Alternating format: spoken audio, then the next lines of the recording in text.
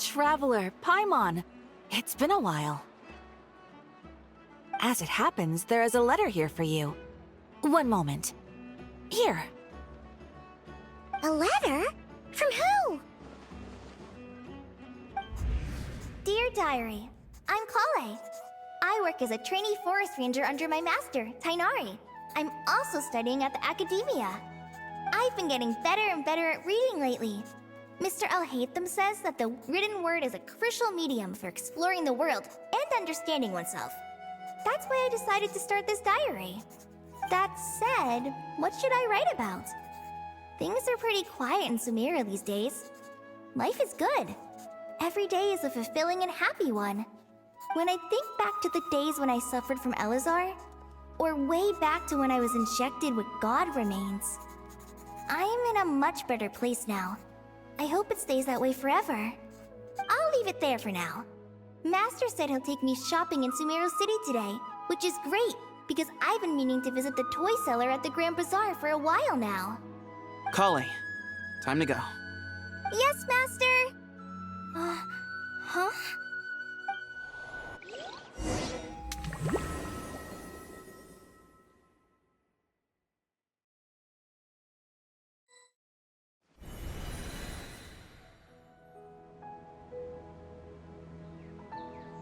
What's wrong, Kale? Is there something on my face? No, sorry. I didn't mean to stare. Master Tainari. Tainari is the General Mahamatra. He's probably busy arresting criminals in Sumeru City. Wait, Master Tainari is the General Sorry? Oh, you mean that guy who just joined the Vahumana Darshan? Rumor sounds like you've been getting to know more and more people since you joined the academia. That's great. What's going on? Sethos is acting like he's my master, and Master Tainari has taken over Mr. Sino's job. Is this some kind of prank? If so, it's a weird choice of prank. But anyway, Sethos doesn't look like he's joking. What is this all about? Hey, you're zoning out again. I'm gonna buy some tools for the Rangers. Why don't you stretch your legs a bit? It's been a while since you last visited the city, right? Wait! He's right. It has been a while since I last visited Sumeru City.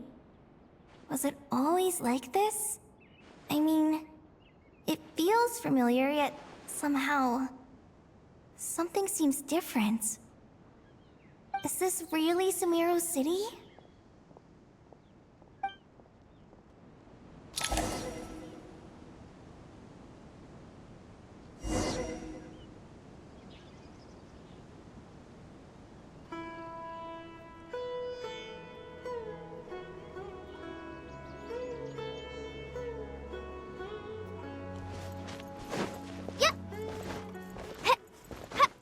Hey, did you see who just walked by? To maintain a peaceful life. Would you like some fruit?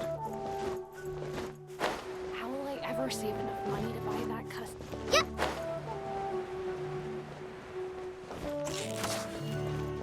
I heard if Sage disappears without a treat. Lord Kabe Bay, did you get a chance to review this month's accounts? Any feedback? You mean the version you sent over a few days ago? Yeah, I took a look when I received it. I was thinking that maybe our profit margin is a little excessive. I visited some of our commercial partners last month. Their earnings are very slim.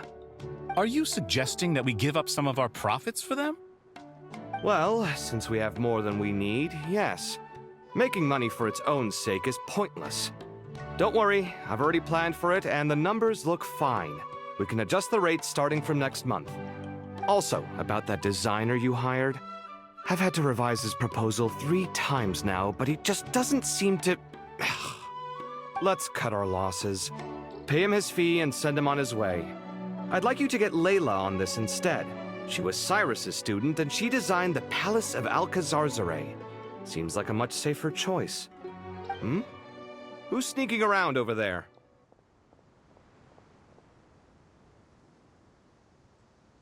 Mr. Kave?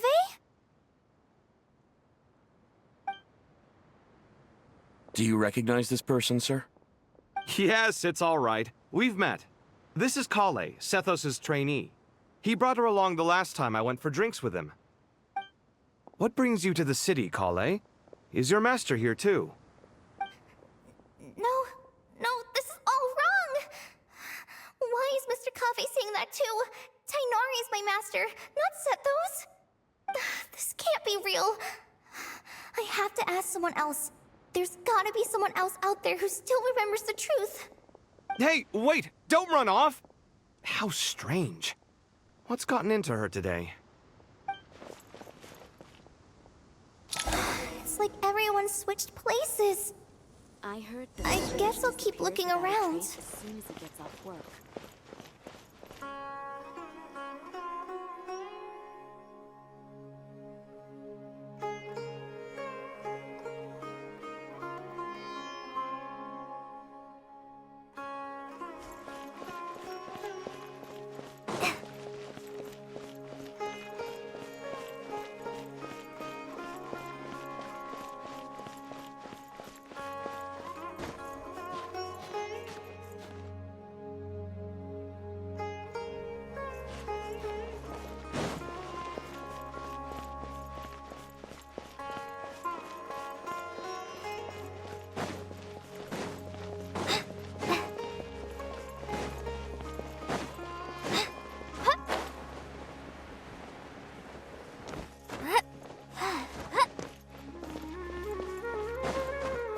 Lots of visitors today, I see.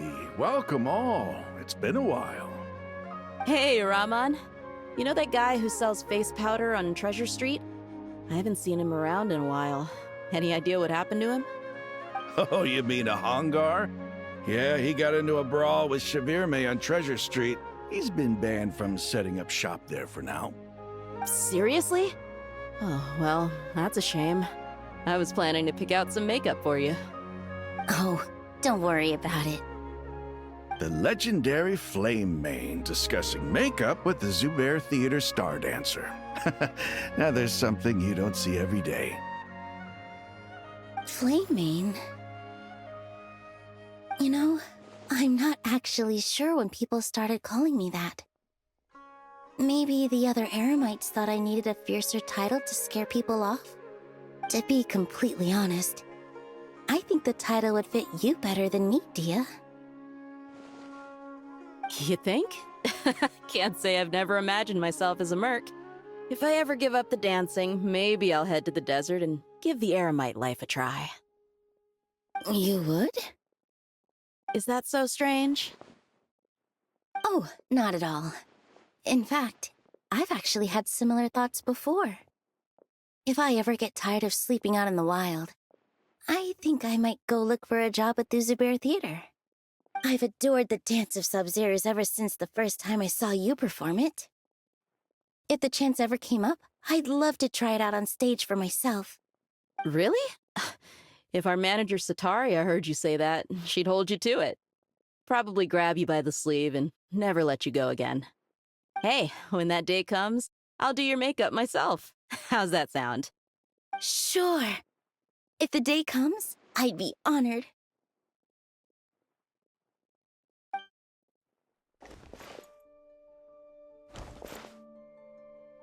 Everyone I know, everything I've ever known.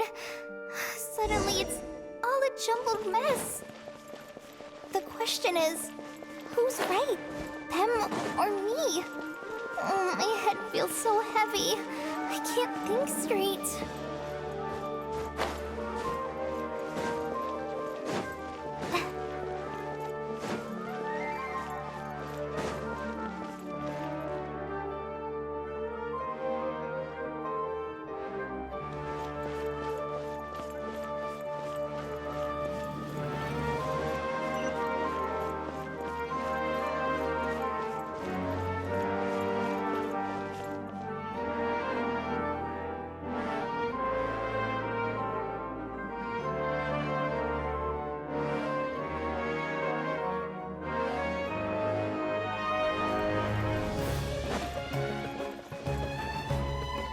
Mahamatra Tainari, we've apprehended the suspect. They say that the fool is prone to blind faith. But the wise man is not immune to it either. Siraj, do you have anything to say in your defense? Tainari, you were the one who turned the sages against me. Just a few words of caution from you was all it took to destroy my research. And now you're trying to stop me again? You should know that mechanical life is the future! We must cast aside our useless flesh and... That's enough. I'm not in the mood to listen to your lunacy. Anyone could tell you how amateur your work is. Karina, Ilias, put him somewhere safely out of the way. Yes, sir. Next on the agenda is... Master? What is it? Wait, did Professor Zahahati send you? She's been encouraging me to take on an apprentice. Might be getting a bit ahead of herself there, though. No, Master! It's me! Kale! Listen to me. Something really weird is going on in Sumeru City. It's like everyone's identities have switched around. You're not the General Mahamatra. You're a Forest Watcher. Just yesterday, we agreed to come to Sumeru City today to go shopping together and... All right, there's no rush. Let's back up a little. Your name is Kale, correct? Although this is our first meeting, you do seem strangely familiar somehow. Is there anything I can help you with? No.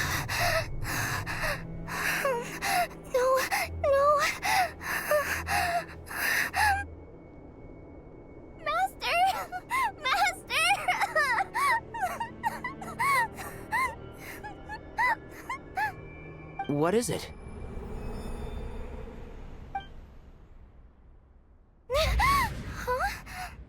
Did you have another nightmare? I've told you before, when you're tired, lay down on your back in bed and get some proper sleep. It's much better for you than napping on your front. Poor posture obstructs your breathing, which can lead to all sorts of weird dreams. Now, we're supposed to go shopping in Sumeru City today, remember? Cheer up. I'll take you to Hushang's. I heard he's got some new toys in stock. Go wash your face, take some deep breaths, and when you're ready, we'll head out. Okay. Thanks, Master Tainari. So it was just a dream. And yet, dreams can sometimes be a warning of things that will soon come to pass.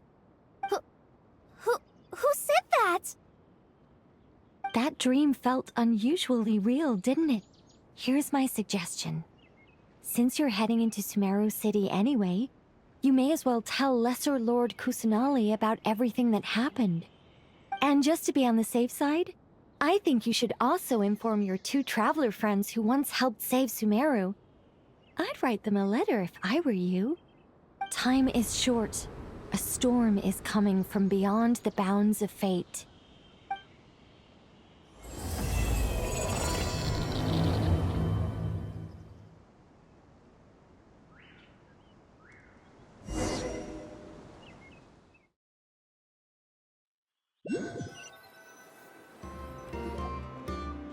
What a strange situation.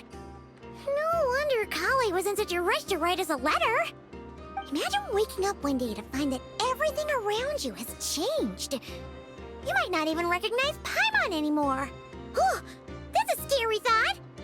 Let's get to Sumeru and find out what the heck is going on.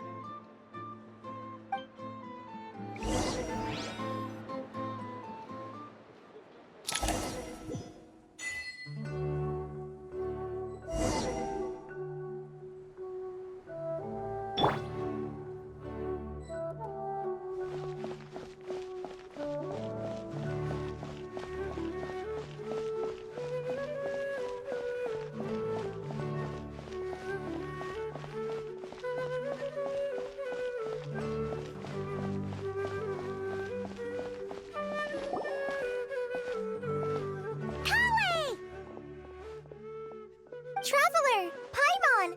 Thank goodness! I'm so glad you made it! Of course! We won't let anything happen to you, Kale. So, what's going on in Sumeru City?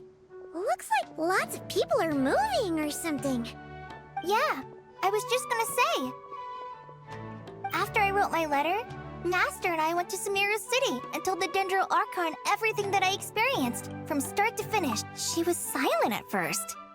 It seemed like she was deep in thought. Then the next day, we got told that she was ordering everyone to leave Sumeru City immediately and move to Caravan Rebot.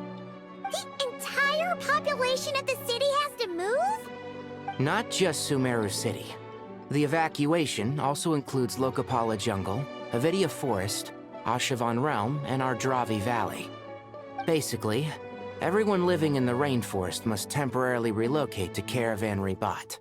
Holy smokes! It's crazy! Yes, it's quite an operation.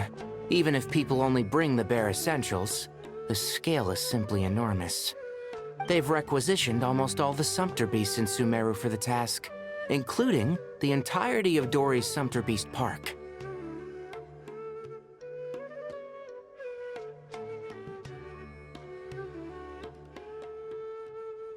The Dendro Archon said that what Kale experienced was not a dream, but a warning.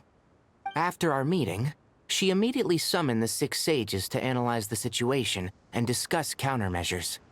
They concluded that the events seen in the dream are very likely to become a reality, and that an unknown danger is rapidly approaching. Oh, please keep that to yourself. We don't want to cause widespread panic. The official reason they've given is a large-scale renovation of the rainforest ecosystem.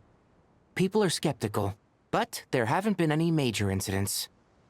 So far, at least. The Dendro Archon seemed really worried when we spoke to her. She said you can go visit her in the Sanctuary of Surasthana when you arrive. She also said she'd hold out until the very end. Tighnari? Kale? You got a minute? I need a hand here. One moment, I'll be right there. As a forest watcher, I've been tasked with assisting with the relocation work. There's a lot to be done, and they need all the help they can get. This will be the final group of evacuees from Sumeru City. While they're away from home, they'll be heavily reliant on outside help. Thank you for coming in our time of need. As you can see, another crisis is upon us. Excuse me, sorry to trouble you, but could you help an old man find his medicine? It's buried somewhere in my luggage. Where's my mom? Where did she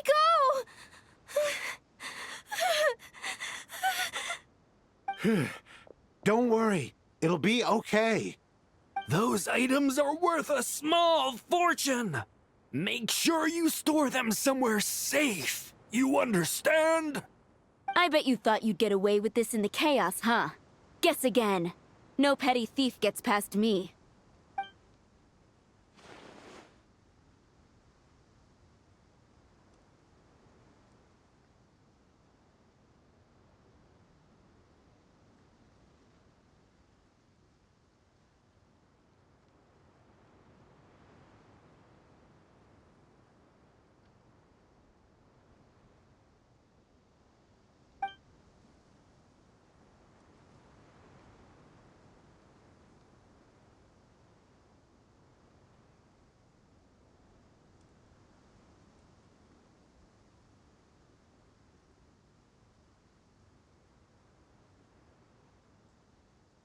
We should go help the evacuees.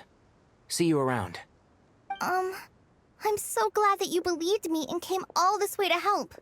It means a lot. Please stay safe. Don't worry. We may not know exactly what's going on yet, but as long as we stick together, we'll find a way through this. Goodbye! Look after yourselves! Will do. See ya! Whew. Paimon's not sure how she found the words to comfort Kale because, honestly, she's kind of nervous herself. Let's head to the Sanctuary of Surasthana and see Nahida.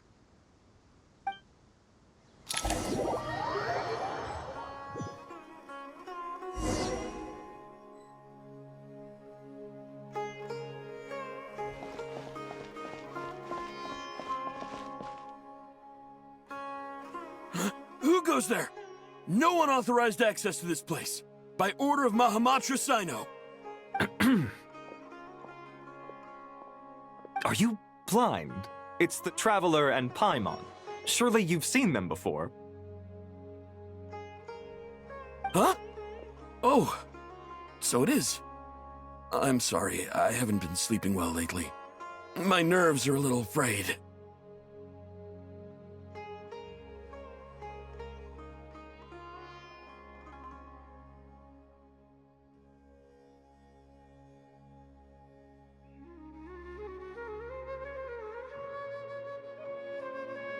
The Dendro Archon is in a very vulnerable state at the moment.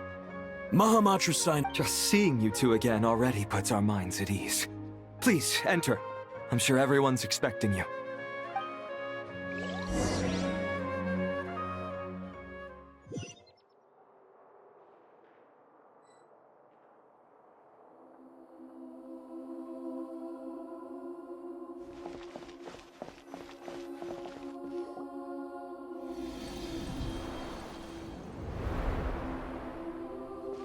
Traveler, Paimon, you made it. Aha! Perfect timing. Reliable helpers like you are just what we need right now. Oh, it's good to see everyone again. Kale gave us a rough idea of what's going on, but we still have a lot of questions. What kind of danger is Sumeru City in exactly? And how come everyone has to move to Caravan Rebot? At this stage, we can't be certain. We're investigating, but no definitive answers yet. I take it that Kale told you about her strange dream? Yeah. Apparently, everyone in Sumeru City was acting super weird. Even you guys. It was like you'd all switched places. That's right. Kale and Tainari reported the situation to the Dendro Archon.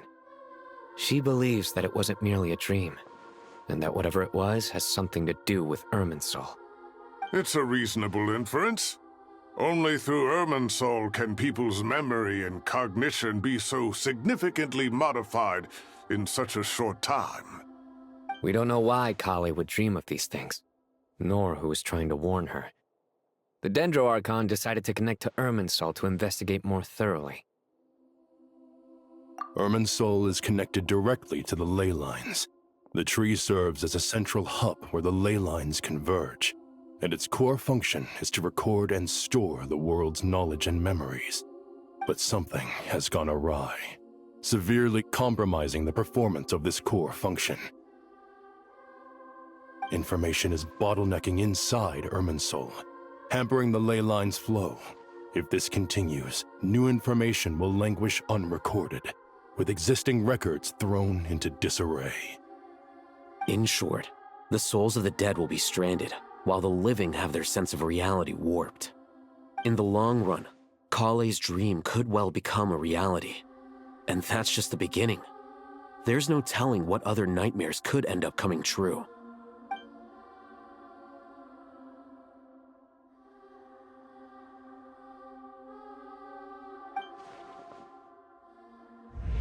I have come this far, to use my death to open the gates of the ley lines to my people.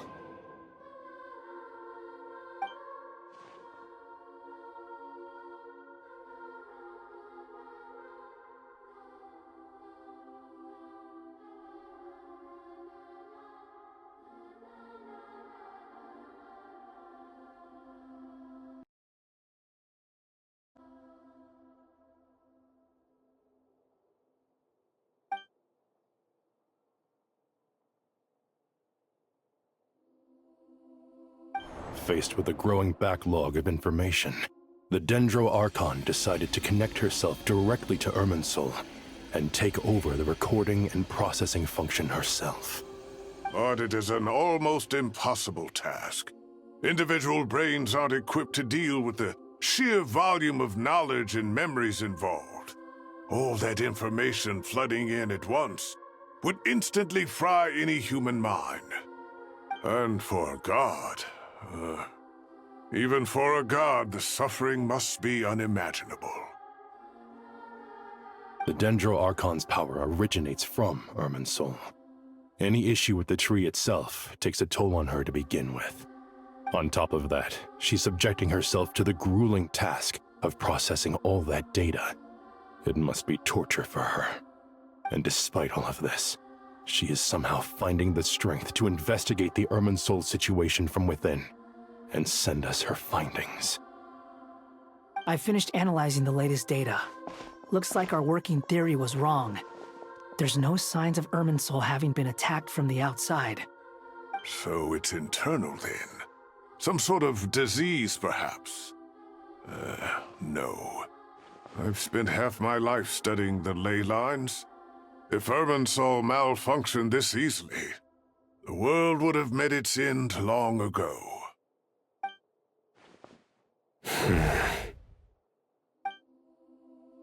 Sino? What is it? Not long ago, I got a tip from the Corps of 30 that a large number of unidentified merchant caravans had recently been spotted entering Sumeru through Beta Harbor. At first, I suspected that they might have something to do with all this, so I sent some people to investigate. But if Irminsul wasn't attacked from the outside... Don't you think there are more important things to worry about right now than guessing who's behind all this? It's been over 12 hours with no new intel. If even the Keeper of Irminsul is this badly affected, you can imagine how bad things are in there.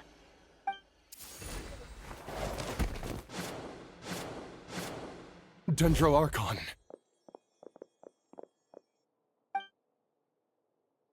Nahida! What's wrong? Her breathing is weak, and her elemental energy levels are dangerously low. Looks like it's time to move to the backup plan. What's the backup plan? Get out of the city and take the Dendro Archon with us. The entrance to Irminsul is directly beneath the sanctuary of Surasthana. That means this is ground zero if anything goes wrong. The Dendro Archon has a very strong connection to Irminsul. But theoretically, this connection should grow weaker with distance. Under normal circumstances, she could unleash her full power here. But with Irminsul out of control, our first priority is to get her away from here. The situation is critical. There's no time to deliberate. Everyone in agreement? I'll deal with it. I'll also let the Matra and the Corps of 30 know to start evacuating.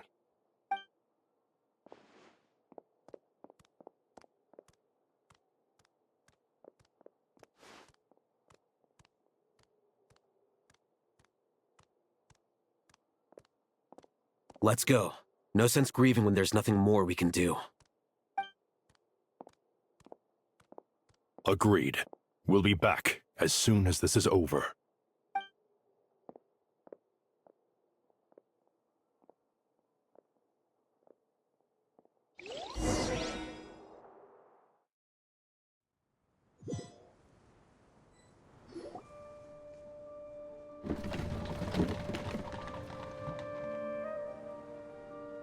The last group of civilians has been safely evacuated. Dendro Archon's carriage will travel with them. Sino and Hat Guy will protect the convoy.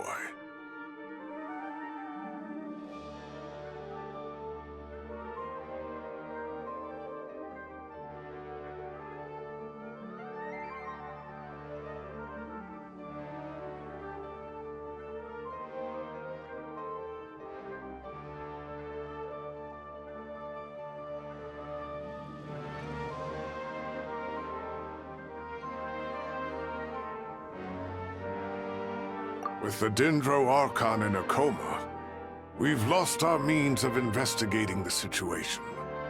And with Irminsul still deteriorating, we have no choice but to evacuate Sumeru City. Feels as though we're being pushed along by an invisible hand. Stop moaning, Cyrus. We're the teachers here. We should be showing a little more confidence, don't you think? A wise judgment. Let's move out to Caravan Rebot.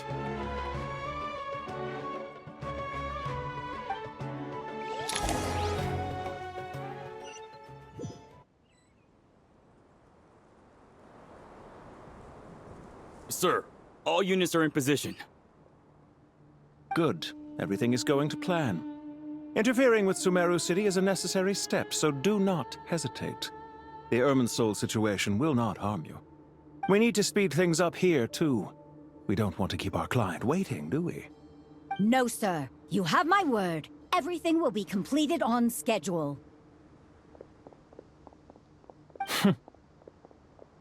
They say that fervent ambition attracts the favor of the gods, and with it, a vision. But we appear to be the exception. So, is our ambition not strong enough? Or does it threaten the very foundations of this world?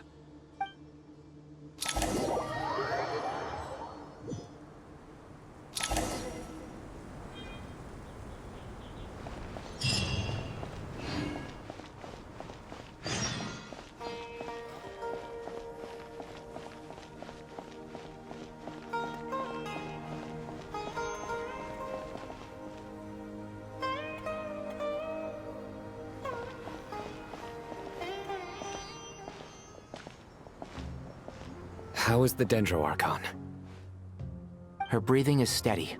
I prepared some therapeutic incense for her, but it hasn't had much effect.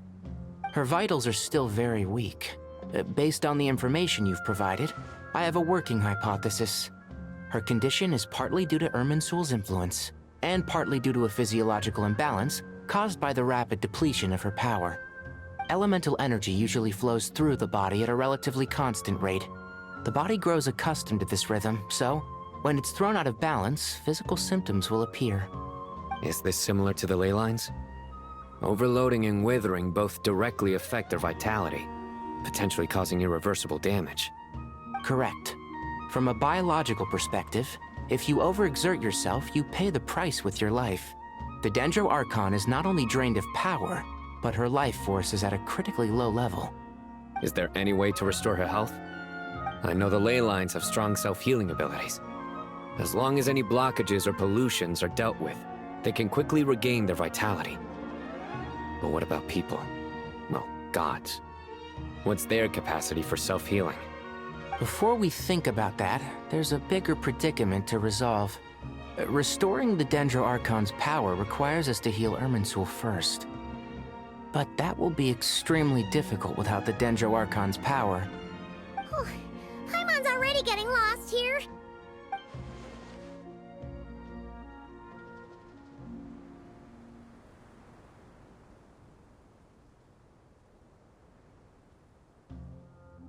Master Tighnari and Sino look so serious. I've not heard Master speak in this tone for a long time. Tighnari.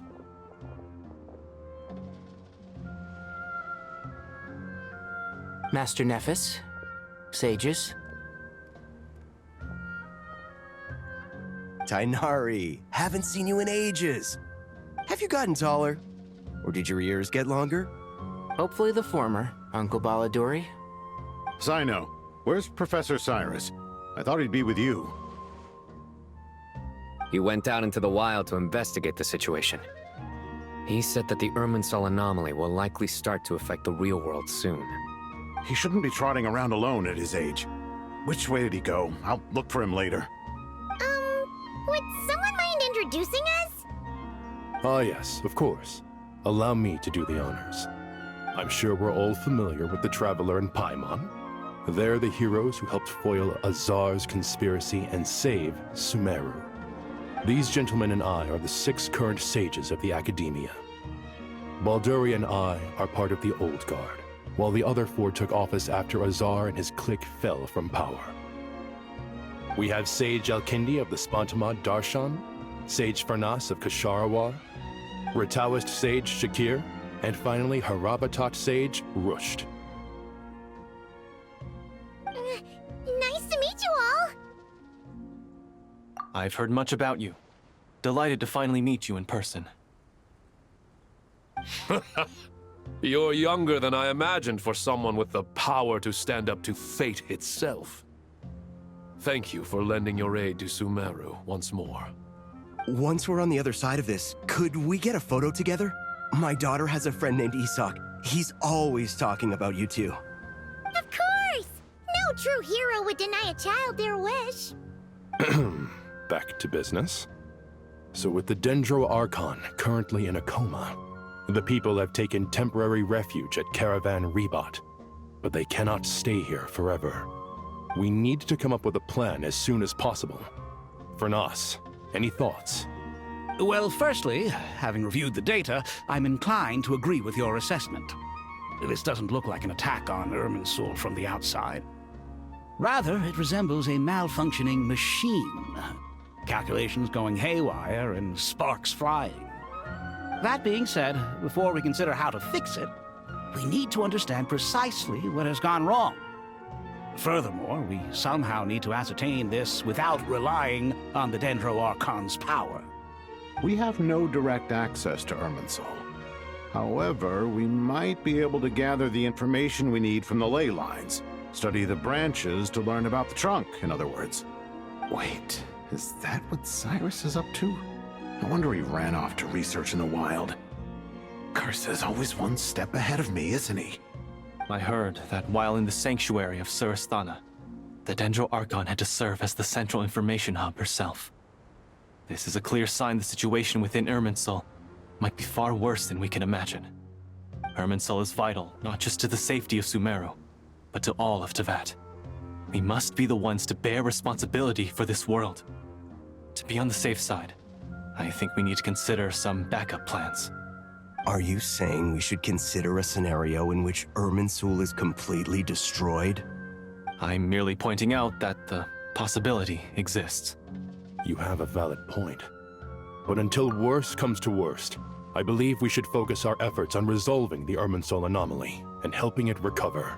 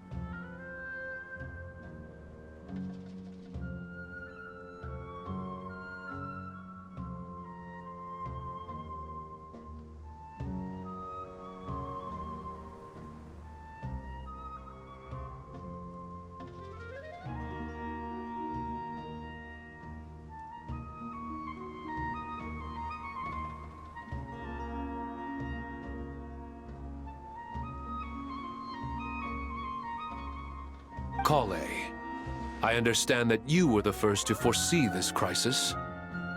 If it's all right, I'd like to talk with you about it in more detail. Of course! But even I don't know how I came to have that dream. If there are no signs of external damage, could it be a stress fracture? Metals tend to suffer from this issue with long-term use. And Irminsul has existed for centuries, after all. It's possible, but surely a stress fracture would be more likely to cause a complete shutdown rather than chaos. Sages, General Mahamatra, sorry to interrupt, but something has come up. What happened? Some citizens didn't believe that Sumeru City was really in any danger. They slipped away and hid during the relocation, intending to return home. How many people are we talking? About a dozen.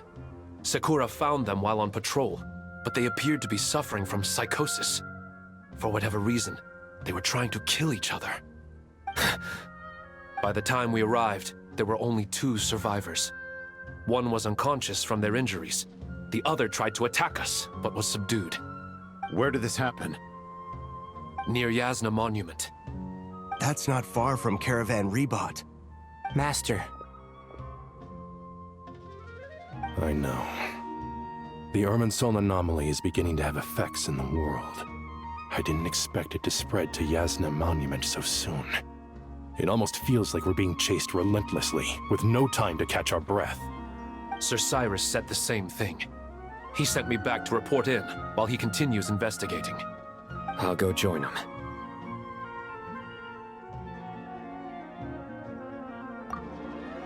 Count me in too. Don't let my age fool you. I can still fend for myself. Very well.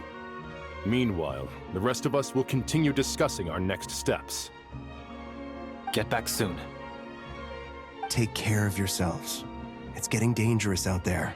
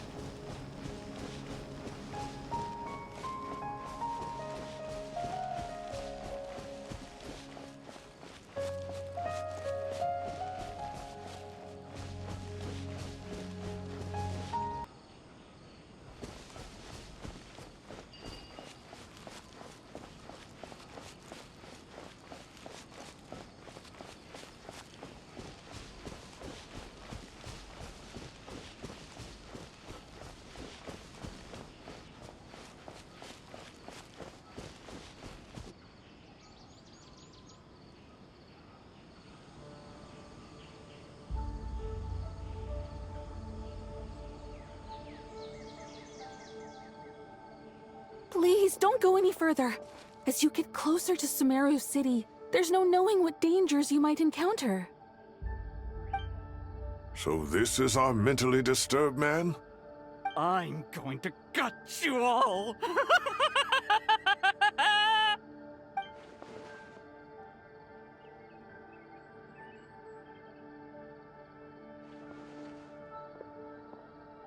Cyrus, you didn't even bring a single guard? Do you think you're some sort of warrior? It's fine. Come here and look at this. Oh, it's... That's right.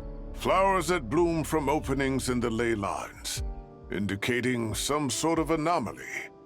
I don't believe I've ever seen a color like this before. Did you discover it nearby? Not just here. Way over there, too. They're everywhere. There's even more in that direction. How did you ascertain the situation further ahead? Didn't you just say that we can't go beyond this point? Yes. This area is relatively safe so far, but if you continue forward, delusions will start afflicting your mind. However, some vision-bearing mercenaries were able to maintain their sanity a little better. They're the ones who brought back news from further afield. Sino, do you remember the class I taught on dissecting ley line blossoms? I do, Professor. I received full marks in that course. Good. After all these years, it's time to put that knowledge into practice. There must be anomalous information hidden within these blossoms. Alkindi, I'll need your help as well. Been a while since we worked on a project together, hasn't it? Sure has. Well, what are we waiting for? Let's get to work. Anything we can do to help?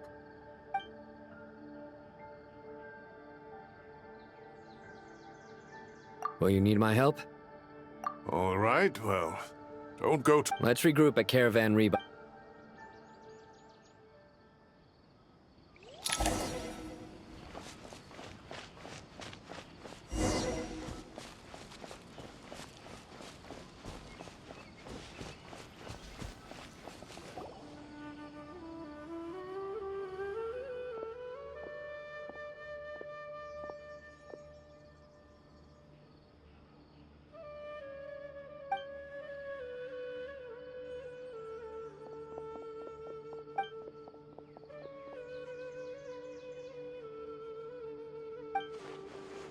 That should be the heart of Oasis. All we need to do is light it with the fire seed, and the damage it suffered internally will also... What is it? You thought of something?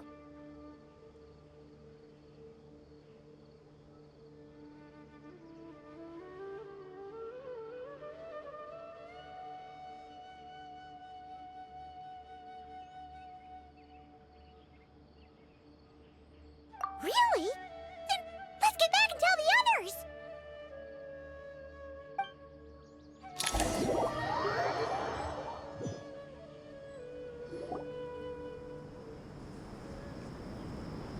Phew. Glad to see you've returned safe and sound. Any longer and we would have gone out looking for you. Well, this is a nice surprise. Paimon sure feels better with everyone we know here. We've made some progress, so let's start by giving you and Paimon a quick update. By dissecting the ley line's blossoms, we've been able to deduce that although Irminsul is experiencing an anomaly, it has not completely rejected access from the outside. The Dendro Archon has the power to connect to Irminsul, but there's also another way. I assume you recall the devices everyone was wearing when you first arrived in Sumeru? Devices? Oh, wait. You mean... The Akasha terminals? That's right. Of course! It's been so long, Paimon almost forgot all about the Akasha. Wasn't it shut down, though? Yes, but although the system isn't currently operational, the technological infrastructure is all still there.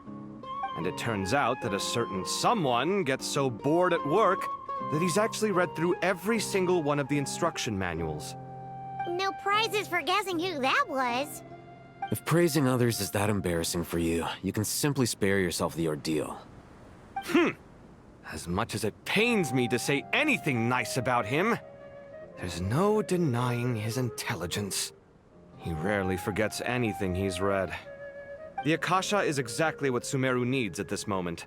Between us, we should have all the knowledge and expertise we need to get it up and running again.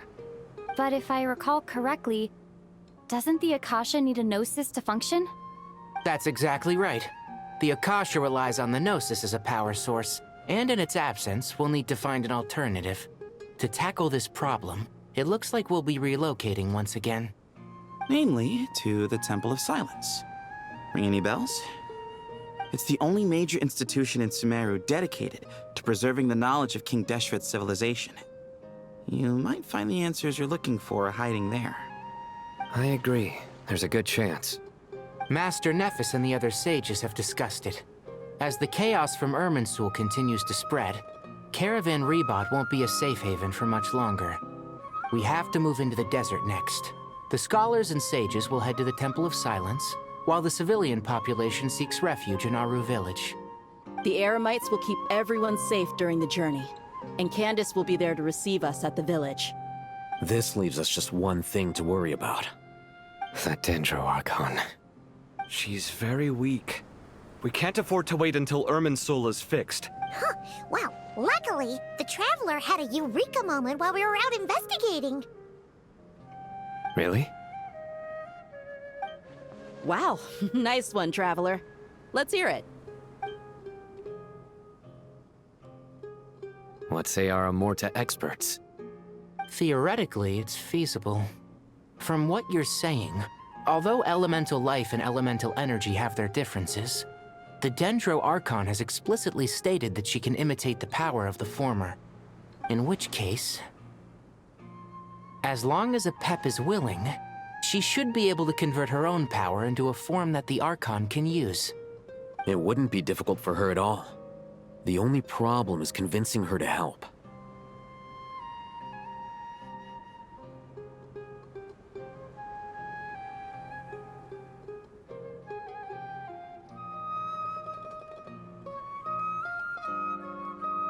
Yeah! Even though she wasn't exactly friendly the last time we met, she didn't refuse to talk with us. When she realizes the danger that Nahida is in, surely she won't turn a blind eye to it. Well, hopefully not. Either way, we're not exactly spoiled for choice here. Hey, it's better than having no options at all. I agree.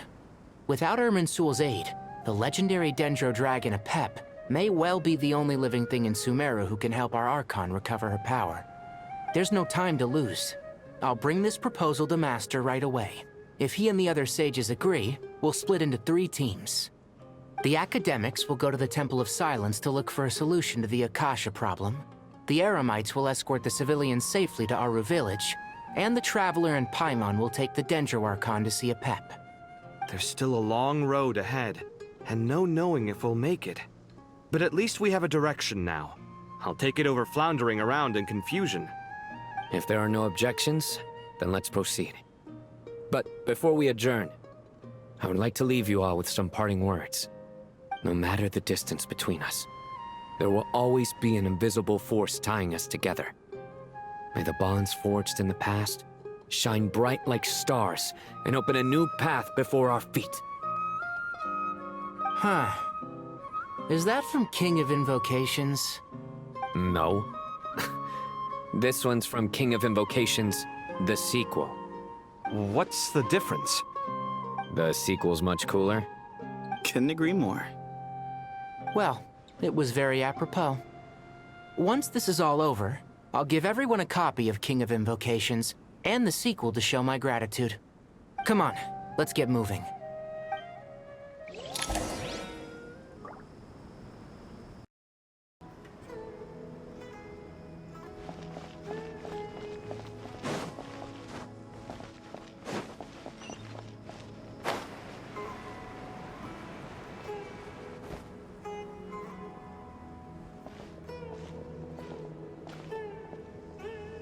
Tighnari has brought me up to speed.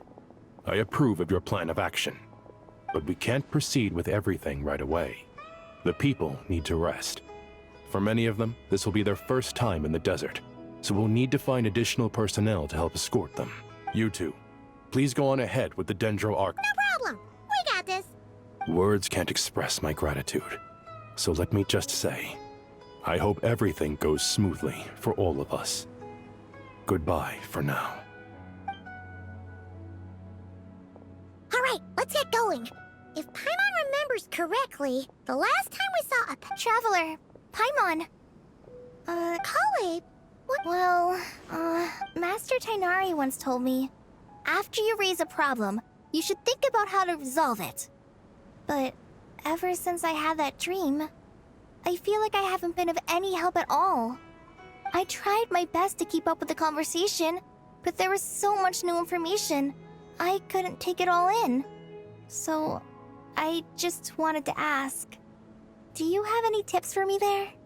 Huh, Paimon knows exactly how you feel. But fear not, everything you need to know is right here in Paimon's notes. Sumeru chapter. It's got tons of info about all the things we've seen and heard on our adventures. Some parts are a little simplified, but hopefully it all makes sense.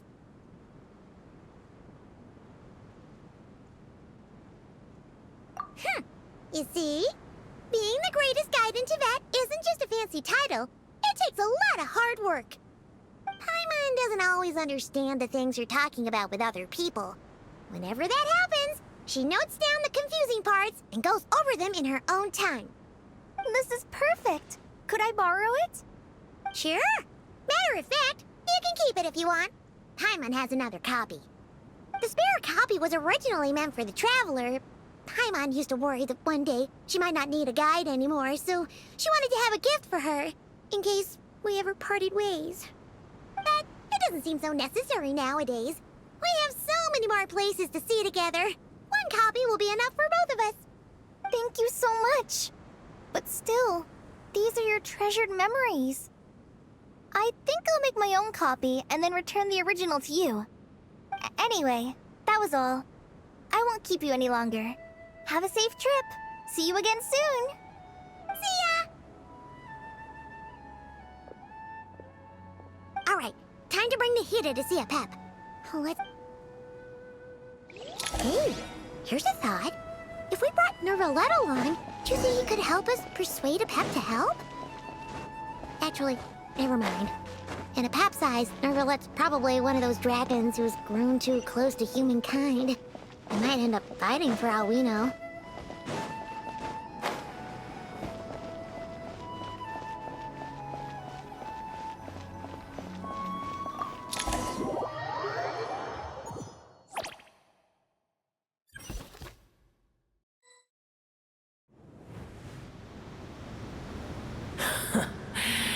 I had a feeling your kind might come calling. The ley lines are in disarray. Something has gone wrong with Irmin's. Even from a great distance away, I can sense that Sumeru is headed for destruction.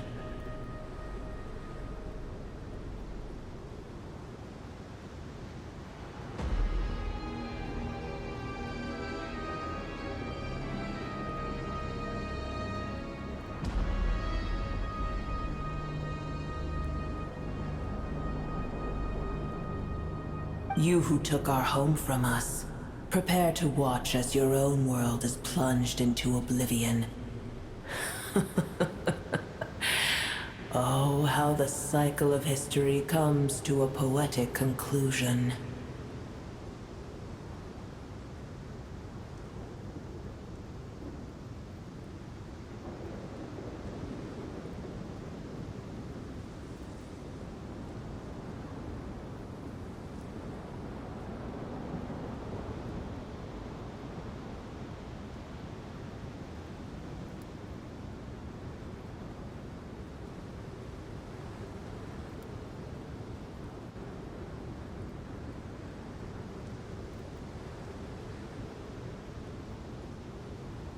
This isn't a joke, Apep!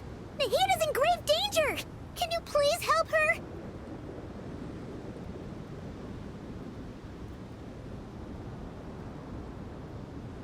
Is she now?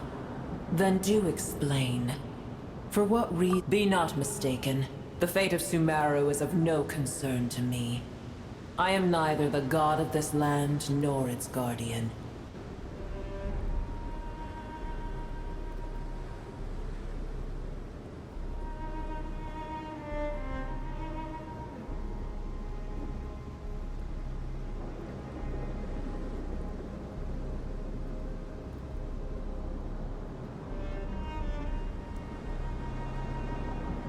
I may have given my tacit agreement as your kind built homes here and multiplied for generation upon generation. But that does not mean that I bear any responsibility for Sumeru. Tiny boor, puny humans. In my eyes, all of you are but intruders who followed in the wake of the heavenly principles. I am not obliged to be your savior.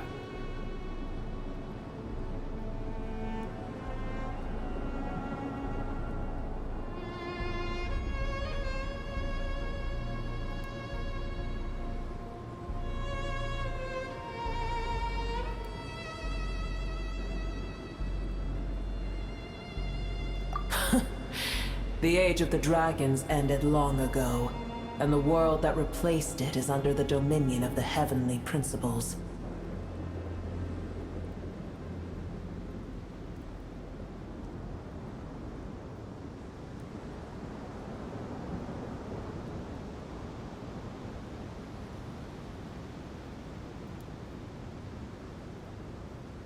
In choosing not to side with your enemies when the heavenly principles' rules began to relax, I have been merciful enough.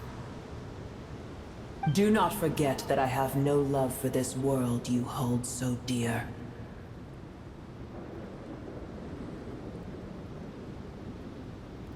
Be not mistaken. The fate of Sumeru is of no concern to me. I am neither the god of this land nor its guardian. I may have given my tacit agreement as your kind built homes here and multiplied for generation upon generation. But that does not mean that I bear any responsibility for Sumeru. Tiny boor, puny humans. In my eyes, all of you are but intruders who followed in the wake of the heavenly principles. I am not obliged to be your savior. The age of the dragons ended long ago, and the world that replaced it is under the dominion of the heavenly principles. In choosing not to side with your enemies when the heavenly principles' rules began to relax, I have been merciful enough. Do not forget that I have no love for this world you hold so dear.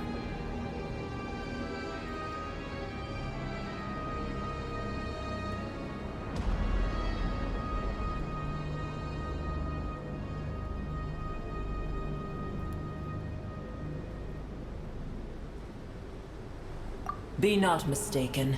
The fate of Sumeru is of no concern to me. I am neither the god of this land nor its guardian.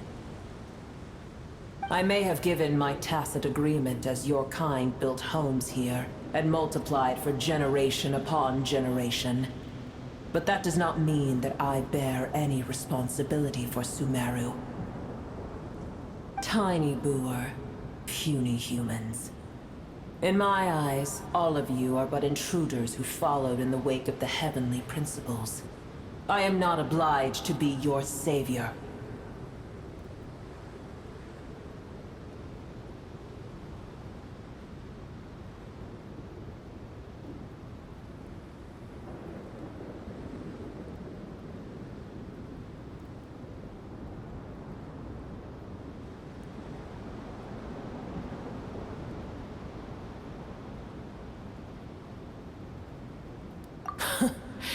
The age of the dragons ended long ago, and the world that replaced it is under the dominion of the heavenly principles.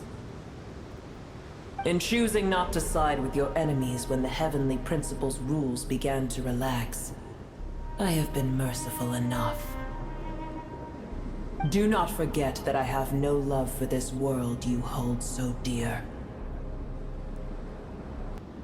Be not mistaken. The fate of Sumeru is of no concern to me.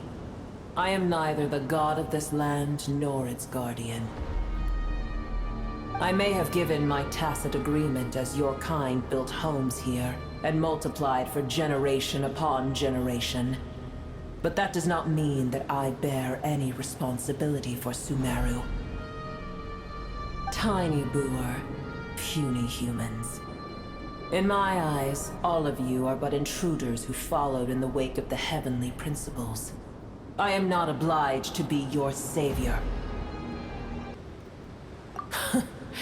The age of the dragons ended long ago, and the world that replaced it is under the dominion of the heavenly principles. In choosing not to side with your enemies when the heavenly principles' rules began to relax, I have been merciful enough.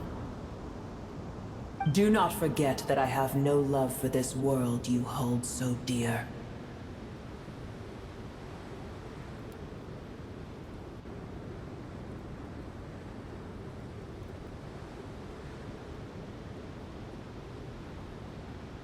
Be not mistaken. The fate of Sumeru is of no concern to me. I am neither the god of this land nor its guardian.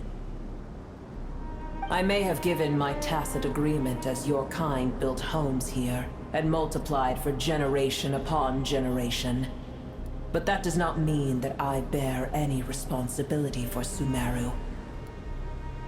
Tiny boor, puny humans. In my eyes, all of you are but intruders who followed in the wake of the heavenly principles. I am not obliged to be your savior.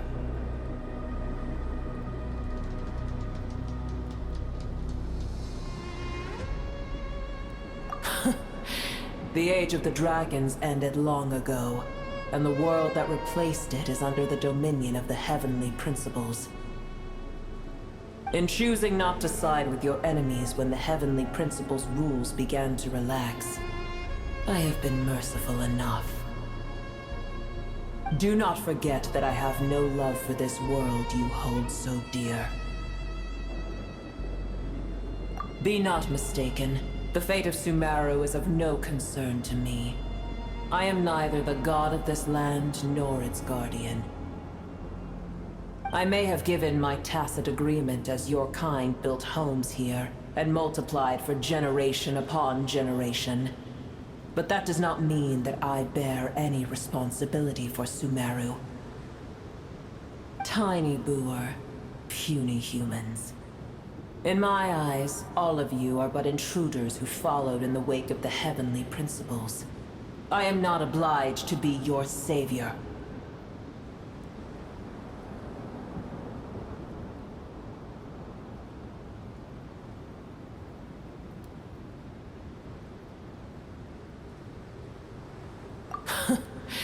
The age of the dragons ended long ago, and the world that replaced it is under the dominion of the heavenly principles.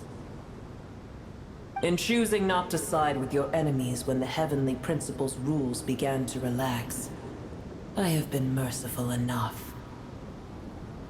Do not forget that I have no love for this world you hold so dear.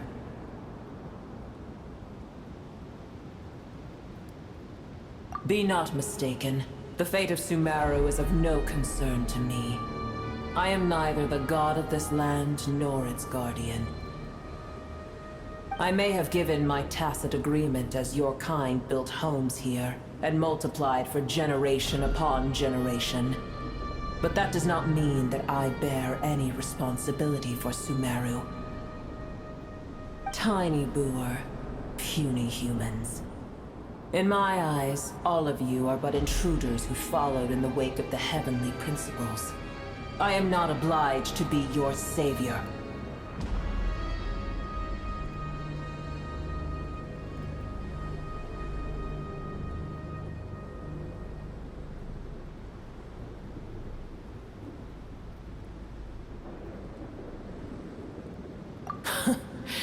The age of the dragons ended long ago, and the world that replaced it is under the dominion of the heavenly principles.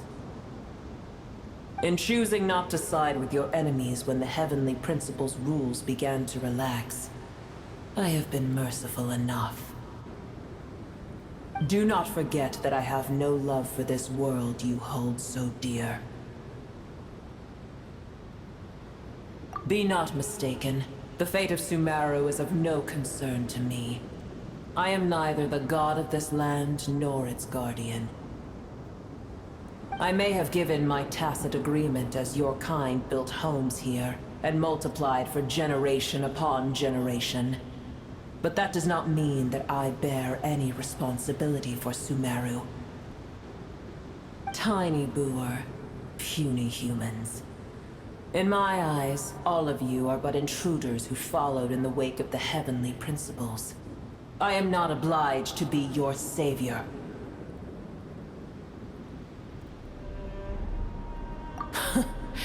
The age of the dragons ended long ago, and the world that replaced it is under the dominion of the heavenly principles. In choosing not to side with your enemies when the heavenly principles' rules began to relax, I have been merciful enough. Do not forget that I have no love for this world you hold so dear. Be not mistaken. The fate of Sumeru is of no concern to me. I am neither the god of this land nor its guardian. I may have given my tacit agreement as your kind built homes here and multiplied for generation upon generation. But that does not mean that I bear any responsibility for Sumeru. Tiny boor, puny humans. In my eyes, all of you are but intruders who followed in the wake of the heavenly principles. I am not obliged to be... The age of the dragons ended long ago, and the world that replaced it is under the dominion of the heavenly principles. In choosing not to side with your enemies when the heavenly principles' rules began to relax, I have been merciful enough. Do not forget that I have no love for this world you hold. Be not mistaken. The fate of Sumeru is of no concern to me. I am neither the god of this land nor its guardian. I may have given my tacit agreement as your kind built homes here and multiplied for generation upon generation. But that does not mean that I bear any responsibility for Sumeru. Tiny boor, puny humans.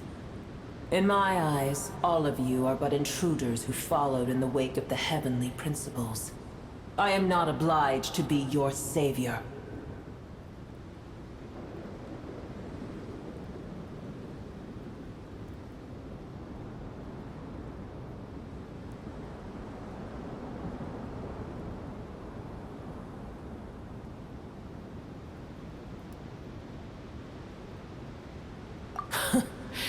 The age of the dragons ended long ago, and the world that replaced it is under the dominion of the heavenly principles.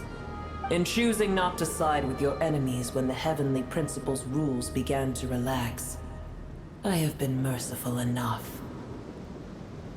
Do not forget that I have no love for this world you hold so dear.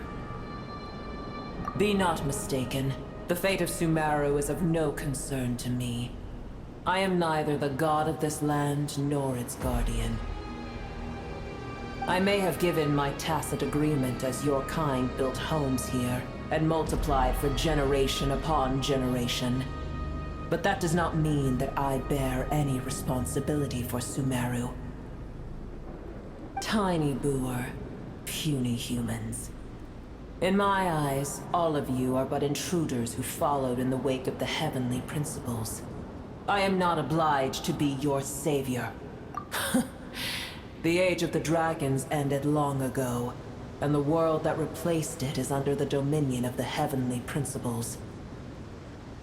In choosing not to side with your enemies when the heavenly principles' rules began to relax, I have been merciful enough. Do not forget that I have no love for this world you hold so dear.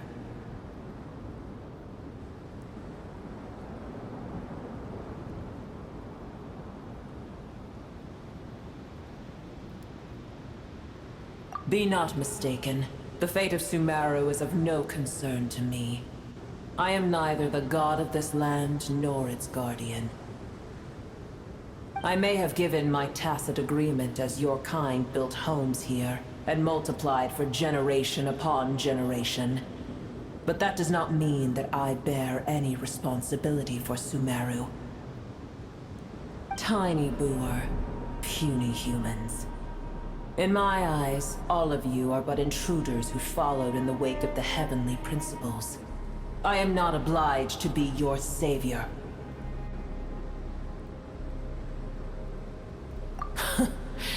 The age of the dragons ended long ago, and the world that... In choosing not to side with your enemies when the heavenly principles' rules began to relax, I have been merciful enough.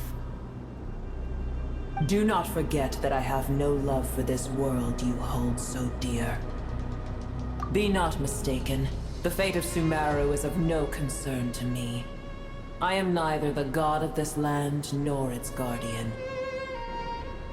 I may have given my tacit agreement as your kind built homes here and multiplied for generation upon generation. But that does not mean that I bear any responsibility for Sumeru. Tiny boor, puny humans.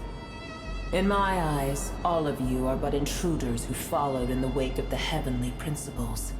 I am not obliged to be your savior.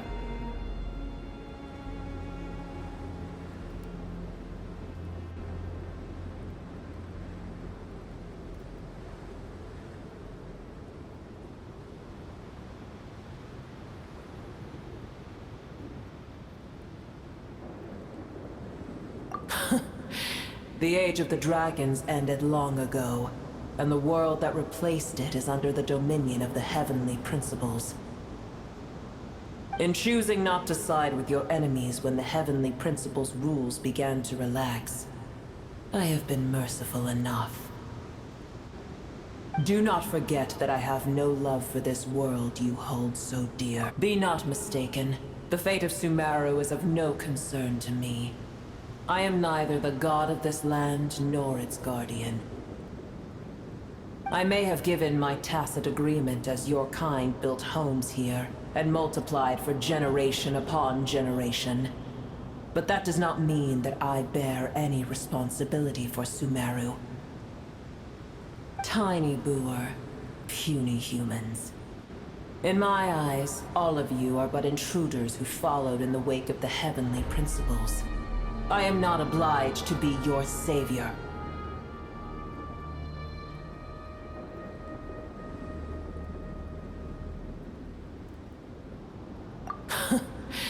The age of the dragons ended long ago, and the world that replaced it is under the dominion of the heavenly principles.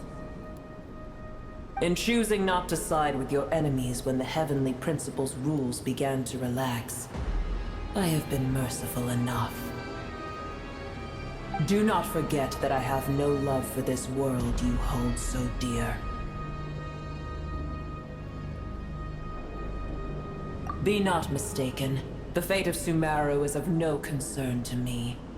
I am neither the god of this land nor its guardian. I may have given my tacit agreement as your kind built homes here and multiplied for generation upon generation. But that does not mean that I bear any responsibility for Sumeru. Tiny boor, puny humans.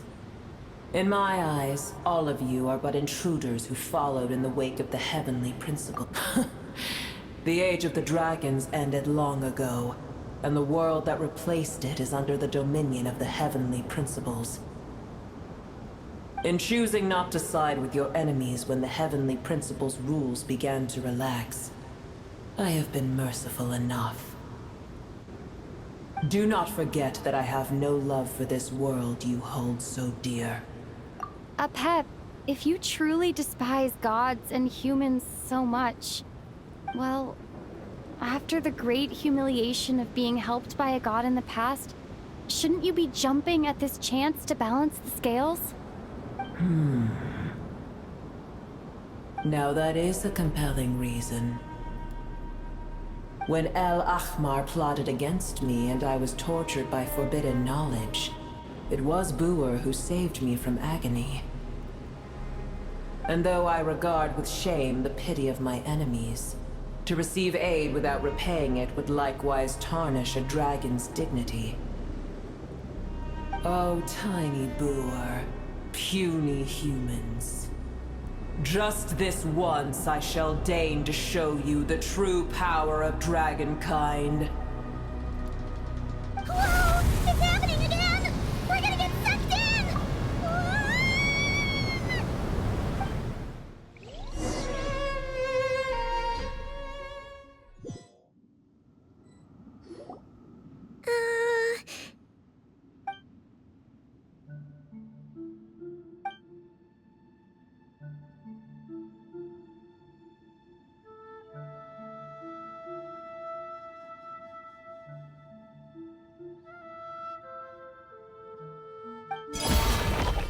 It is done.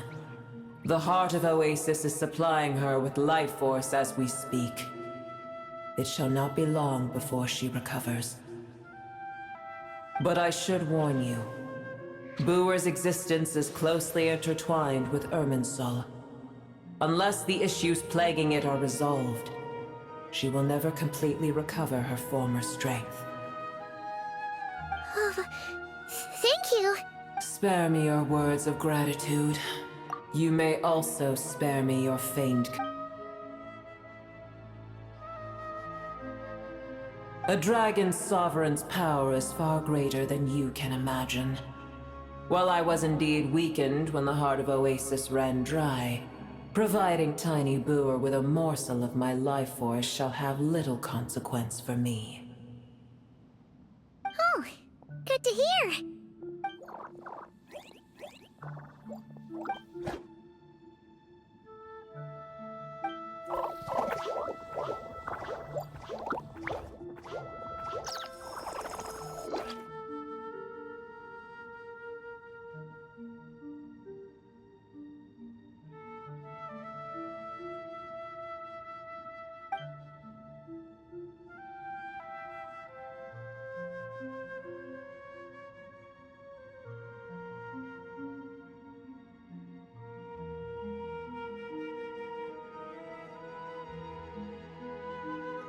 Ever held in high favor, I see.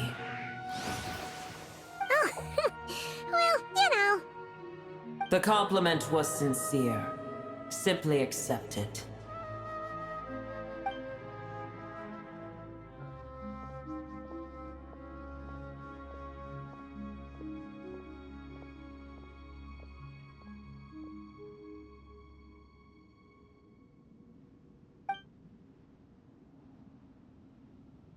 I did once. That tree was not planted by the heavenly principles. Irminsul existed before they ever arrived in Teyvat. What? There was a time when it belonged to Teyvat, to dragonkind.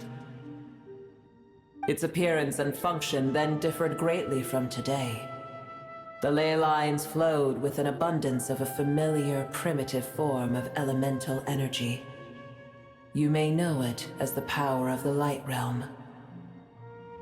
The heavenly principles usurped and refashioned Irminsul, made it serve humanity, and used it to anchor the fate of the world. Yet in the end, humanity has failed to protect it. Heavenly principles, God of gods. It makes me sick. The enmity between your kind and mine can never be bridged.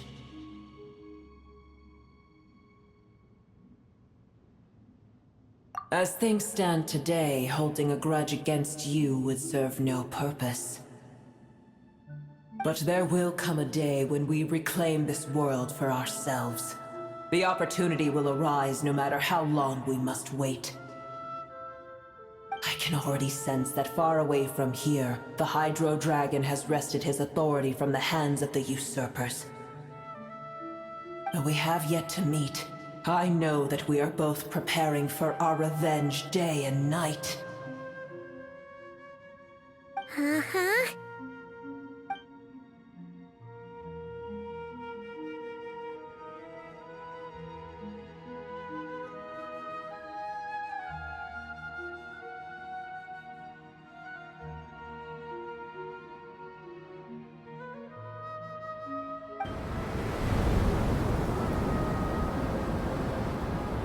I hear a great disturbance out there. Huh? What is it? Sandstorms come. The Jinn. I see.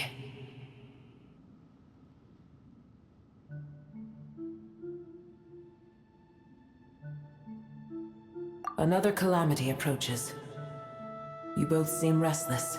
Let us part ways here. Boer is safe with me. Once she has recovered, I shall return her to your side. Oh, thanks again. Take care, alright? I told you already I have no need of your feigned concern.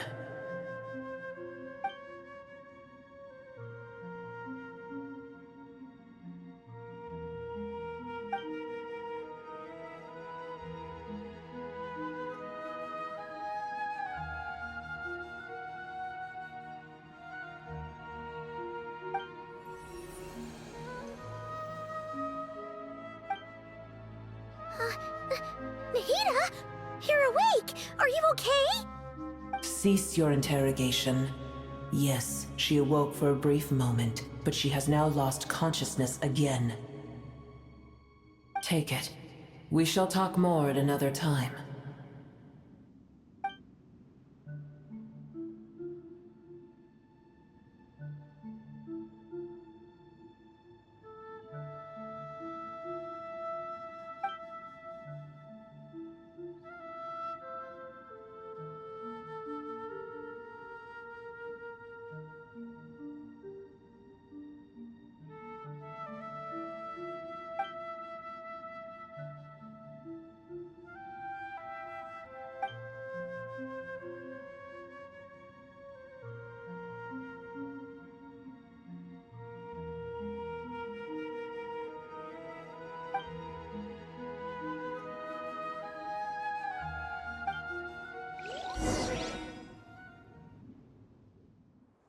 Where the heck are we?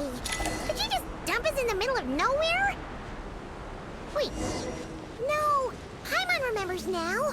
The Temple of Silence is over that way. Come on, let's go find the others.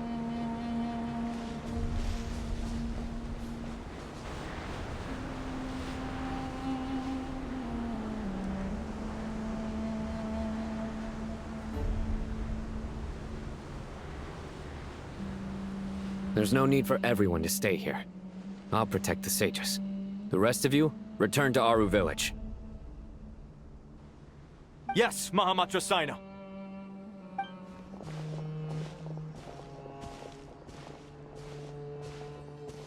Sino! What's going on? You're back. How is the Dendro Archon?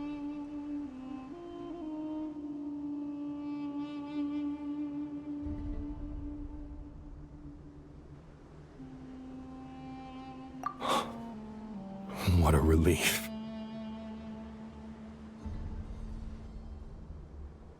It's the Jinn.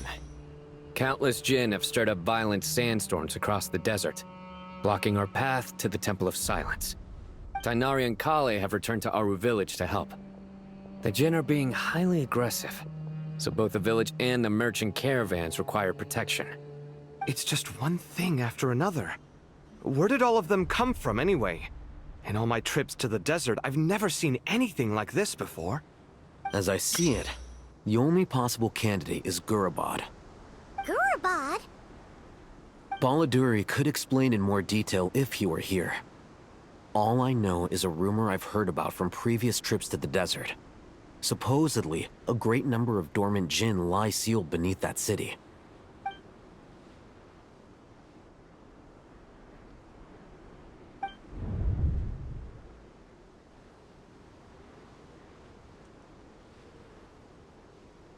Gurabad is, for me, a fated land. I must therefore return back to this city, where my destiny awaits me still. My master, I am sorry that I couldn't stay by your side for long, and that I could not have more time to get familiar with you. Lailapar.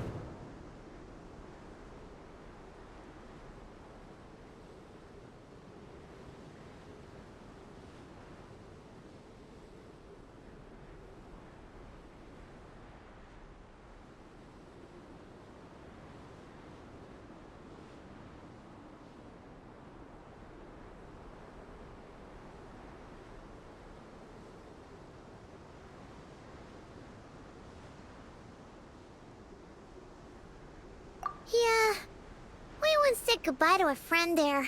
Well, maybe not a friend exactly, but someone we met on the road anyway. She was a strange bottle. If we can find a way to wake her up, maybe she can help solve the situation in Gurabad. Well, be careful. You may find there's more than just the Jinn to worry about. You mean, there are other dangers in Gurabad? It's a sensible assumption to make. The moment we arrived in Caravan Rebad, the Irminsul anomaly started spreading in that direction. Now we've moved to the desert, and suddenly we're plagued by Jinn and sandstorms. To call it a coincidence would be a stretch. Don't worry, we've gotten a lot stronger since our last stint in Sumeru.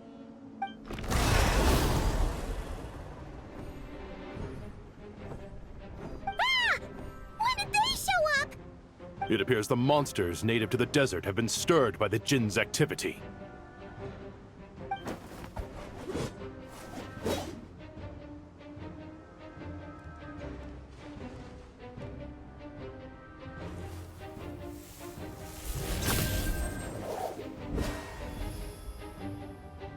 You should get going. We'll take care of things here.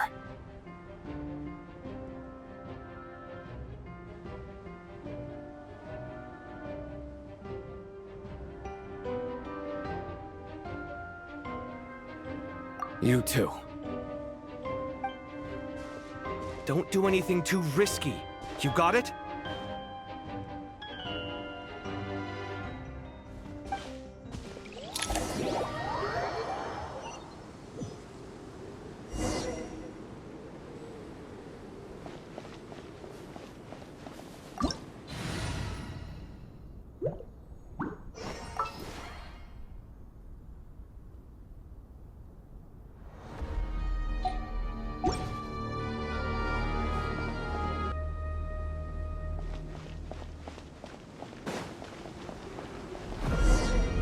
Gent are swarming out of Gurabad! Looks like Alhazen was right! Let's get inside and see what's going on!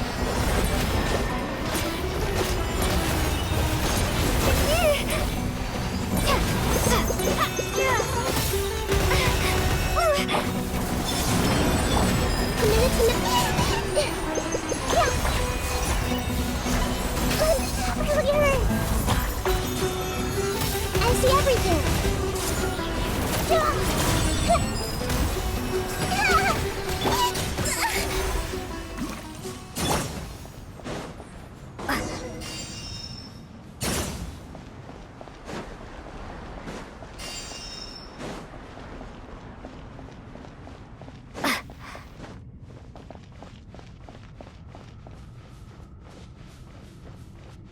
They just keep coming! How many of these things are there?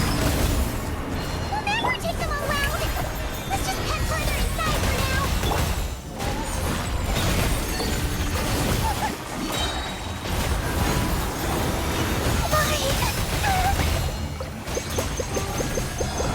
Blue moons converge.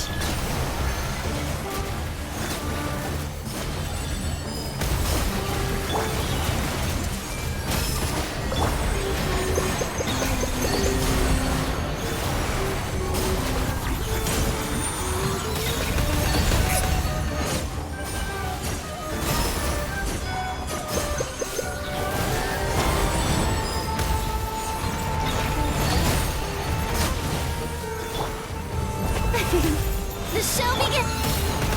Wayne.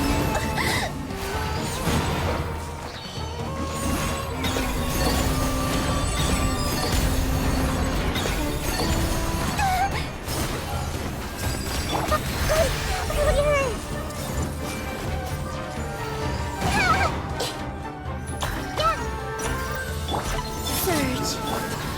Yeah.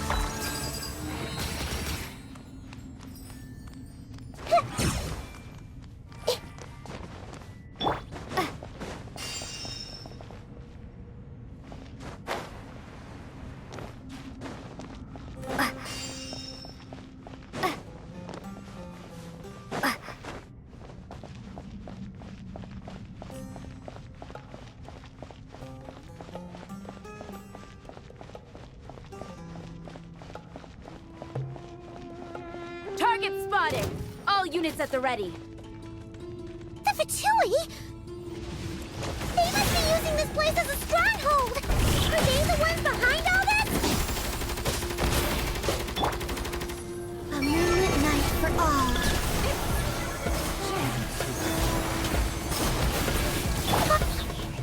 Everyone hold hands!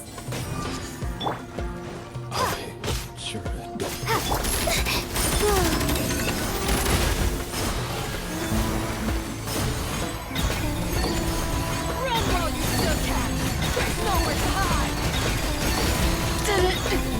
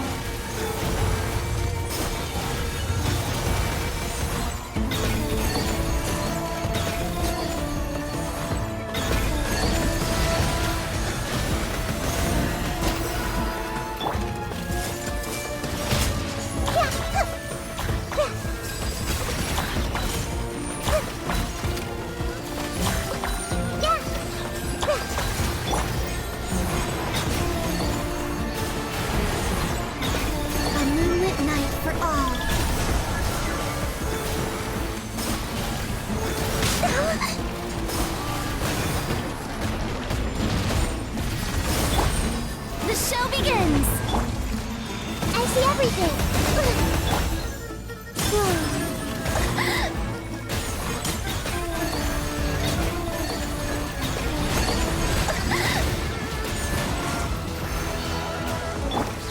Everyone hold hands!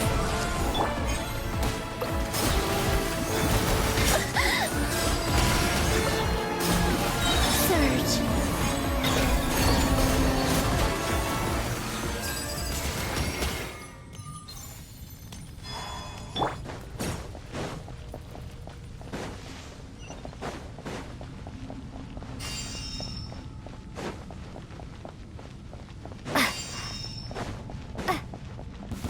I'm gonna fix your skull! Wound in flame!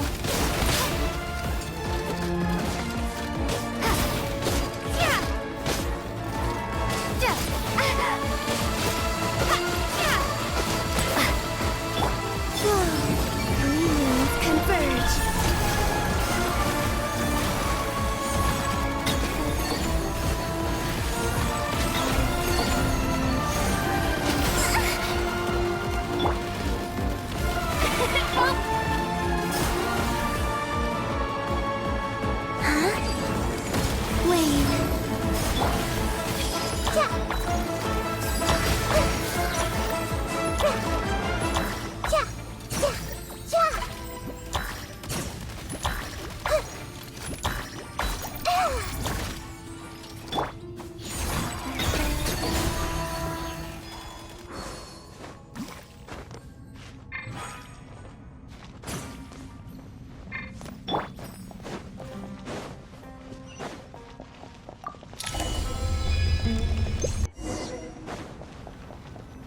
You see that strange machine? Paimon has a sneaking suspicion that that's the thing wrecking Gurabad and setting all those dangerous kin free! The target has reached the core zone. Requesting backup. Repeat, requesting backup. Backup en route! Stop her at all costs!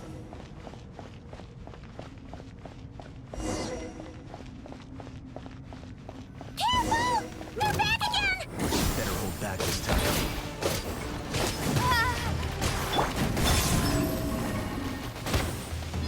Surge. Do it.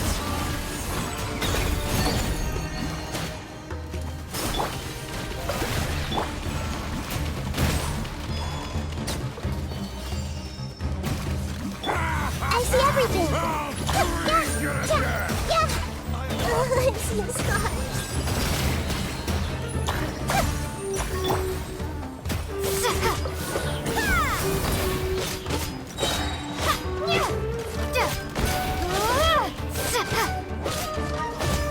A new dawn rises! Pretty sharp. Wayne.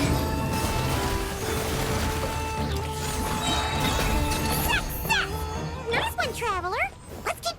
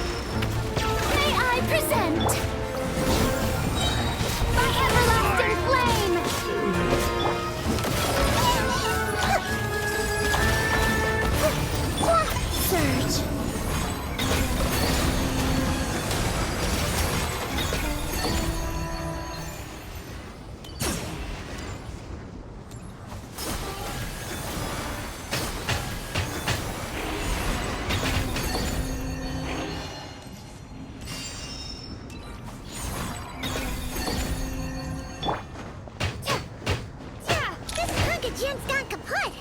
Now we can finally... It seems my subordinates failed to stop you in your tracks. Apologies, sir. There is no need to apologize. You did well to hold your ground against such a powerful adversary for as long as you did. I must commend your courage and perseverance. So, you're in charge here, huh? First the problems with Irminsul, now this mess in Gurabad? Are you the ones responsible for all this? I'm afraid I cannot answer that. I assume you aren't naive enough to expect answers from an enemy. Oh, this guy is so snooty! However you want to spin it, you're clearly involved in this somehow. So you can either start talking, or we'll have to make you talk. Let's get him! Traveler? What's wrong?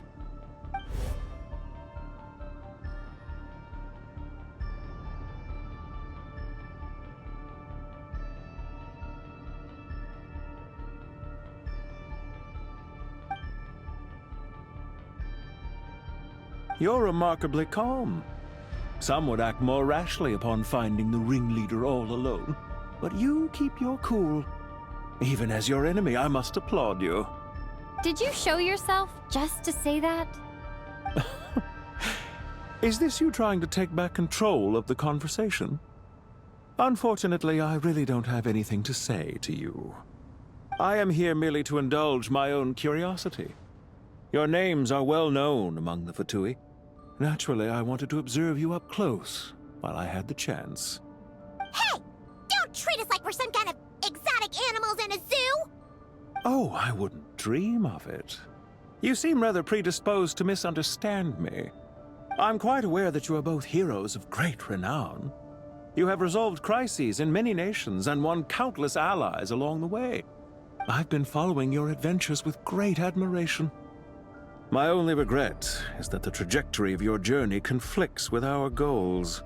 What do you mean, admiration? Sorry, but that sounds pretty weird. I don't see why.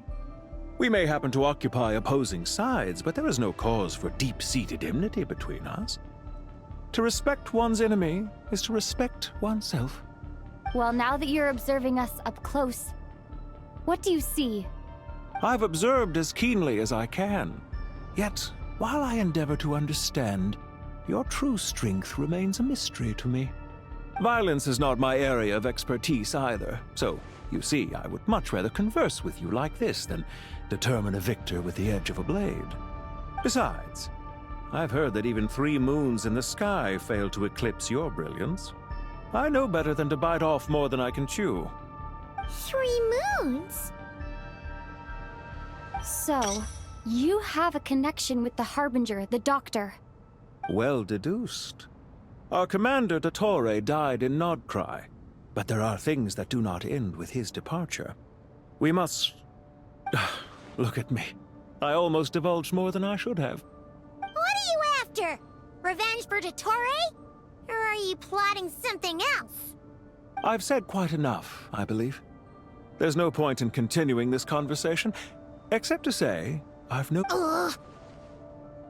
I'll take that as a yes. Then I'm sure you'll have heard the story of this place.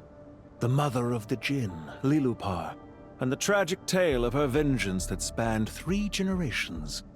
It was right here that Lilupar once helped the wise to ascend to the throne. But from that moment on, every king who sat upon it was corrupted by power. These degenerate rulers lost control over their nation, and with it, the right to occupy that exalted seat. What are you trying to say? I once admired you for your adventures. That is the earnest truth. But it appears to me that your journey serves ultimately to uphold the rules of this world. Are these rules truly just? Does the heavenly principles rule with wisdom or folly? And how can we be sure that the 7 who wield authority over the world will not be corrupted? Do you seriously think you're gonna convince us of anything? Convince you? I'm sure my commander already tried that. Why would I waste my breath doing the same? If a few words from a stranger were enough to make someone completely change their stance, it would only prove that they never had a firm will to begin with. I am merely stating my position, so that we might understand each other better. One's enemy in the present may not necessarily be an enemy for life. As for what game I'm playing here, I'm simply buying some time. But now I must bid you farewell. It was a wise decision not to attack me immediately. Since you did not fall for my ambush, I will now have to ask those in hiding to reveal themselves. Leave this to us, sir. Very well. I trust you to do what is necessary. Stall her while I execute the next step of the plan. Sumeru City, Irminsul. Hey! Stop right there! Don't you dare leave without explaining yourself! All units, stop them! Protect the commander! Did you hear that? He mentioned Sumeru City in Irminsul! He definitely knows something! We can't let him get away! Get rid of these pesky soldiers! Quick!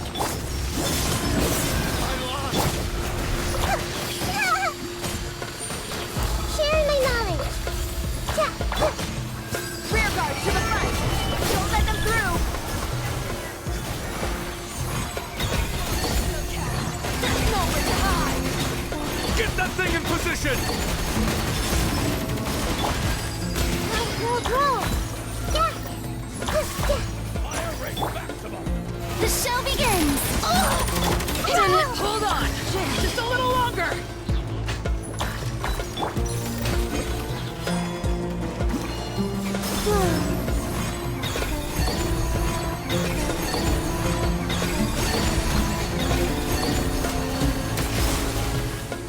Fire rate maximum!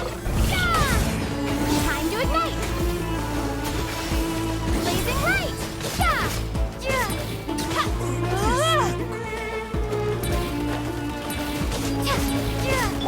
Flame!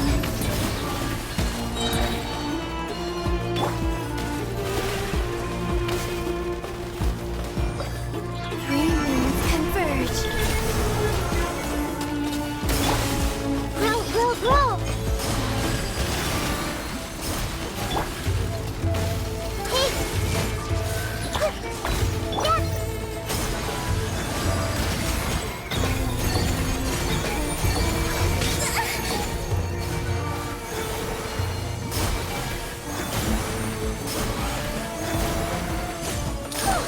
We finally beat them!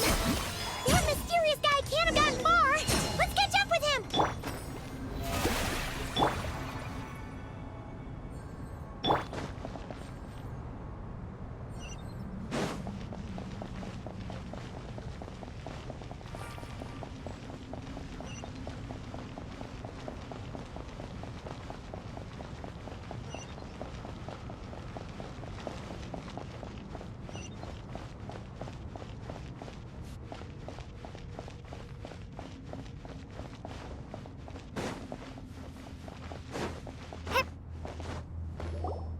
Found him! Over here! You're very persistent. Hey, you! Stop running and explain yourself! What are you...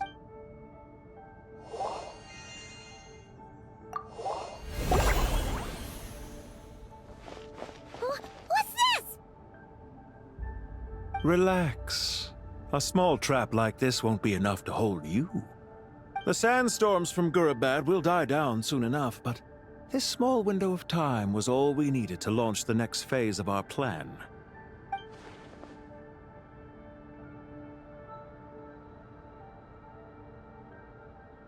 Don't be discouraged.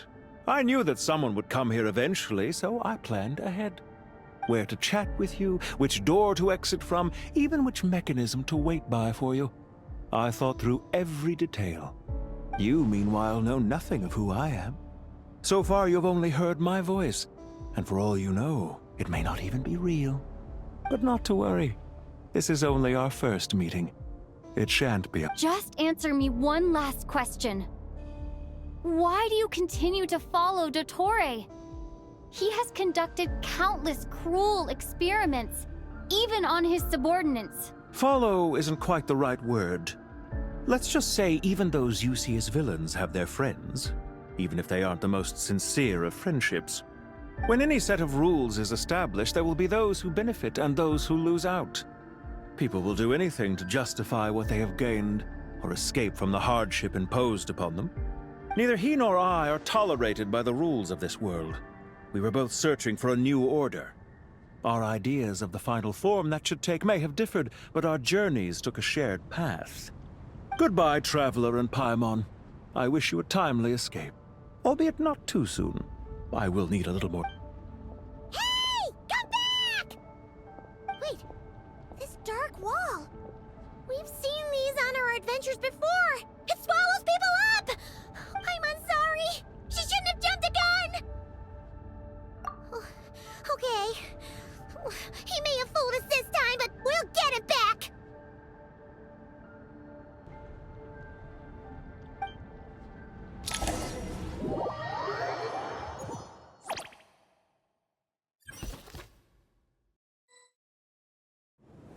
Sino and his team are guarding the north.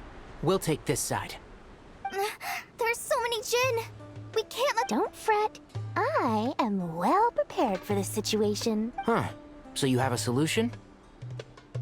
Perhaps you're unaware that I have a trusty genie partner of my own, Plumpy. If I send her to negotiate with the others, this whole thing will be resolved before you can say Mora. Off you go, Plumpy.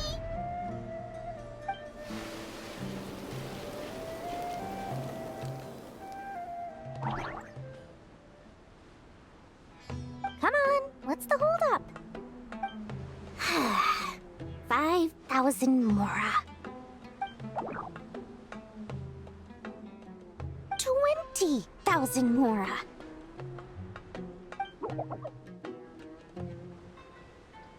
100,000 Mora. Final offer.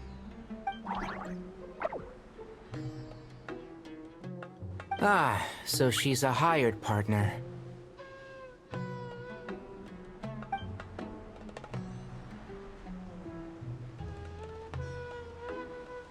Hired partners are reliable too.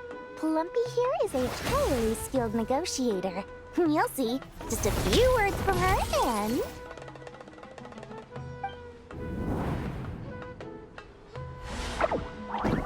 Plumpy! Don't you Jin have any respect for the rules? This was supposed to be a negotiation! How dare you treat my messenger like this? You wanna play rough? Two can play at that game!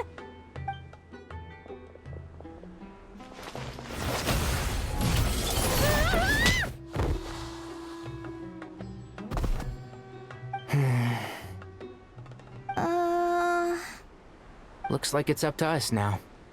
Be careful, Kale. Yes, Master.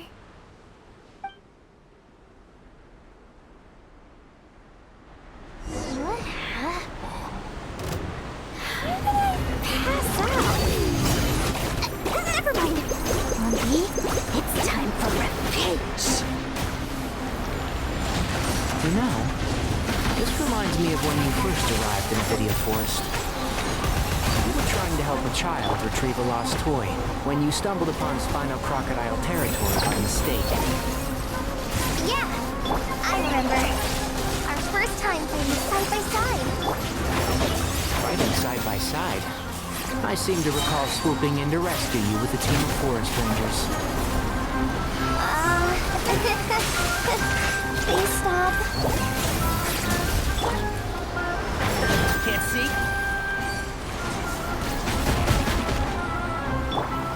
Just like we rehearsed. How? Don't touch me!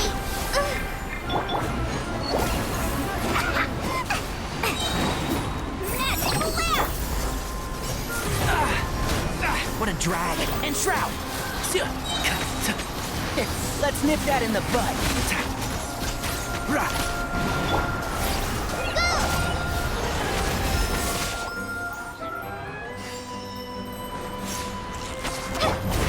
Can't see?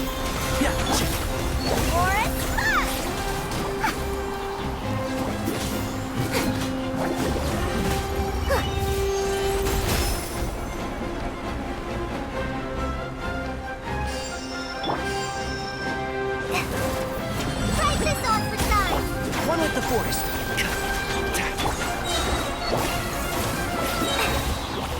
Here's the good! I'll uproot you! There's too many of them!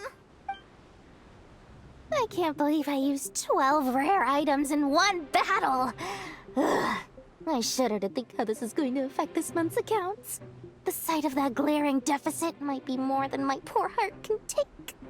Tainari, how's the situation on your end? We held the line, though it was a close call. But it looks like they're preparing for another attack. Has something happened? They've breached our defenses in the south. The Jin are pouring in. We're moving the villages to the north as we speak. We're hemmed in. This is getting precarious. Our margin for error just got a lot smaller. That's why we wanted to confirm your status. We need to consider our next move carefully.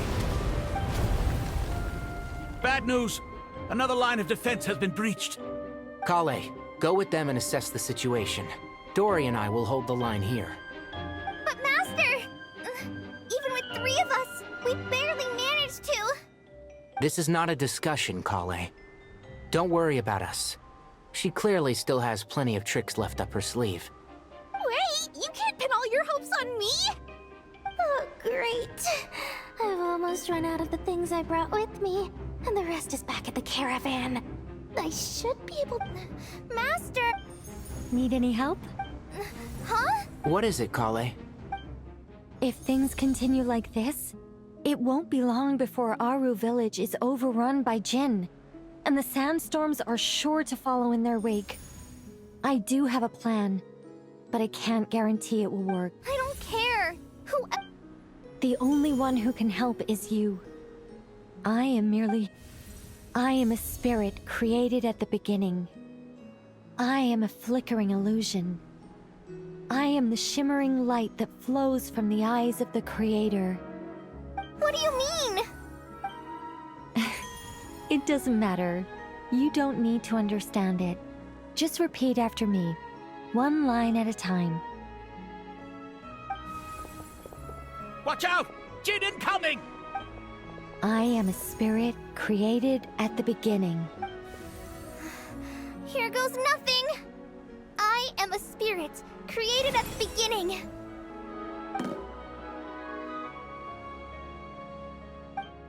I am a flickering illusion. I am a flickering illusion. What's wrong, Plumpy? I've never seen you so agitated before. But how do you... Do you know what Kale is reciting? I am the shimmering light that flows from the eyes of the Creator.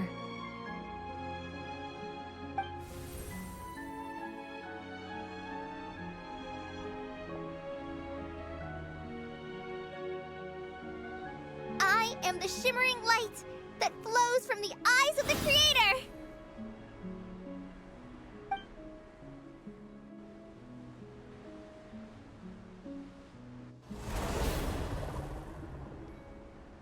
It's a song composed by the goddess of flowers. But very few records of it remain, even in historical texts. All we have is a few fragments.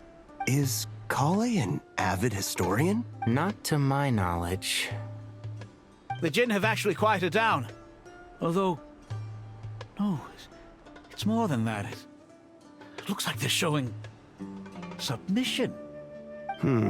Clearly the songs left by the goddess of flowers have a soothing effect on them. At the very least, they're much calmer now. Really? I am a... Stay away! I'll stop! I'll stop! It seems like the song only works when Kale recites it. But why? Kale.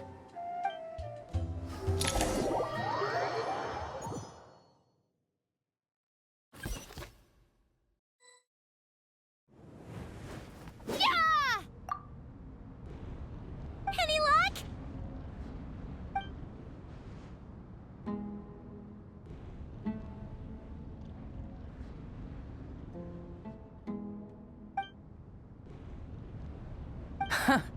When I heard that loud rumbling in the distance, I thought the shifting sands had bust open the gates to some ancient treasure vault. Turns out it was just you guys. Huh? Wait, that sounds like... It's been a long while. Did you miss me? Jet! Ben! Let's save the catching up for later. First, I gotta get you guys out of there. This should be the right mechanism. There we go.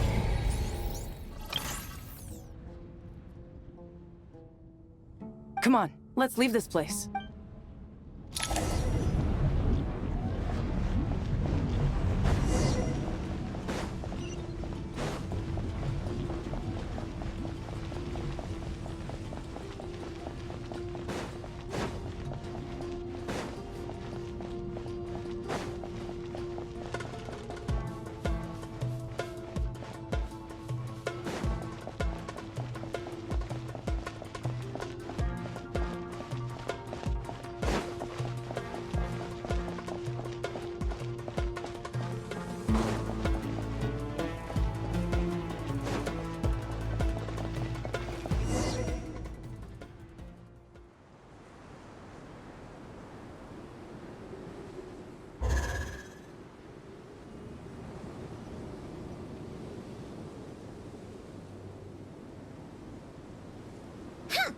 Those Fatui sure made themselves... The Fatui? They came to the desert again? Yep. No idea what they're planning this time. How have you been, Jet? Well, since we last met, I've started my own band of mercs. We've actually made quite a name for ourselves. Oh, yeah. On a slightly different note, I finally took care of Masaira. Not much to write home about. It was just another day. Found his hideout. Dragged him out of his cozy little bed. He tried to talk me into seeing his point of view, as usual. But I'm way past that by now. There was nothing he could say to save his life. What about you guys? Bet you'd forgotten all about me and Ben. Of course not! We're super duper best friends!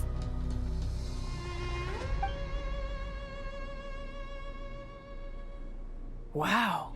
Sounds like I should make time to visit some other nations too. Oh, right. I almost forgot. We're here to look for Lilupar. That bottle? Seriously? Yeah! We need her power to calm the Jinn and stop the sandstorm. Here's hoping we actually manage to find her, after all the trouble we've been through. Surely, with everything's been going on in Gurabad, she must have woken up.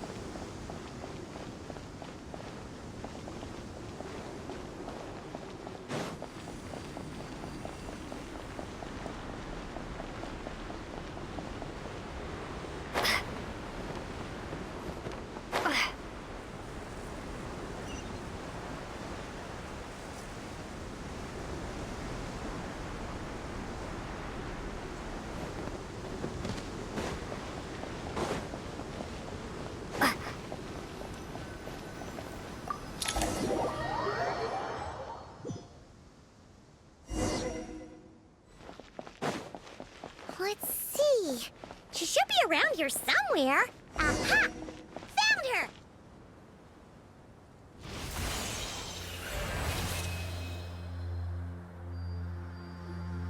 Lilupar! What a long dream that was. It's been a while, my master. Oh, and you're here too, little wildcat. The four of us back together again. Imagine that.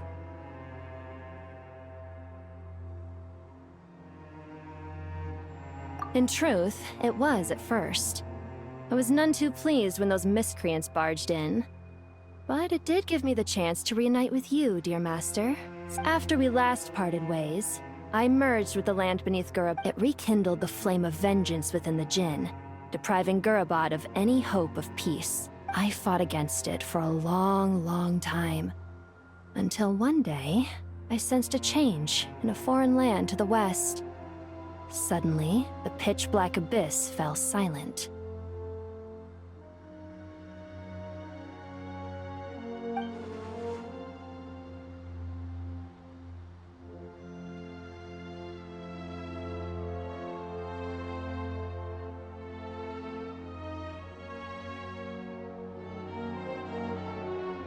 Once satisfied that that dark power could no longer bewitch the Jinn, I too fell into a deep slumber, from which I have only now awoken.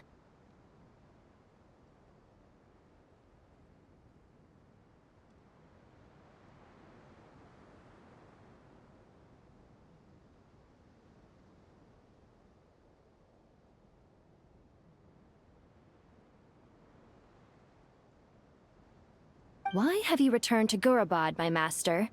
And why is my sand-swept homeland in disarray once more? Well, basically, Sumeru's in danger and a lot of our friends are affected. Some bad guys messed around with Irminsul and now they've released the Jinn in here.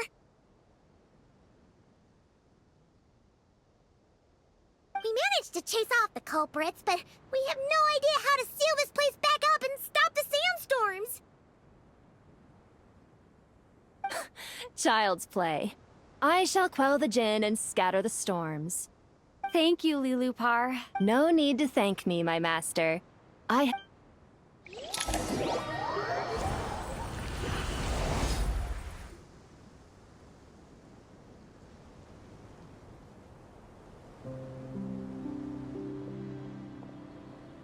The sandstorm's gone.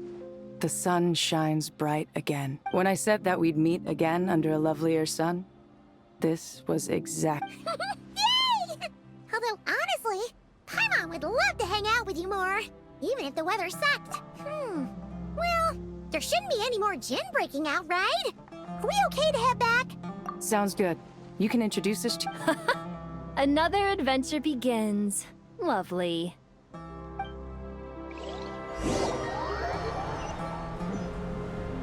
The storms have stopped! We should be able to get to the Temple of Silence without any problems now. Time to regroup!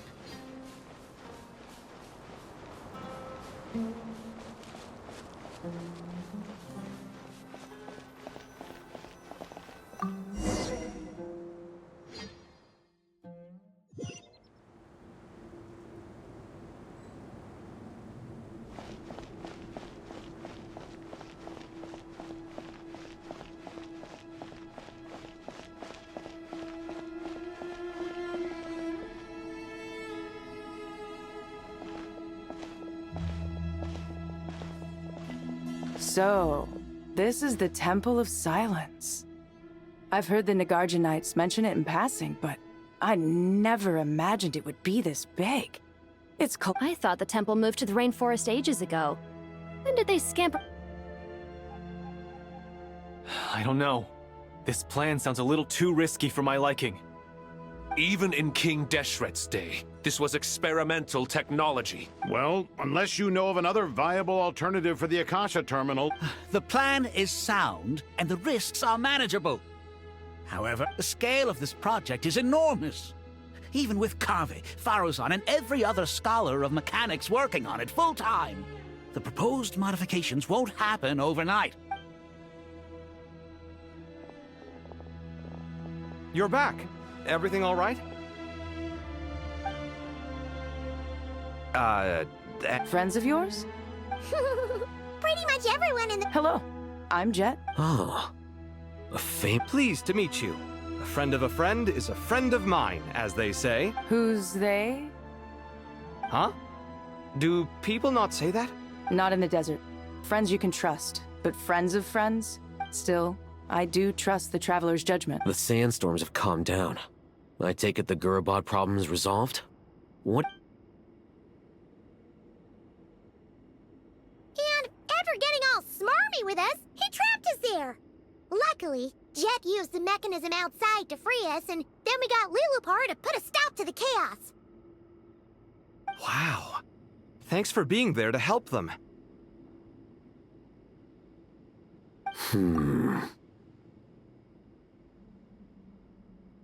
So, this mystery man openly admitted that he was merely a Harbinger's subordinate. Yeah? Is there something weird about that?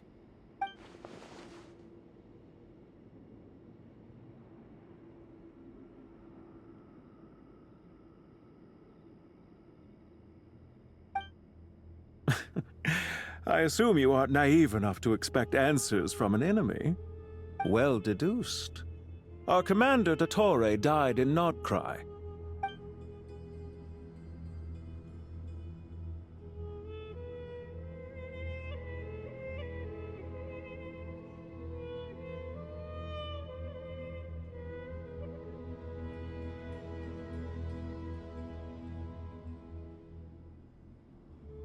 Are you wondering about his true identity? Or do you think there's a big conspiracy behind all this? I wouldn't go as far as to call it a conspiracy. Just the simple fact that having someone to shift the blame on tends to prove useful should trouble come knocking later. The most important thing for now is to solve the immediate problem. Perhaps that man knew you wouldn't have the resources to investigate his background and so didn't put much effort into disguising himself. This is all getting a little cryptic for me. I'll let you guys talk while I take a walk with Lilupar. Jet? Aren't you with the Blazing Beasts? What a— we're mercs. You can run into us anywhere. So, did you find the solution you were looking for in the Temple of Silence? You bet we did. This place is incredible. It has everything. So far, we've discussed a plan and verified its feasibility. Building a new system from scratch is out of the question. So our only option is to modify the Akasha using certain resources we hope to find in the mausoleum of King Deshret. According to certain sources in the Temple of Silence, there is a core device in King Deshret's mausoleum known as Aru. Little is known about this device in academic circles, which suggests it was hidden quite effectively. If these sources prove correct, the energy contained within Aru may be sufficient to power our Akasha renovation plan.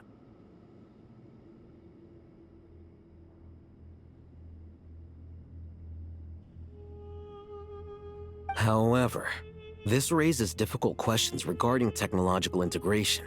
The sages are still debating it.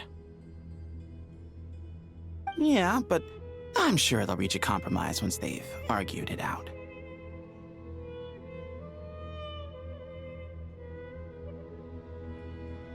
The people of the rainforest are always cautious when it comes to desert technology. But times of crisis like this leave us with little choice.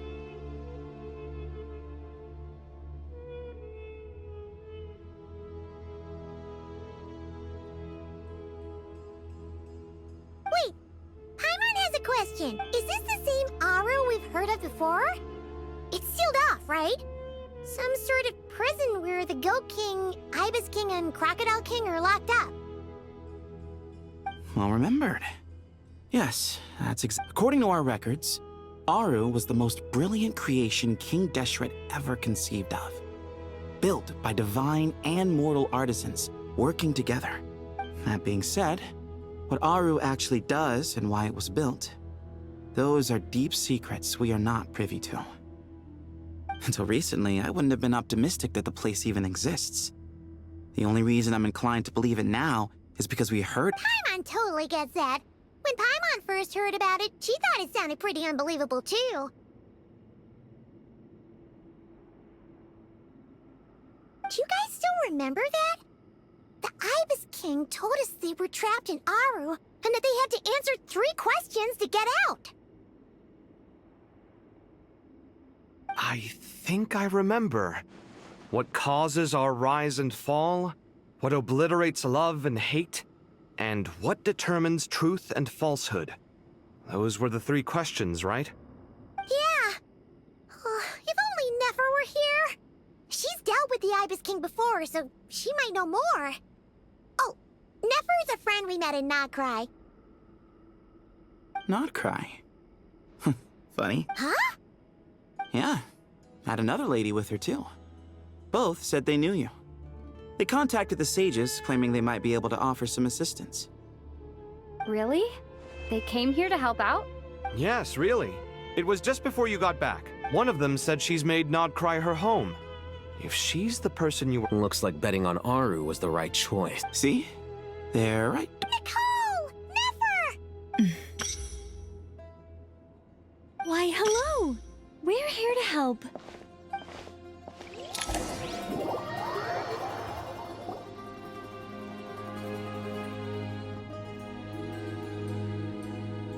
It's a good thing we left early.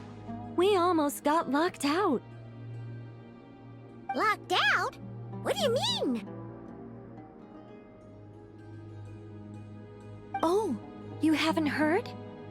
An invisible barrier has appeared around Sumeru's borders, cutting off all travel in and out. No one can leave and no one can enter. Are the Fatui behind this too? Actually, no. This has nothing to do with them. I suspect it's a defense mechanism within Irminsul itself. Irminsul is the source of Tevat's ley lines after all, and Sumeru is the nation closest to it.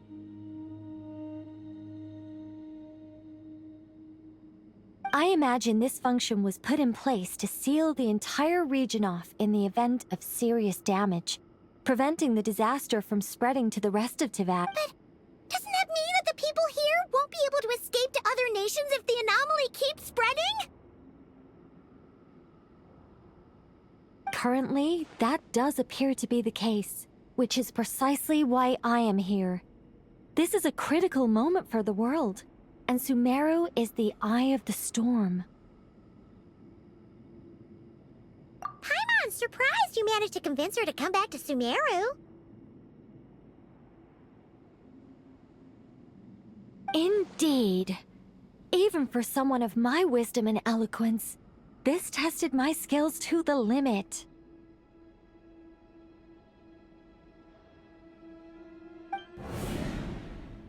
And why should it concern me that Sumeru's in trouble?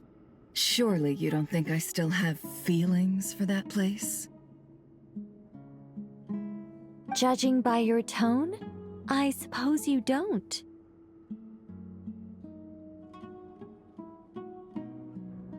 Sounds like you don't know much about my past. And here I thought you knew everything. All I know is that the Ibis King is the source of your power. He was quite a prominent moon envoy once upon a time, so I do know a thing or two about him. As for your past, I have ways to learn the full story if I wish to. But everyone has secrets they'd rather keep to themselves, wouldn't you say? I'm glad you see it that way, Miss Nicole. I've chosen to call Nodcry home, which is why I did my part in its hour of need. That doesn't mean world savings become a habit with me. I have no particular desire to play hero in Sumeru, thank you. I understand.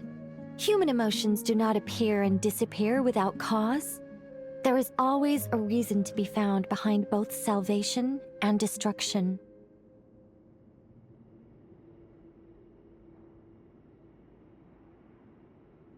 Still, if time has taught me anything, it's that human emotions are often complex and in conflict. That's why people change their minds about things all the time. But that's where we angels come in. Our duty, ultimately, is to guide people towards their deepest, truest desires and help bring them to fruition. So I wish to hear about your past, because I do not believe you are motivated by hatred alone.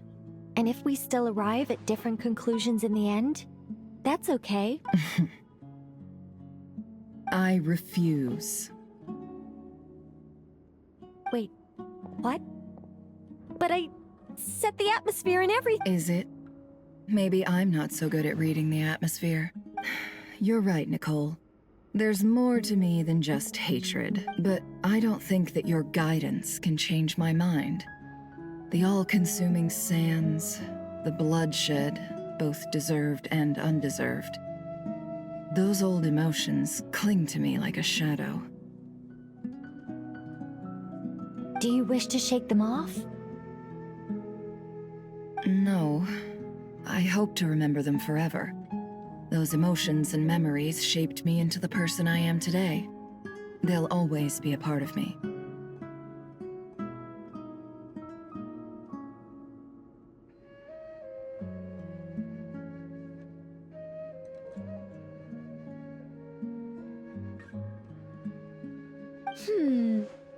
In that case, would you like to hear my perspective, at least?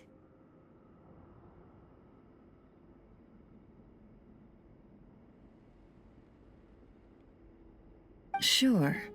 It's not every day you get to hear an angel's opinion.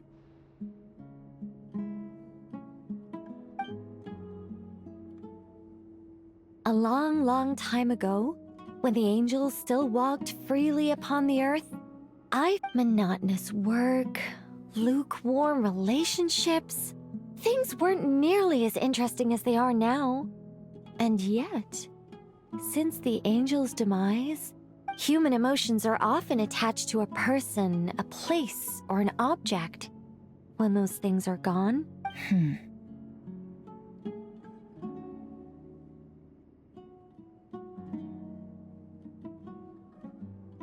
if Sumeru were destroyed, both rainforest and desert would be no more.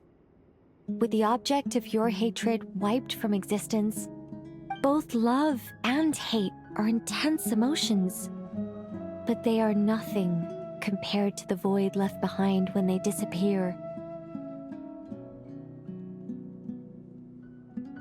Most sophisticated, Miss Nicole. But anyone focused on the future could only ever applaud the destruction of the things they hate. Still, I'm a special case. Someone once told me that human memory is more selective than a Mora-hungry merchant choosing between customers. We all need a reality. As much as I dislike Sumeru, this is no way for it to perish. All right, you win. I'll help you out a little. But I won't work for free.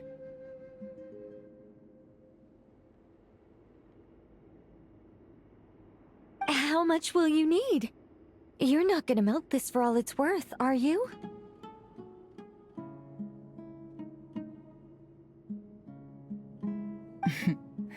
What do you think? I'll be upfront with you. I don't have much more on me. If that's what you need, I could borrow some from Alice. Or perhaps I could pay in sculptures. The ones I carve are actually worth quite a lot.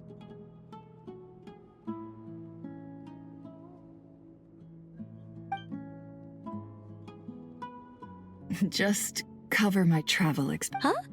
Is that all? That's all. Given all the people I owe favors to, I can just about justify a trip to Sumeru. Yehoda! Here, boss! What do you need?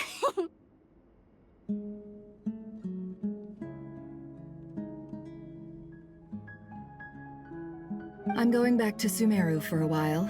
While I'm away, you'll be in charge of the curatorium. Me? I'm in charge? Whoa! Don't worry, boss. You can count on me! And that was how the ingenious Angel Nicole brought you the perfect person for the job.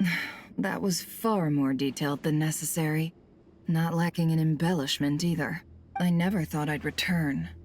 Especially not the desert.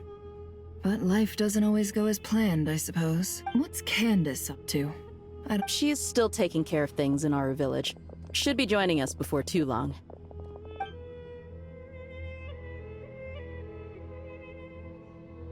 Oh, and sorry. Hope we're not interrupting it. We're planning to go to the mausoleum of King Deshret to look for the legendary Aru. Then you... According to records in the Temple of Silence, the mausoleum houses something called Aru's Chute, which can be used to establish connection with Aru. We still have some time before we leave, so there's no rush. By the way, who are these two new faces? Just call me Nefer. I'm based in Nodcry. Did I hear you mention Aru? Correct. Well, I happen to have a connection with one of the 3 retainers imprisoned inside. That sounds perfect. Miss Nefer, are you from the desert by any chance? Why do you ask? I don't know. There's a familiar air about you. Plus, you mentioned Candace. Sorry, I don't mean to pry. It was just a random thought. I'm Dia, an Eremite mercenary. My work usually keeps me out in the desert. I'm on good terms with Dory, and she's mentioned you all before. It's nice to finally put faces. However, my associate here... Actually, I'm a little better acquainted than you might think. Huh. Are my eyes playing tricks on me? It looked like you spoke without moving your mouth. Ventriloquism. I have heard tell of it before. What is it, Kale? It's you! You're the voice who's been speaking in my head, aren't you? You encouraged me to report my dreams to the Dendro Archon, and got me to recite that magic prayer. I have many titles, but let's go with the most pertinent one. I am Nicole Rain, an angel who has lived since ancient times. An angel? Sounds like a big deal, but, what exactly is an angel? Oh, Well, we're a rather long-living race of beings. Yep, and she's also an amazing... You could say she's a real creative type. Well, ma'am, if both the Traveler and Paimon give you rave reviews, you must be pretty impressive.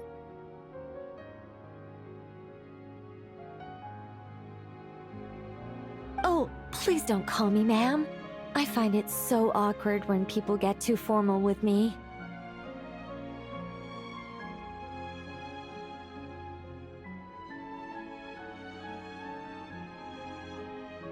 Just relax and be yourselves. No need to be nervous.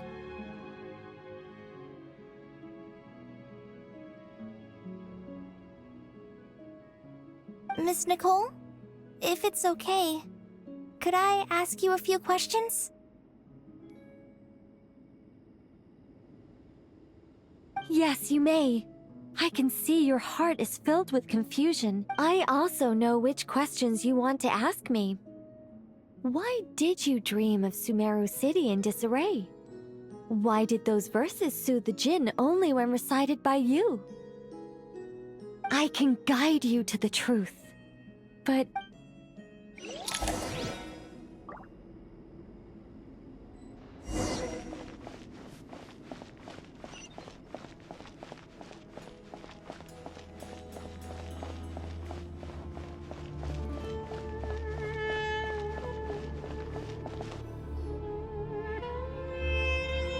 I thought we were going to speak alone. This is a lot more people than I was expecting.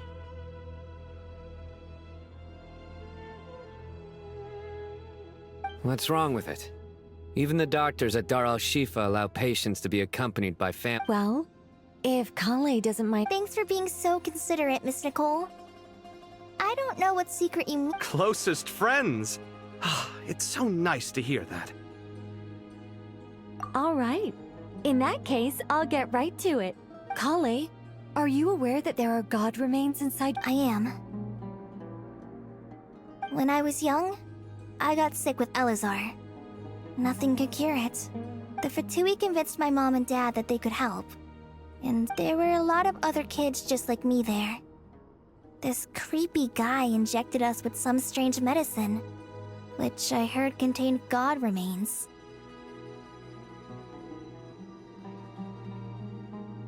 I can still remember the pain like it was yesterday.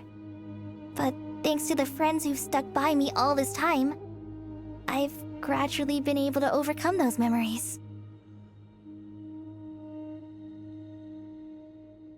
Anyway, so you're saying that what happened to me has something to do with the god remains they injected? Yes. Those were the remains of Nabu Malikata, the goddess of flowers. What? Huh. Fascinating. You don't seem surprised like the rest of us. Why? The possibility crossed my mind when Kale recited the Goddess of Flowers song and calmed the Jinn. You made Paimon jump! What are you doing here, Lilupar? I was merely passing through when I heard the name of the Goddess of Flowers. Be assured that I share your surprise. You, with the hat. Are you certain? I sense no trace of the Lord of Flowers within her. Well, it is a very small fragment. Unless special methods are used to manifest its power, even her closest acquaintances would find it near impossible to detect. After the goddess passed away, her remains were scattered across the desert. King Deshret gathered all the pieces he could find and buried them in the Eternal Oasis. But some fragments remained unaccounted for.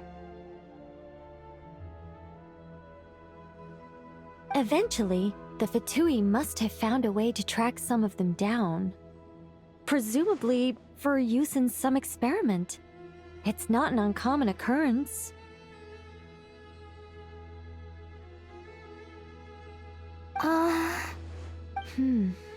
You're more shaken than I thought. In one sense, you've been extraordinarily lucky. So many people who yearn for this kind of power never attain it, yet you have coexisted with her all this time without even realizing it.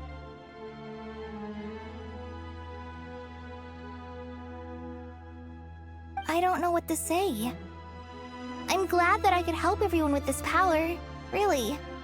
But knowing that a fragment of the goddess... Well, people value their autonomy very highly. Even a well-intentioned intruder can shake one's sense of self.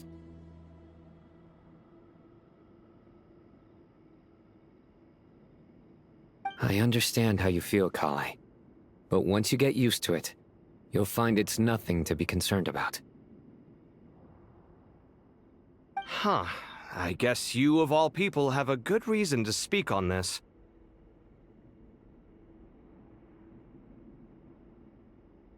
Two good reasons, in fact. Incidentally, 3 is the maximum number of Hermanubis' Ba fragments that I could bear. Let me guess. Because 2's company, but 3's a crowd? Thanks for... Not my intention.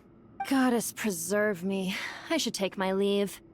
This boy in his wolf's head hat speaks much too differently from the Hermanubis I remember. Kale, all I'm trying to say is, no matter how many Hermanubis fragments there are within me, you wouldn't think of me as Hermanubis. In the same way, you are simply you.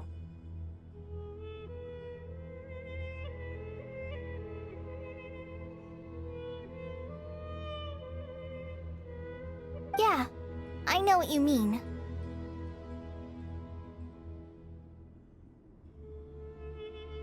So about that dream I had, was it a warning from the Goddess of Flowers?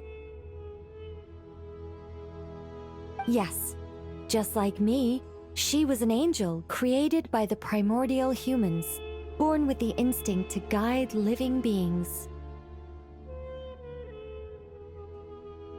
Though her body and soul have perished, her essence retains its natural instincts. Even her smallest remaining fragments would do their utmost to send you that warning.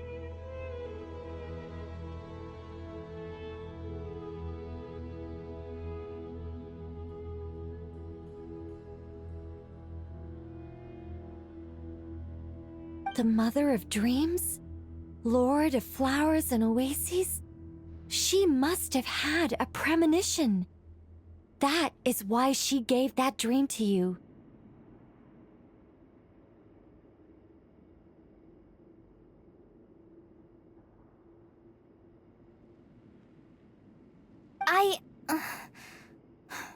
We won't let her efforts go to waste. But I still don't understand. Why me? Yes. Why, indeed. You weren't the only one injected with god remains, but only in you have her fragments persisted. I suspect it may be because of the firm will you showed in the face of suffering. She was likely assimilated by that will. Of course, this doesn't mean you have to shoulder any extra responsibility. As this young man said, you are who you are, and that will not change.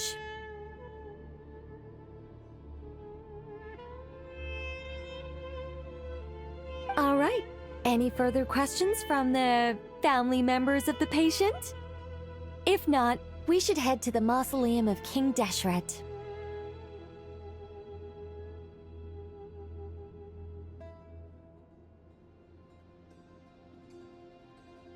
Let's move out. Time to put our plan into action.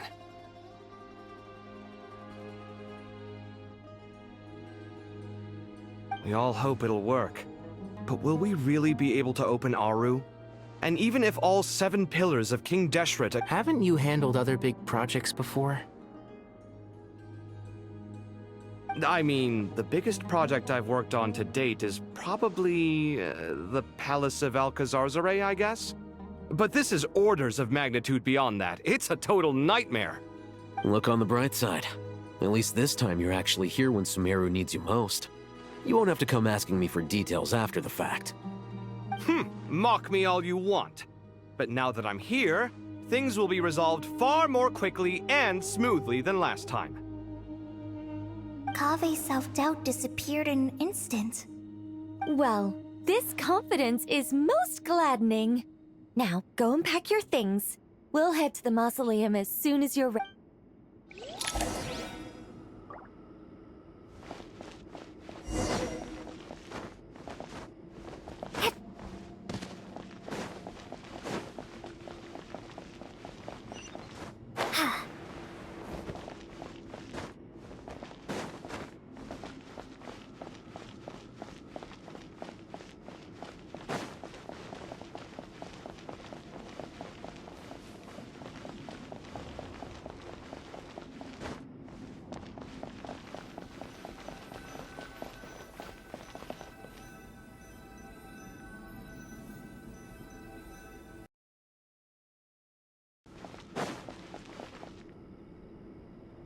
Oh, Miss Nicole. I heard you're a very talented sculptor. Is that true? Oh, I don't know. I wouldn't want to blow my own trumpet. Honestly, even though Kasharawar is best known for its focus on mechanics, plenty of Kasharawar scholars are quite serious about sculpting as a hobby. So if they rate your work, that's enough for us. We just have to take a look. Who's we? Myself and a few other scholars. Kashif, Daneshvar. Oh, well, if you insist, I suppose there's no harm in showing you.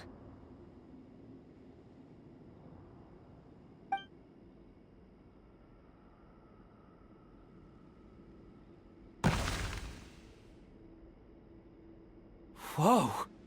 Where did that come from? Look at the level of detail. It's so the squirrel descends from the heavens like a champion, and the earth trembles beneath its feet. What do you think? Striking, isn't it? Kaveh? Kaveh, come here for a sec. Oh, and Madame Faruzan, didn't you used to study in our darshan? Come take a look. All right, but hang on a moment. I have to... You called? This squirrel statue. Oh, a squirrel. I wouldn't say cute per se. The realism is what stands out to me. Were you trying to carve a hero? I suppose so. Actually... I see. Well, do you tend to read novels about heroes in your spare time? As a matter of fact, I do quite enjoy those. Everyone loves a good tale of daring do, right? Then perhaps this statue represents the heroic tale you long to see deep down inside. Also on the subject of heroism, I feel that if the subject posed with a finger raised towards the heavens, it would lend a greater gravitas to the overall image. I'm sure some would call it cliché or old-fashioned, but not me. I think it would be a perfect fit. It has a certain classical beauty about it. Kaveh! Sorry, Madame Faruzan, I'm a little busy right now. What a pity. That young man has excellent aesthetic tastes. I was hoping to ask him for his opinion. What a genius idea! Why didn't I think of that? Classical beauty is a great direction to explore. That's it. Once I get back, I'm going to sculpt a heroic squirrel pointing its finger towards the sky. Precisely. A declaration of victory. You understand my vision. Then place the two statues face to face. Yes! That's exactly what I was thinking. It'll be a masterpiece, Miss... I'm sorry, I didn't catch your name. Just call me Nicole. Madame Faruzan? Was it? What? Oh, no. Why ever not? Madam is a state of mind cultivated from within. My dear Miss Nicole, once we make it through these trying times, should we have the pleasure of meeting again, I shall look forward to seeing your new work. In this day of age, it's rare to find people with an appreciation for classical aesthetics. Meeting you was truly a pleasant surprise. Honestly, I feel the same way. It's been a long time since I met anyone interested in this style of statue. Clearly, they don't call you Madam for nothing. Also, I have to say, you're a very good judge of character. Because when I think about it, I really am someone who likes stories about heroes. That must be why I've quietly kept watch over generation after generation of them. Sorry, keeping watch over heroes? What exactly do you do for a living? Oh, never mind that. Let's not tell Madame Faruzan about Miss Nicole's true identity for now. Good idea. Let's limit the conversation to aesthetics.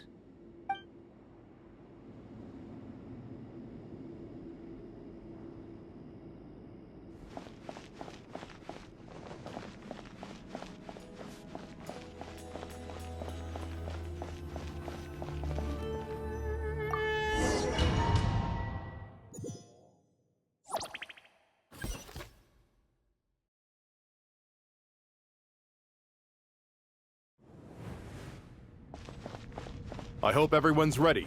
We'll be arriving at our destination very shortly.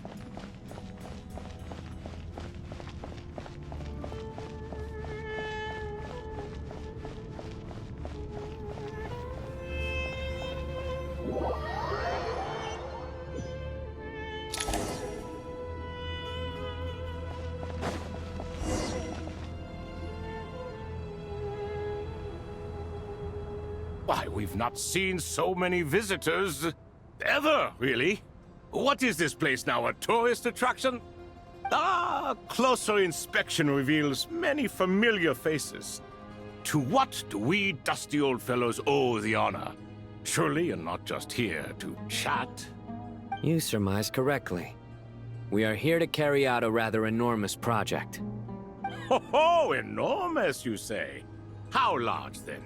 Larger than the gaping void in our lives? Why, you've even put a smile on Goatee and Crocco's faces. All this activity is making for quite the special day. I know that laugh. Lilipar? What on earth are you doing here? Oh, this is hilarious. Turns out good things really do come to those who wait. As long as you stay alive long enough. When did you three get locked up in here? And still you act all high and mighty, putting on a show for the younglings. Truly hysterical. Why, you... Yes, I know. No need to shout. You're right, Lilipar. Goatee, Crocco, and I all have the same problem. But didn't King Deshret seal you away? How did you break free, and how did you get in here? Who knows? Perhaps you can ask my master one day, should you ever get the chance. Behold, the executioners of old. Some have turned into fragments residing in human bodies, and others are imprisoned eternally, leaving not a single shard behind. It's almost tragic, watching lowly prisoners like you act all self-important. Curiosity gnaws at you, doesn't it? Your interest in the outside world threatens to burst you at the seams. I'm starting to take a liking to this magic bottle lady. Time is of the essence. Let's get down to business. We come to you, O three ancient lords, to request your assistance on behalf of the Academia. If we can help you regain your freedom, then please consider lending us your aid. As for precisely what we need your help with, it's a long story. So, to demonstrate our sincerity, we are prepared to first resolve the problems that plague the three of you. All right, stop arguing, Croco. And Goatee, don't you start. What's the harm in letting her speak? It's not worth getting so angry about. Forget about her. The three questions are the crucial thing here. But do you really have a way to answer them? You once answered the final question, Nefer, but the seal did not open. Unless, with the passage of time, you have found a new answer? You could say so. When you first asked me what determines truth and falsehood, my answer was a liar's soul. Liars are the best at seeing through the falsehoods of the world. But if you want them to tell you the truth, you have to reach their soul. I think that makes sense. I found it quite compelling myself, and I told Nefer so. Unfortunately, it brought us no closer to liberation. Well, that's simply because it was my answer, not the one King Deshret was looking for. Can you guess which answer Al-Ahmar wanted then? Time. And that's not only the answer to the final question, it's the answer to all three of them. All things wax and wane with the passage of time. Love and hate eventually fade into nothing. Current affairs are always fraught with conflict and controversy. Only time can distinguish between right and wrong. You once described King Deshret as a proud man. I'd say that the prouder someone is, the more inclined they are to believe that only time is qualified to be their judge. Time. Well. Indeed. Perhaps in building Aru, our king was in fact attempting to reverse time, to bring love and hate, right and wrong, the rise and fall of all things back to their point of origin.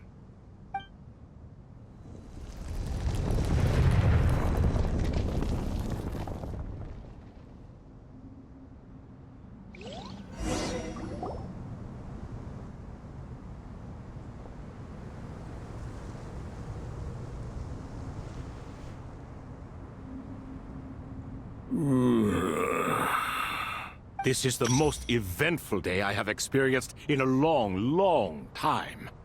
You have my sincere gratitude. Are those 3 of the 7 pillars? Turns out the statues were quite faithful to the source. You three seem to be in good spirits.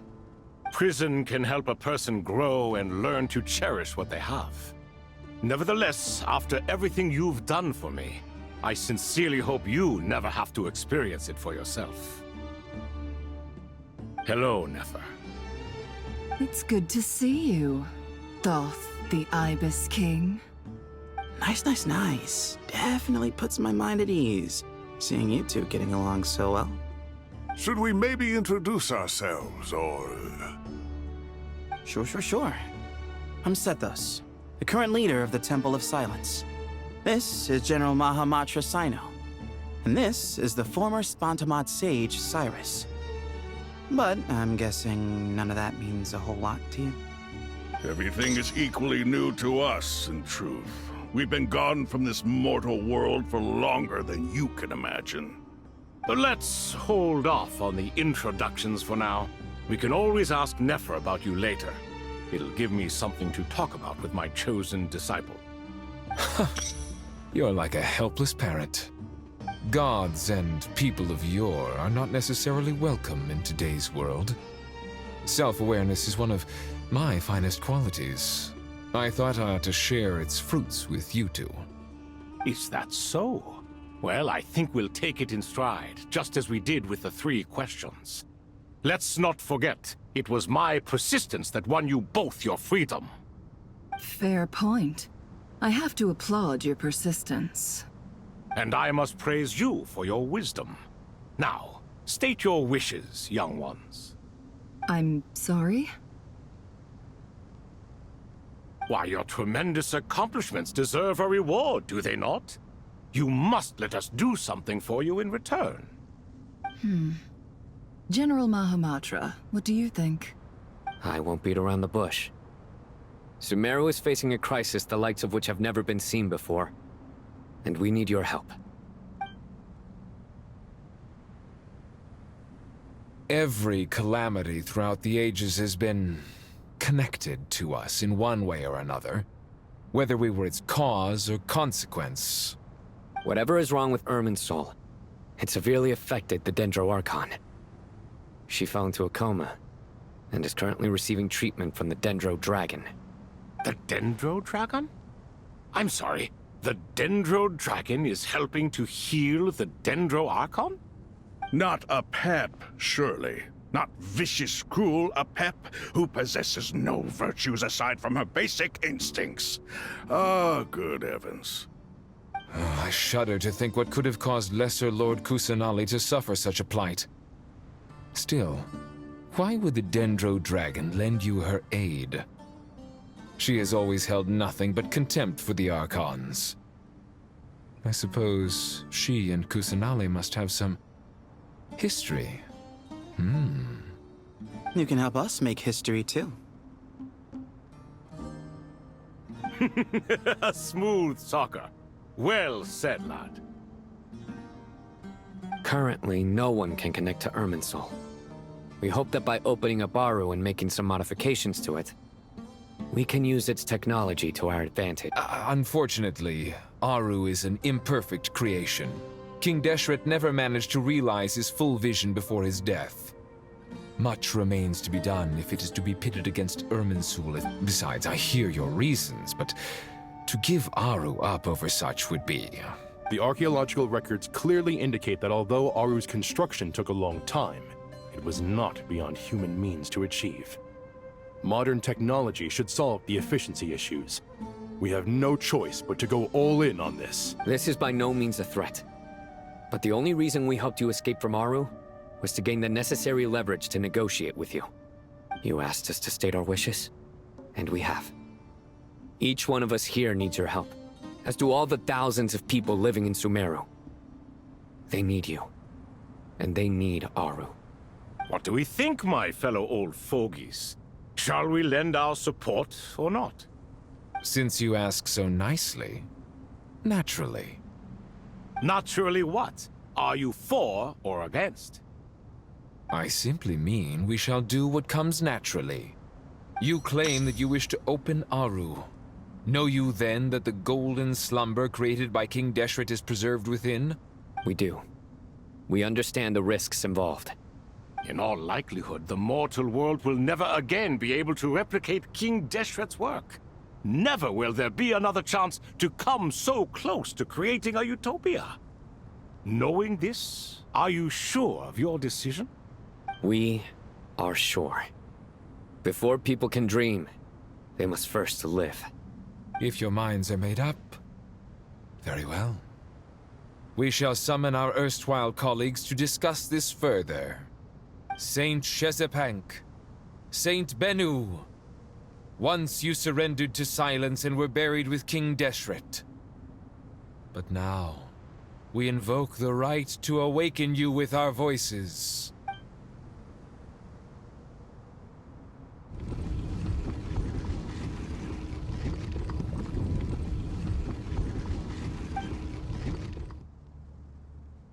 Saint Bennu, responding to your call.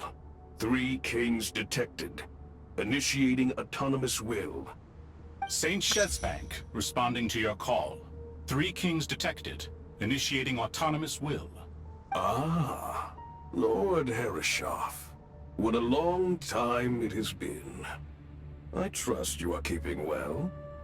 Then your trust in my well-being has long outlived your physical body.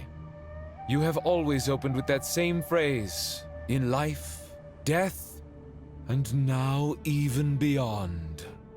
Al-Akmar is long gone. What is the reason for this meeting? You're awake? Good. We are voting on whether to give the people of present-day Sumeru access to Aru and permit them to perform technological renovations. You have the right to support or oppose the motion. Aru is the pride of Al-Ahmar. Opening Aru requires the unanimous consent of the 7 pillars. I hope you have a convincing reason to present to us. Sumeru is currently in the midst of a major calamity. Let us not forget that while Al-Ahmar was a stern ruler, he was also a teacher of wisdom. A god without his people shall cease to exist, and King Deshret's greatest wish was to provide protection for his people. Let us then honor our God King's wishes as we consider our decision. I do not mean to mock these proceedings, but what is the point of a unanimous vote when we know that the last of the 7 pillars, the Dendro Dragon Apep, will never communicate with us?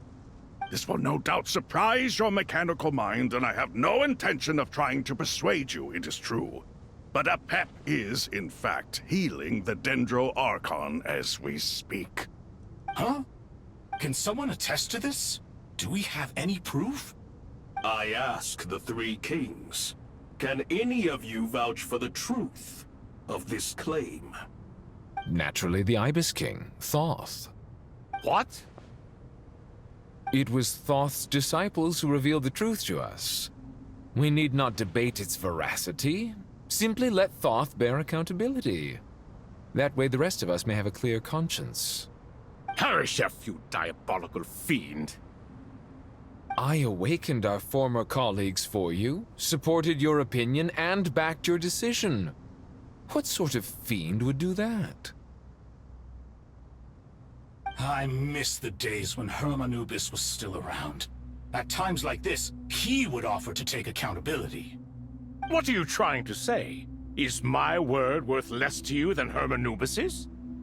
Hypocrite though you are, Lord Thoth, you are humorous in equal measure. How could we bear not to associate with a character such as you? I, Saint Shezpank, approve the Goat King's proposal. Since King Deshret is no more, we shall receive no reprimand for acting beyond our remit. Nevertheless, I sincerely hope that those before us understand the significance of what they intend to do. Remember, the moment that Aru is liberated, the myriad souls residing within the Golden Slumber will return to the ley lines. And once the ley lines flow again, these souls shall in turn be received by Irminsul. To take this step is to bring the perfect afterlife created by our king to a permanent end. We understand that well, and we have decided to proceed regardless. Furthermore, the contemporary human perspective would contend that confining souls in this way is no act of benevolence. The deceased have a right to rest in peace. King Deshret's creation is clearly a place of rest and peace. It is just that many do not see it this way. But no matter. Saint Binu approves. Hermanubis' representative and the Dendro Dragon Apep made their choice ahead of time, while the Goat King, Ibis King, and Crocodile King have also granted permission to liberate Aru.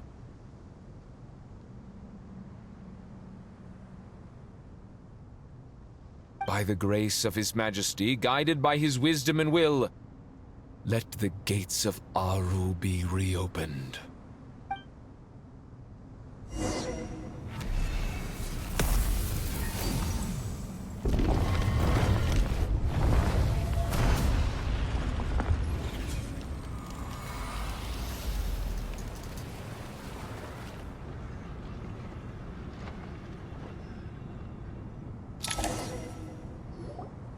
Hey!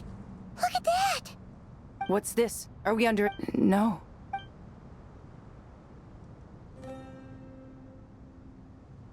Here you are. Through the sands of time. I see you. Father. Father, is it really you? It's Jet's father, Jibriel! That's right! He entered the Golden Slumber, didn't he? I smell blood and sand on you. You've grown. Strong as a wild beast, and without shedding a tear. You have to leave, don't you? Please, just answer me this. What should I do for you? This meeting is a blessing from the gods. My soul, once imprisoned along with that of Semayu, is finally free. I am truly grateful for the chance to see you again. That the dead should meet the living is itself a miracle. One brief, precious moment is enough. Enough to set my heart at ease. Do not weep for me, Jet. I know you will accomplish many great things in your life. You will go further and climb higher than I ever did. All I ask is that you take good care of yourself.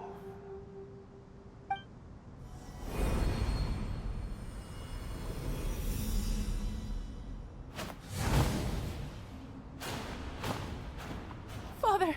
Father! Father. Hey, Jet. Do you want something to eat? Maybe it'll help you feel better. I'm fine. Thanks, Paimon. It was just a little sudden. The chance to see my father again meant the world to me. He was trapped in the Golden Slumber for our sake. And now, after all this time, he can finally rest in peace. I'm glad. It's a huge relief. You've grown strong, Jet. More than enough to fend for yourself. Yeah. I'll leave the past in my memory where it belongs. My family, the good times and the bad. Goodbye, Father.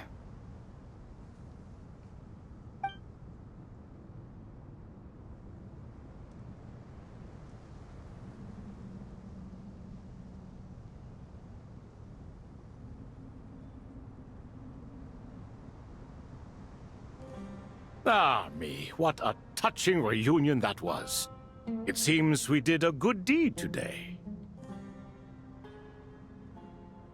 We three retainers, once imprisoned for our iniquity, are surely the least qualified to judge whether this deed is good or bad.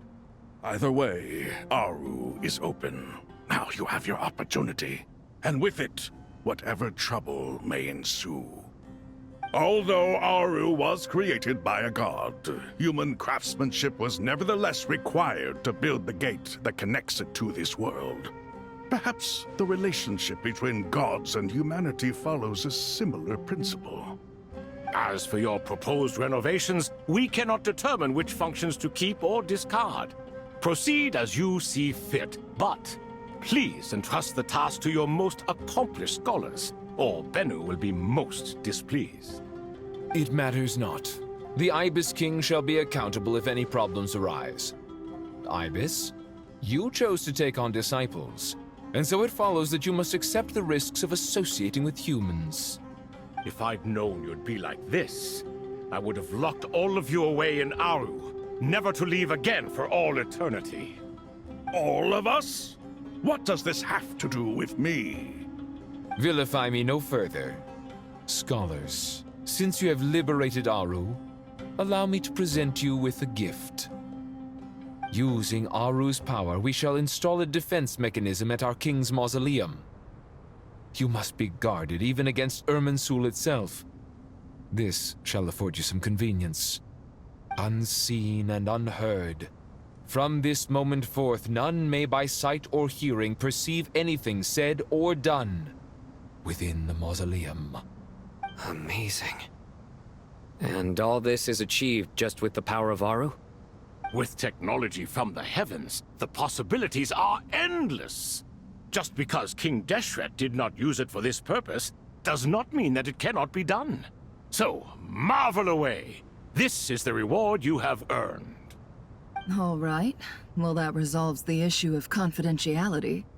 What about the technical side? Do we have the manpower? Why, yes. I've already contacted them. They'll be here soon.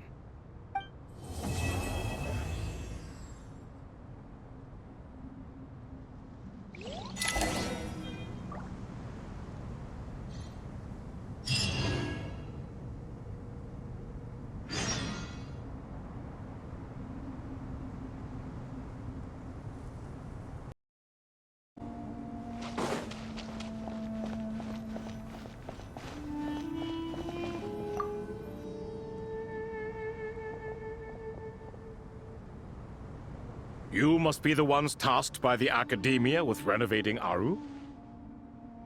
That's right. Good afternoon. I'm Kaveh, and these two are Termezi and Naisaburi. Hey, I'll hate them. Come and introduce yourself. We've met before. This is Thoth, the Ibis King, and everyone knows these two. Afternoon, gentlemen. I've only ever seen these two in murals. Ah, the paintings in the temple. They show us chatting, playing cards, playing chess. Precisely the activities we most enjoy, funnily enough. No, only you enjoy playing chess. We were just humoring you. I wouldn't go that far. Back to the matter at hand. A preliminary assessment by the Academia indicates that this project requires expertise in various disciplines, including the deciphering of ancient texts, mechanical engineering, the restoration of ancient ruins, and elemental theory. The most capable minds in their respective fields are here before you.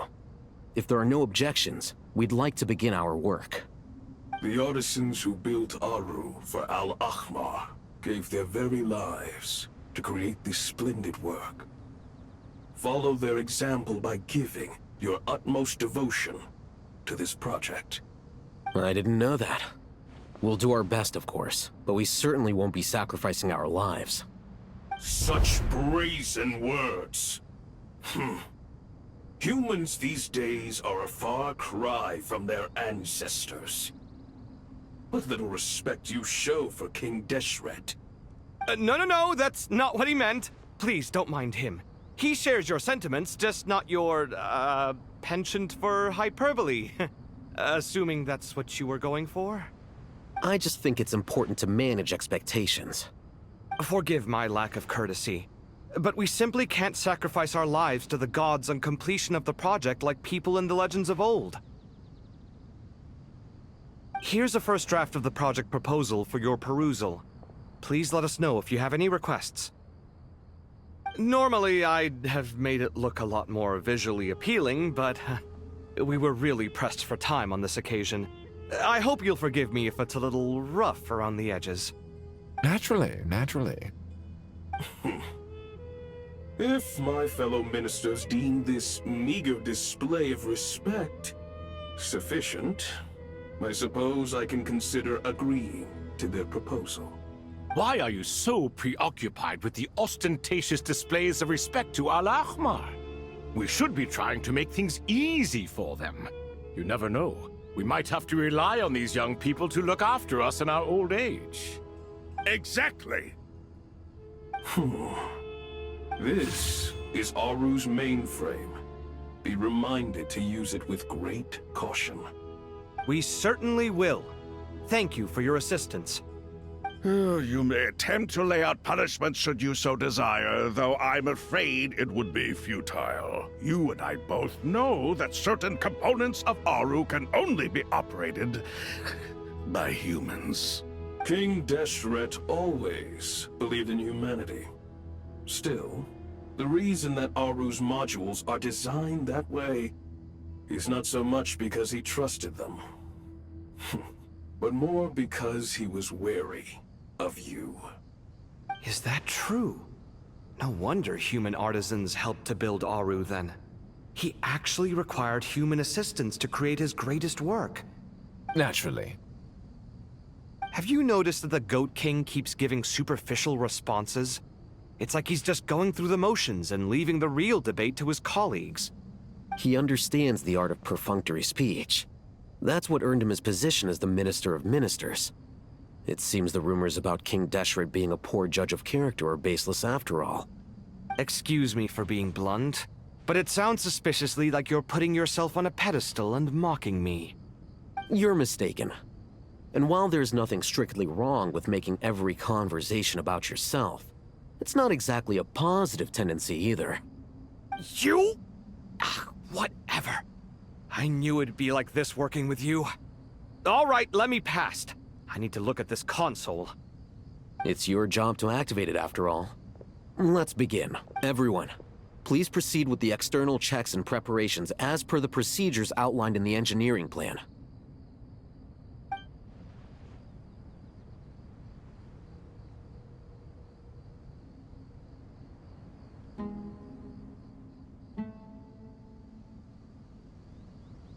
Hello there, youngsters. Whoa, the Ibis King came... What do you mean, came to life? I've been alive the whole time! You did say we could start our research, right? Are you having second thoughts now? I've reviewed the proposal. The work you're planning to carry out on this grand device is ambitious in its scope. You have ample confidence in your abilities, I take it? I wouldn't say I'm feeling hugely confident, but given how bad things are, I'd rather at least try something than sit around waiting to die. You are the top scholars of your day. I trust you are aware that there are countless links between Aru and the Akasha? Aru and the Akasha? But... I thought the Akasha was the Academia's greatest technological accomplishment, created years ago by the Dendro Archon to help her people access knowledge. And you too? Do you not know either? You've read the instruction manual, right? You tell them. An instruction manual? The Akasha has an instruction manual? The Dendro Archon is a kind and thoughtful god indeed. It used to sit on a shelf in the corner at the House of Dana. Not the most popular read. If the manual is to be believed, Aru was in fact the original inspiration for the Akasha system. What? But there are so few records about Aru anywhere. And practically none of these scientific expeditions into the desert had anything to do with it. Ah, but this is something you could not possibly have known. You may have heard many stories about the desert, but what is the most important aspect of history? Consider this a quiz. Anyone from Vahumana present? I'm from Vahumana. It's, well, veracity. Precisely. And a large part of veracity is the chronological order in which events occur. I may as well tell you. In the beginning, Nabu Malikata, the goddess of flowers, descended upon Sumeru. The glory of the heaven was within her. She brought life, oases, and knowledge to this land. Then she created the Jinn, enlightened them, and ordered them to serve her. Two other gods also walked upon this land where wisdom flowed in abundance, and the three met beneath the great green trees. It was the first and greatest alliance. We should speak with reverence of this covenant between the three, which transcended both time and life. For they promised that in Sumeru, wisdom would be shared with all. All the great changes in Sumeru's history began with the goddess of flowers. For King Deshret's sake, she pried into the secrets of Celestia, and for this was burned to ashes by the flames of wrath. So grieved was King Deshret by her passing, that he lost all interest in state affairs, and devoted himself instead to the knowledge that she had brought back. It was after learning of the technology from that floating island in the sky that he first conceived of Aru. And so, the Akasha was inspired by Aru, while the basis for Aru itself came from Celestia's technology. Well, if the two share a common technological origin, then connecting one system to the other is an entirely feasible idea. unbelievable. Have you no reverence at all for celestial technology? No, I do, but there's no time for that. The schedule is too tight. Blame it on the deadline. Perhaps you could try coming up with our cutoff dates. You know what it's like having to turn around 5 different drafts in one day? I wouldn't wish it on my worst enemy. Yeah, also, Sir Ibis, King, you don't plan on getting directly involved at all, do you? Yes, well, you strike us more as having come to give a popular science lecture. Or, wait, does this count as more of a first-hand witness statement? Neither. Anyway, this sounds like far too much work for me. Still, if Aru is so powerful, why didn't King Deshret use it for more ambitious ends? Because it was never fully completed. King Deshret had grand plans, but he perished before they could come to fruition. In the beginning, his wish was to create something that could rival the very world itself. The Lord of Flowers sacrificed everything for that ambition. What he desired, she bestowed, and thus was knowledge brought into the world. Her courage and sacrifice had to be honored with the most splendid of monuments, or King Deshret would surely have deemed it a grave injustice.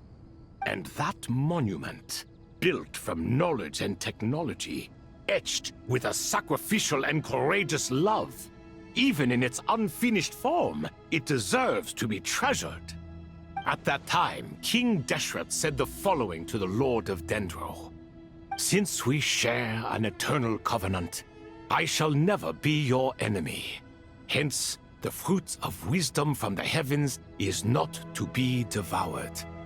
Remember, it is not that I lack the power to become the enemy of wisdom. Yet you and she have taught me much and shown me kindness. For this, I cherish you both. In the end, Aru was only used to store a portion of the souls. It was but a primitive form of the masterwork the king had envisaged. His final hope for Aru was to return to the past, when she yet lived. So the point you're making is, King Deshret was both powerful and ambitious, and he only ceased his imperious ways out of affection for the Goddess of Flowers and the Dendro Archon. You could see this as an act of mercy, but you could also see it as the sentiments that lay between these 3 gods placing constraints on him. This was, after all, the foundation of the alliance between them.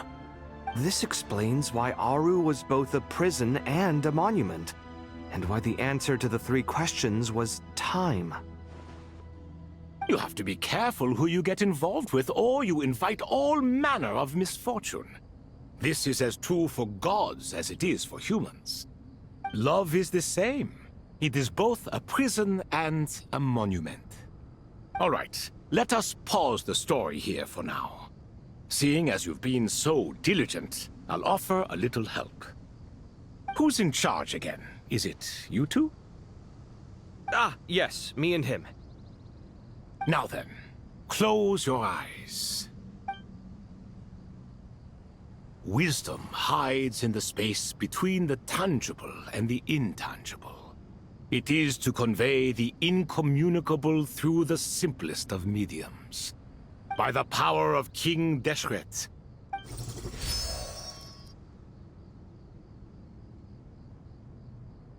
Where did this come from? Is it a new mechanism? It looks more like some form of externalized information. You've rendered it visible? Just as the Akasha allows you to access a greater range of knowledge, the power of our king permits one to perceive ingenuities that do not belong to this world. This is no ordinary mechanism. It reflects the internal structure of Aru. Whether you choose to increase or decrease, keep or discard. Come, use these to achieve the outcome you desire. Looks mechanical to me. Better let me handle it, just in case. But wait, how do I get up there? Turn around. So that's where the elevator is.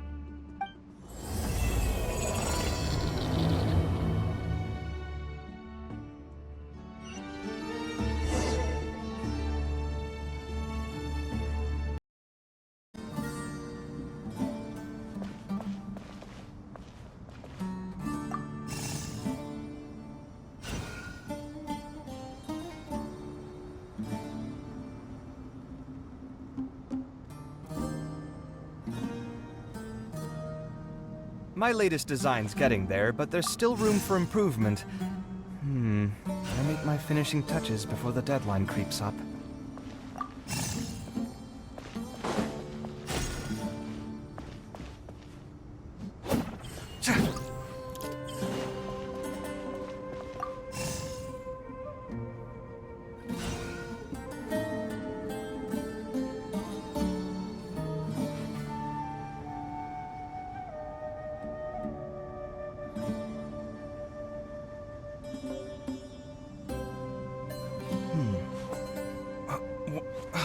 Where's my key?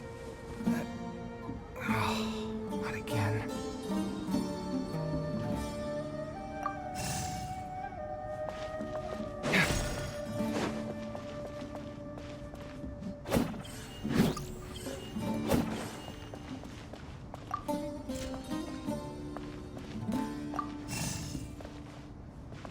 Huh!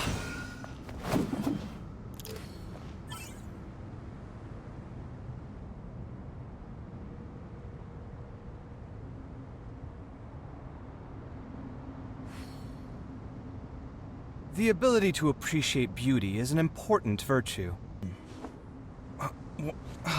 Where's my key? Not again.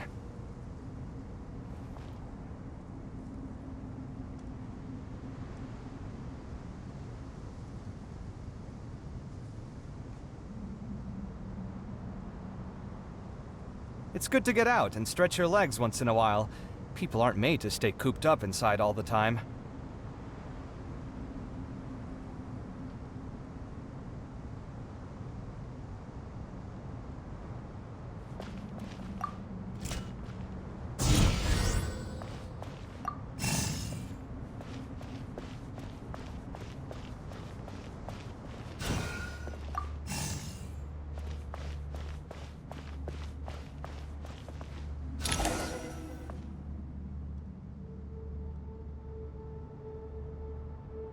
Obelisks were used to record important information in the ancient desert civilization. Hey, Alhaitham, there's some writing here I'll need you to decipher. I've sent it to your screen. Do you see it? Got it. It's so... Take a look and tell me what it says. Oh, and I'll send any other... Let's start with this one. It's a variant of an older script. Herein lie verses written for the Yellow Sands. Looks like cultural information from the age of King Deshret. If so, I suggest you Words thrown together merely for fun. I had no idea Aru kept a record of this. Well, as long as you're certain that this is strictly private information, that's fine. It is unimportant. All right, well, I guess I'll start now.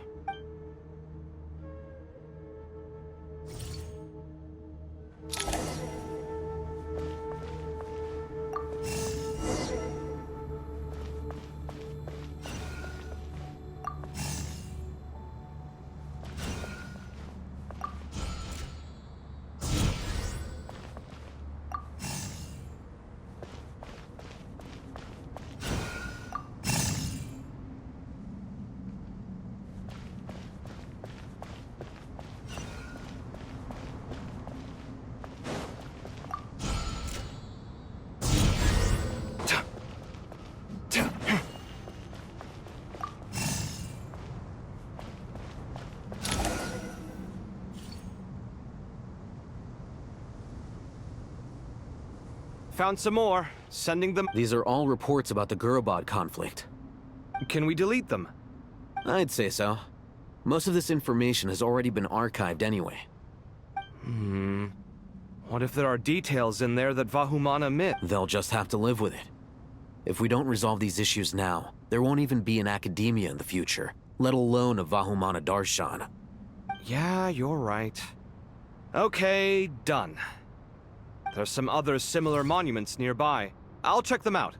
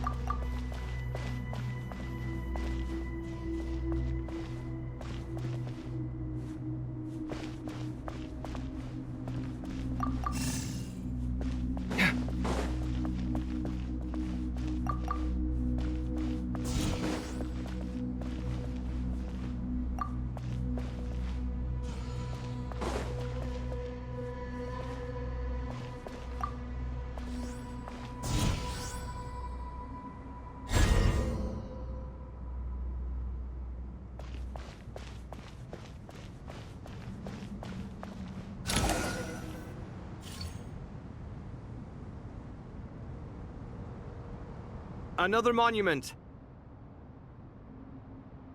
Hold on.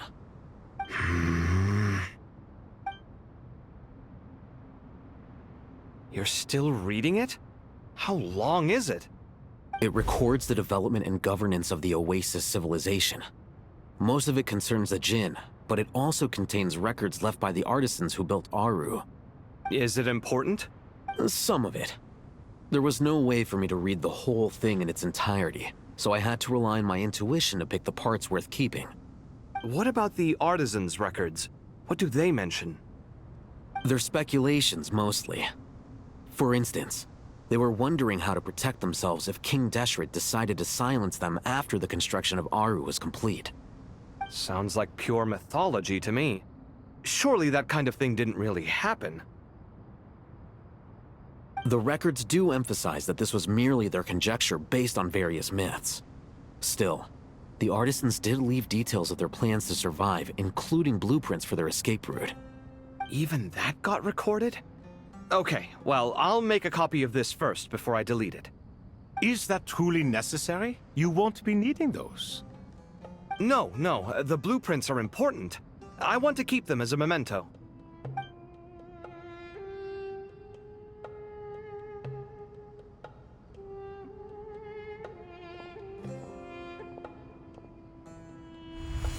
I think that It meets the requirements of the contingency plans, so we should be... I gotta say, it's the strangest feeling. This cross between reality and the intangible. It's like drifting between life and death. Or in and out of a dream. Using my own hands to manipulate illusions that are forever out of reach. Chasing dreams in the most literal sense. Definitely a novel experience. What happens if my spirit just floats away? That won't happen. Anyway, I wouldn't celebrate just yet if I were you. There's likely to be a phase 2 of this project. All right. I'd better keep my wits about me then.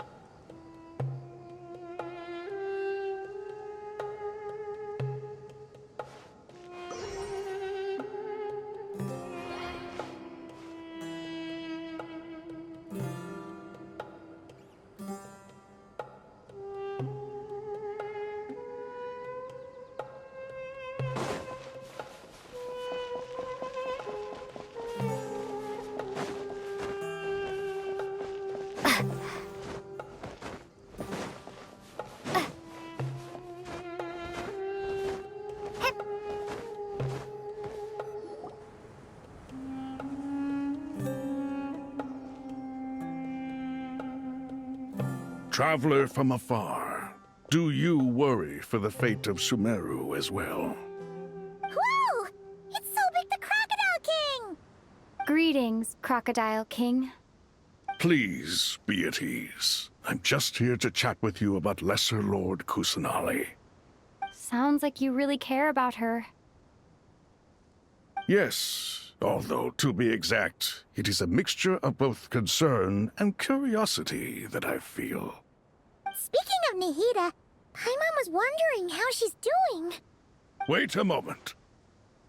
What is it? I tried calling out to a pep, but there was no response. This can only mean that she is focusing all her energy on taking care of Lesser Lord Kusanali. All the gods who served King Deshret seemed super surprised to hear that Apep agreed to help Nahida. Guessing she made a bad impression on you or something. Are you aware of the history between her and our king? The story begins a long time ago. Al-Ahmar was always a wishful thinker where the Dendro dragon was concerned.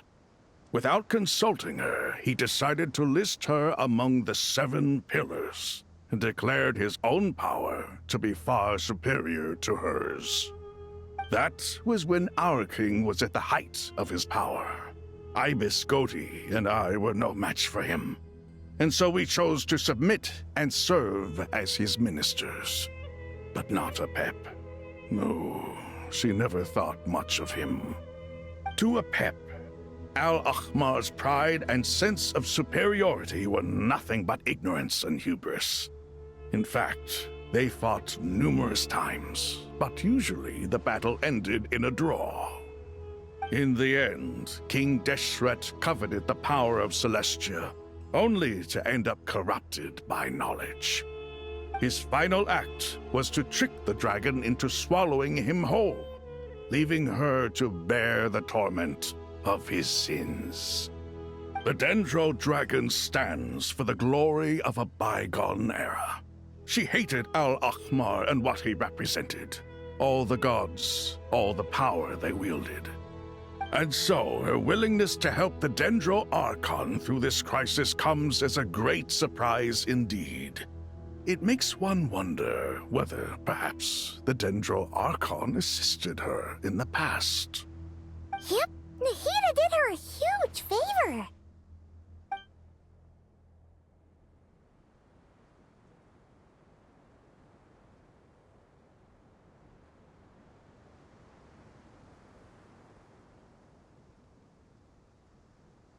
So Lesser Lord Kusanali put an end to the Dendro Dragon's many long years of torment. As much as she loathes the 7, Apep knows kindness when she sees it. No wonder she was willing to make an exception. Yeah, that's the sense we got from dealing with her too. She is not incapable of coexisting with other living things. Rather, she actively chooses to avoid coexistence. And this despite the fact that she symbolizes life itself. How ironic. All of this being said, I wouldn't expect too much from her if I were you. Nothing will change her hatred towards humanity and gods. We'll keep that in mind. Anyway, how much longer do you think Nahida needs to stay with Apep?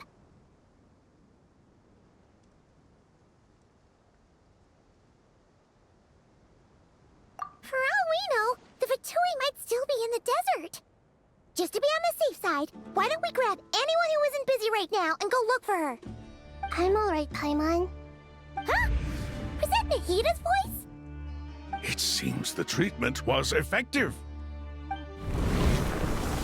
Since when do my deeds require your evaluation?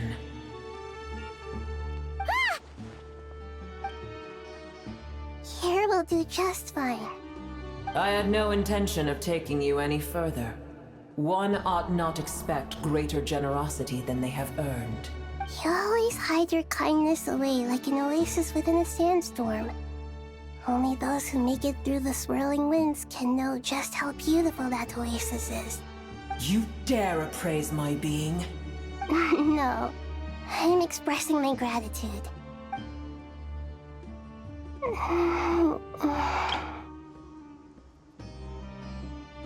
Awake already? You are more resilient than I thought. Pep, I feel much better. Thank you. Gods and their gratitude mean little to me. I would rather you give me your assurance that the situation with Irminsul and Sumeru's ley lines will be competently managed. If I suffer any ill effects from the ley lines, you, as the god of this land, will be held responsible.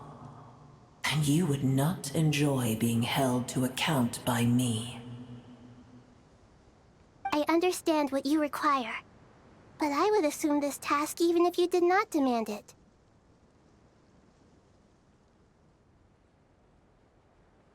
Sumeru is my responsibility.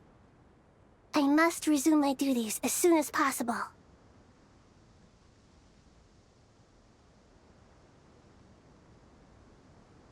A farcical notion. God of Sumeru, I hope you realize how unextraordinary your strength is.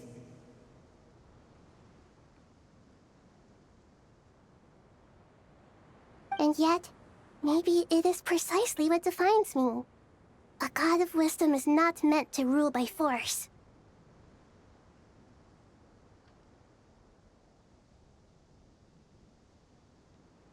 Then hold steady. We go forth.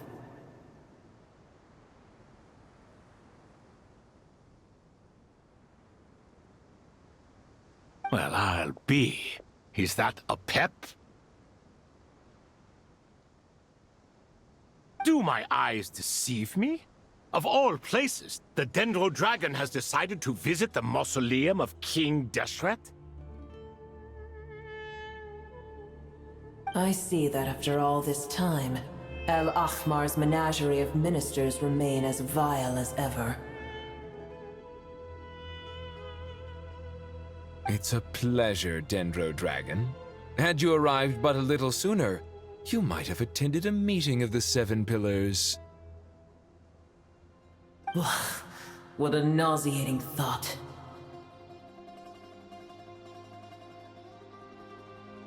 You are not the first insects I have had the displeasure of dealing with today. A swarm of them tugged on my tail on my way over. Goodness. What did you do with them? I cast them away. What would you have me do? Keep them as trinkets? Boer, this is where we shall part ways. To be clear, I do not wish to see you or anyone else here ever again, unless absolutely necessary.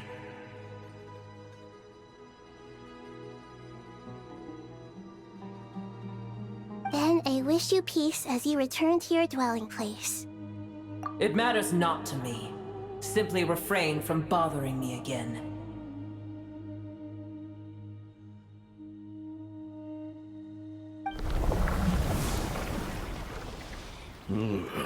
A force to be reckoned with. At times like this, I feel glad that she has no interest in any of this. Hold on, just hold on, okay? We're almost there.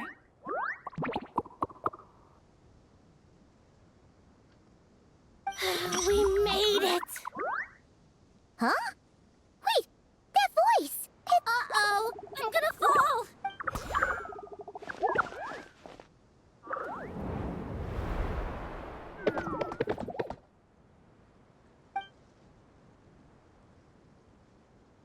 Well, that's a relief. A pair of safe hands indeed. The Dendro Archon's familiars. They are the last thing I expected to see here.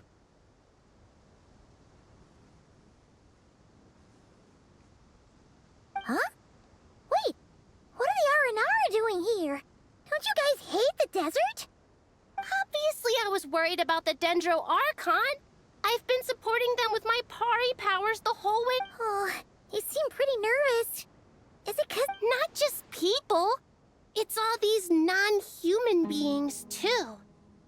I can't believe you made such a long and dangerous journey just for my sake. I appreciate your support so much. Thank you all. I'll have to ask everyone to wait while I help our new arrival settle in. Once I'm done, I'll gather everyone to discuss our next steps. Traveler, Paimon, shall we find a place for our friends to stay?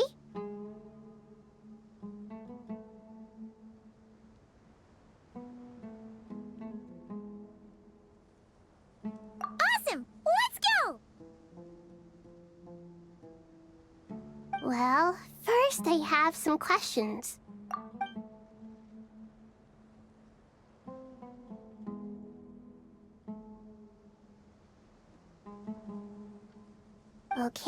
I think that covers everything. Thank you. We can get going now.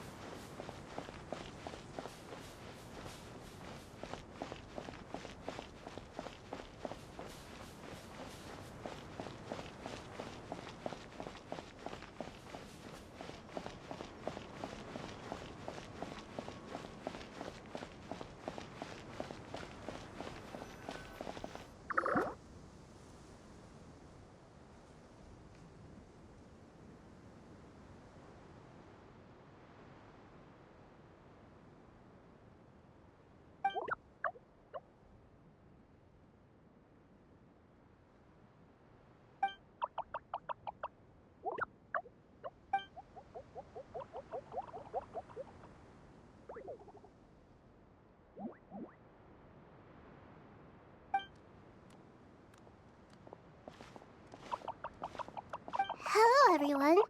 It's only us.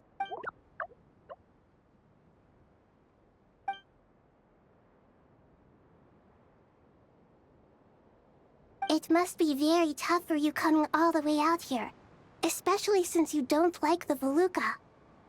Is everyone back in Vanarana doing well?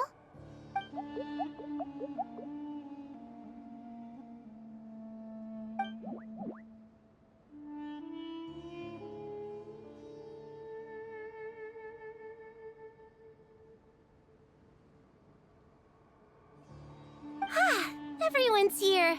Good. Are you okay? You look like you were about to pass out back there. Then you're forgetting who I am. Don't underestimate me.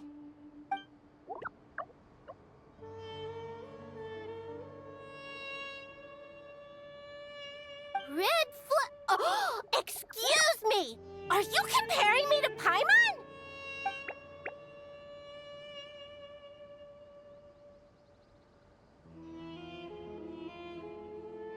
I suppose everyone is gathered here because of me. As we can see, the situation is critical, and everyone is very busy with their various tasks, so...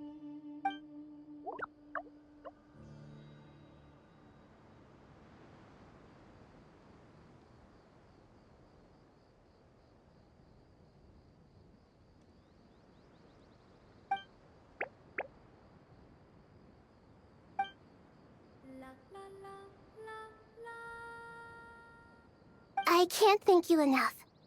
Right now, we're focused on restructuring Aru, processing excess information, and helping restore everyone's confidence. I'm sure you'll find it all very straightforward. I can help too! Just let me know where I'm needed.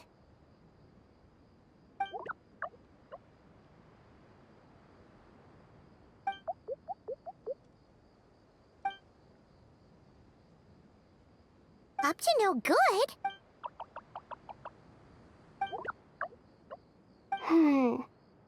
That definitely sounds suspicious. Traveler, Paimon, I have other work to attend to here that needs to take priority.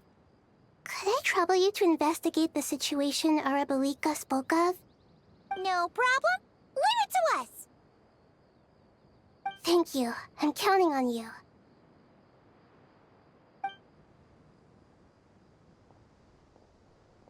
There's one other thing. If you are to work alongside the people of Sumeru, you will need to make yourselves visible to them.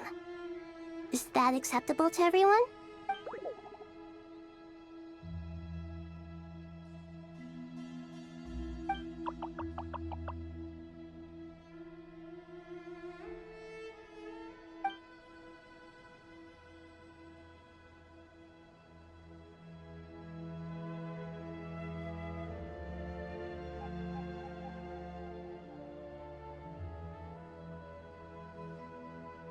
There's nothing to fear. No one here will hurt you. But if you do feel afraid, don't worry. Just call my name and I'll be there.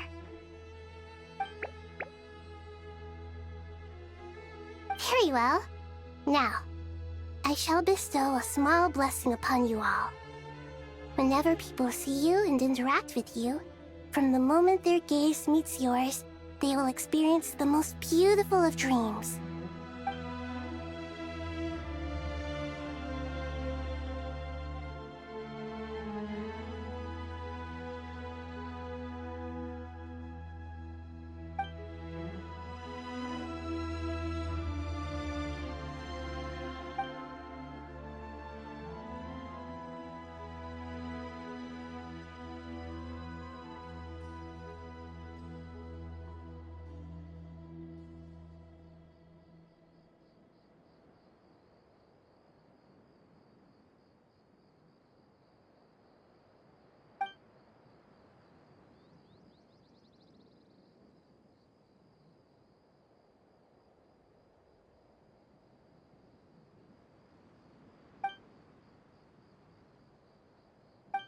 Do not fear. We will face it together. This too shall pass.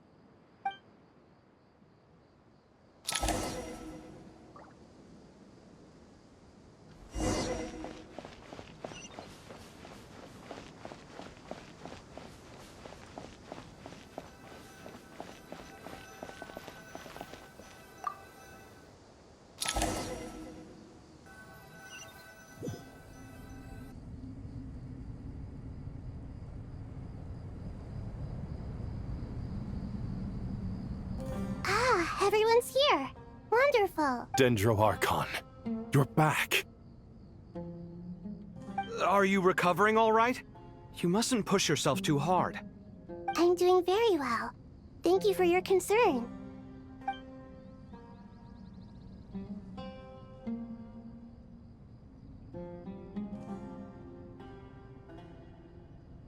I see. Using the power of Aru to reboot the Akasha and gain access to Earth. It's a sound plan. I regret to be the bearer of bad news. But with the state that Irminsul is currently in, it's impossible to act. Alas, we had feared. What about non-traditional means? Non-traditional? Are you saying... Desperate times call for new men.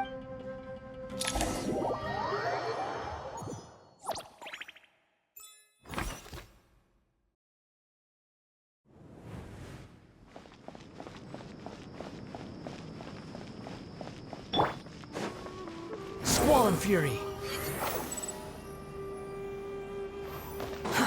Too slow.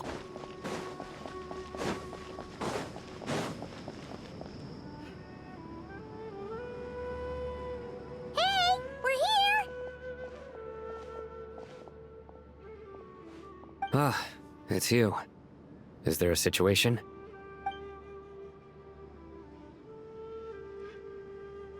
The Aranara have good intuition when it comes to people.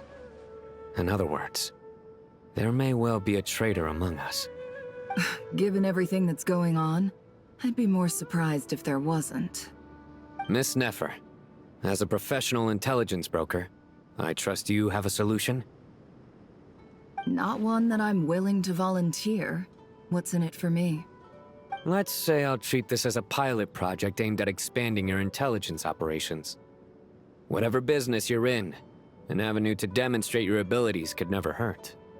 I like the sound of that. Glad we're on the same page. Given that you rarely set foot in Sumeru, practically no one at Caravan Rebot knows who you are. I take it you've read the files on everyone in the area? Yes. I also skimmed the list of evacuees, and am more or less up to date on where everyone stands. Any initial suspects? Limiting the scopes to males whose recent activity could be viewed as suspicious. The Aranara saw 2 people talking, but currently we only have 1 suspect. The other person was probably just a messenger, and in all likelihood has already left Caravan Rebot. Everyone is heading for the desert per the evacuation order. Anyone willing to turn back at this stage is almost certainly with the Fatui. There's no way it was a spur-of-the-moment decision to act at a time like this. This spy must have been planted long ago. We need to smoke him out from wherever he's hiding. Sounds like you have the beginnings of a plan.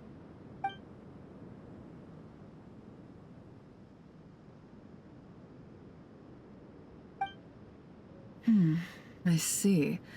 Your suspicions are well-founded. I'd be watching him too if I were you. So far, we still lack solid evidence that he's been bribed. He hasn't made any recent purchases that would indicate he came into some cash. Then let's get closer to him to confirm before we make our move. I can handle it. I'm not based in Sumeru, so barely anyone at Caravan Rebot knows who I am.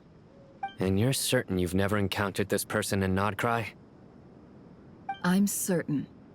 Besides, it's extremely rare for me to have had any direct contact with Sumeru mercenaries besides Jet. There's no way he could have seen my face before. Sino, stay out of sight and wait for my signal. If he raises any red flags, I'll bring him toward the main road. Understood. I'll take it from there. Excellent.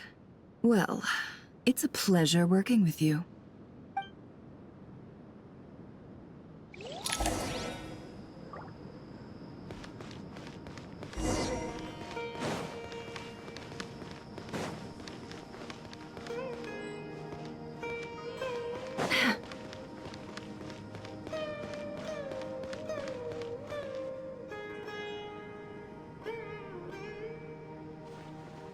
Darker skin, scars, frequents the desert and has ample combat experience.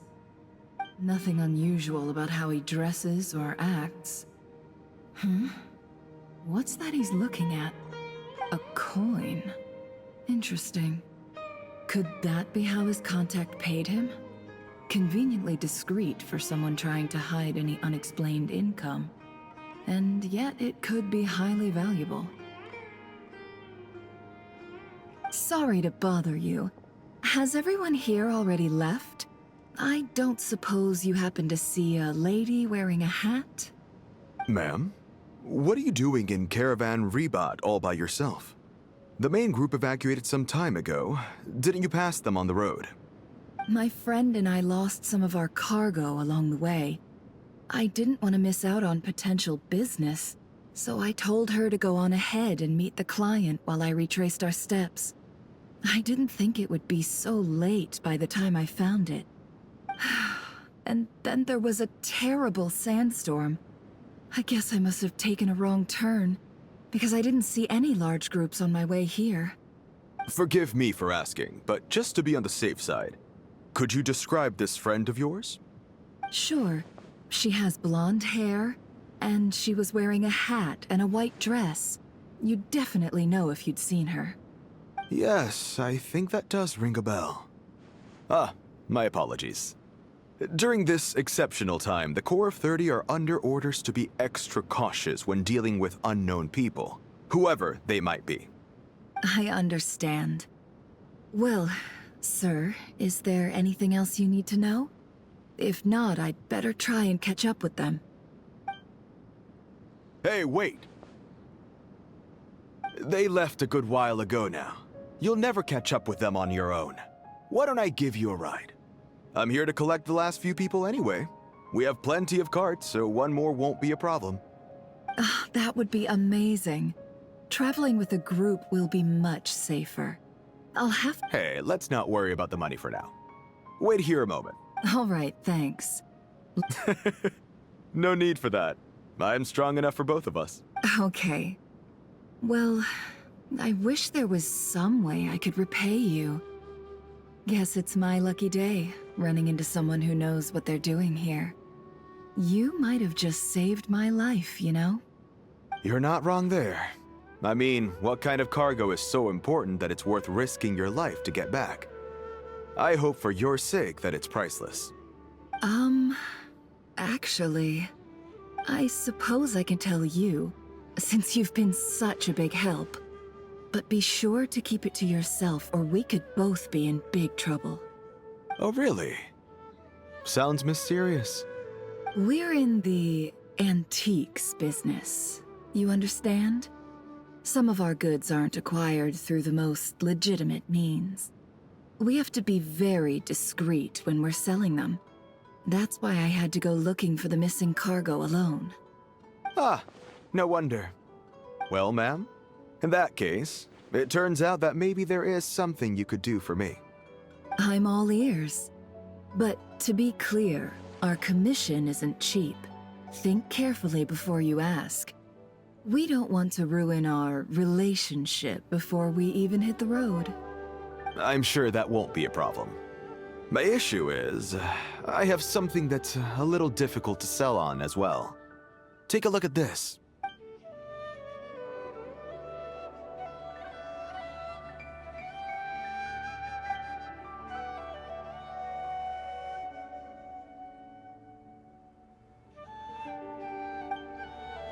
Pure gold. That's quite something. How'd you come across it? Dig it out of some ancient tomb? If you look hard enough, there are many treasures to be found in the mausoleum of King Deshret. It has no distinct Snezhnayan markings. That'll be why he's going with that story. And he clearly doesn't want to arouse suspicion. Surely you have an existing business partner. Won't they take it off your hands? I hope I won't be attracting the wrath of my competitors by helping you sell this. The shop I used to work with is having cash flow issues at the moment after losing some money. I'm under enough pressure as it is without having to deal with them. On the off chance anything went wrong, I'd never get my money back. I understand. Gold is the last thing that traders with cash flow problems want to see. Well, in that case, I think we can work something out. As it happens, I'm just about done packing. Shall we make a move? Sure. Let's walk and talk. This evacuation was a huge operation. They needed a few people to stay behind and tie up loose ends. And I ended up being one of them. You're lucky you ran into us in time. I certainly am. I don't know how this happened. One thing led to another, and look how it ended up. I just hope our client doesn't get spooked and cancel their order. Fingers crossed. But either way, life goes on, and we all have to make a living somehow.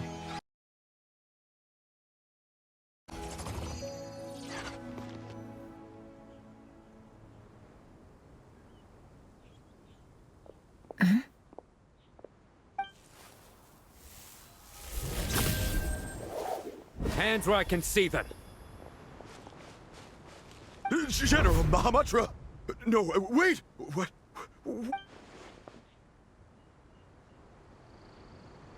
This is the coin? Good. Sadly, you won't have the chance to spend it. Nicely done. Looks like Sumeru's Matra are a well-oiled machine nowadays. Unmarked gold coins are quite difficult to trace. Thanks to you, we have secured the evidence. Here's what's gonna happen.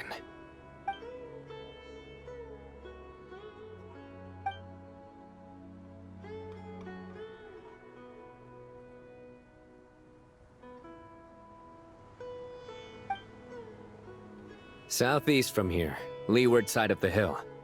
That's where he's meeting his contact. Great work. Candace tells me your interrogation skills are highly effective. Hers are quickly catching up. She's improved a lot in recent years. Looks like it's over to you for the next step. Because I'm quickest on my feet? Because you know how to trail a target.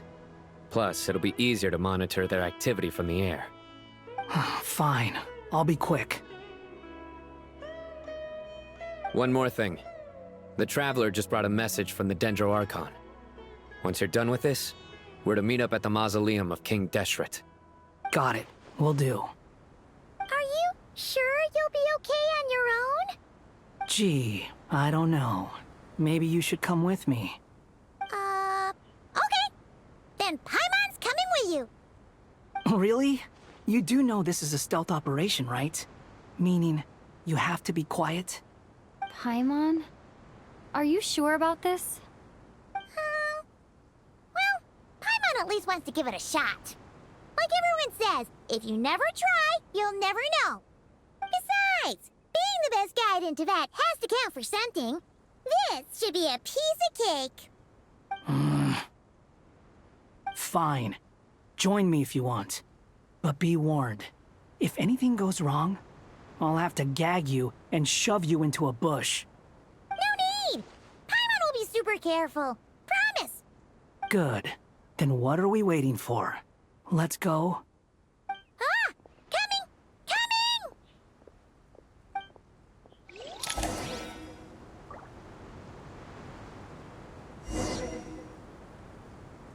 Behold!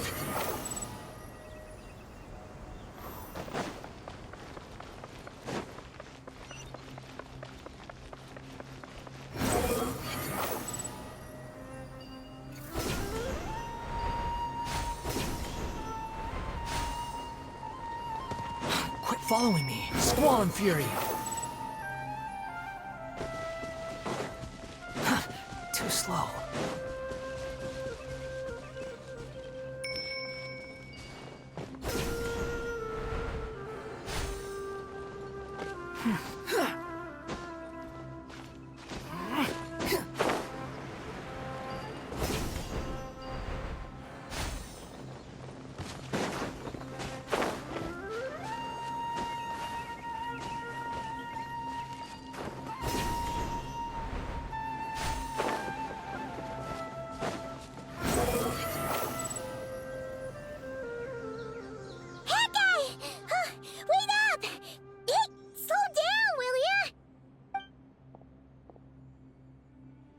We're here. Now we wait.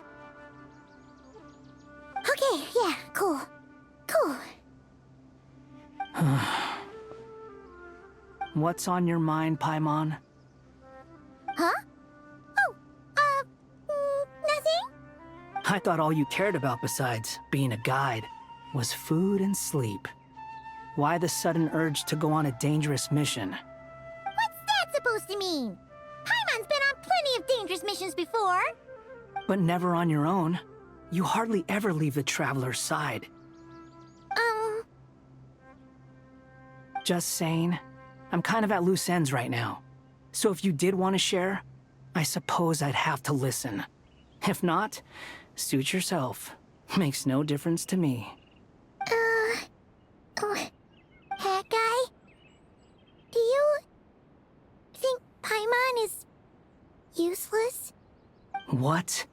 Where's that coming from? When we were in Notcry, Paimon suddenly realized something. Even though Paimon's with a Traveler every single day, whenever we face real danger, she can't do anything to help. Paimon doesn't get like this very often. She just got really scared when the Traveler got kidnapped that time. What if she never came back? What would Paimon do then? And the more Paimon thought about it, the more useless she felt. But Paimon doesn't want to be a burden. Paimon wants to be a friend who's actually useful. Does that make any sense? You know, that feeling of just being completely useless and...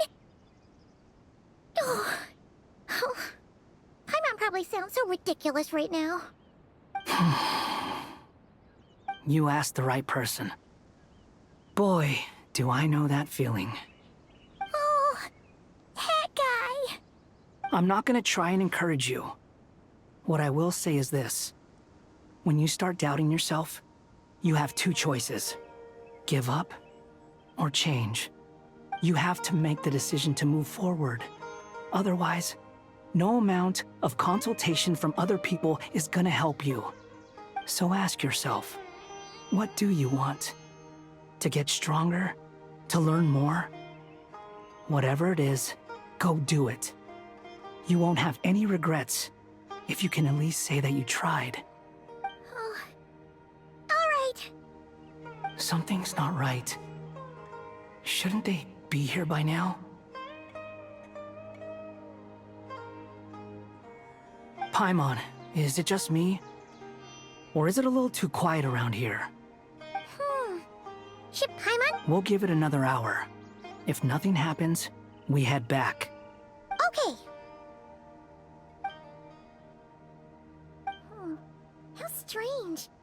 We've been here for ages. Where the heck What is it? Did you think of something?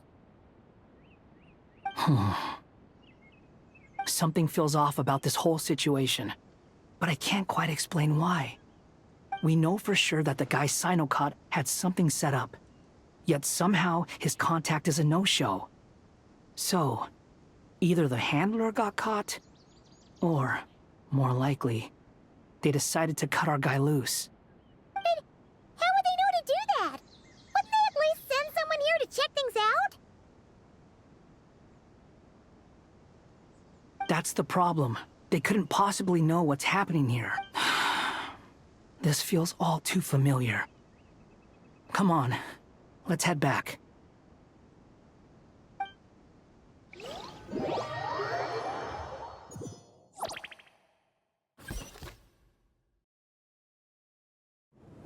Even though this isn't a formal meeting, I'd still like to start by saying how grateful I am to each and every one of you.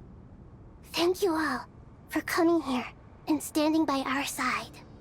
Chesapeake and Bennu are currently assisting the scholars with the maintenance of Aru. Please forgive their absence. As for Hermanubis, may he rest in peace. We remember him with great fondness. There have been times when I imagined what it might be like to meet you all. Now that it's really happening, I feel quite emotional. Time has taken many things away, but that which remains is all the more resilient. I must say, there is one thing that rather surprises me.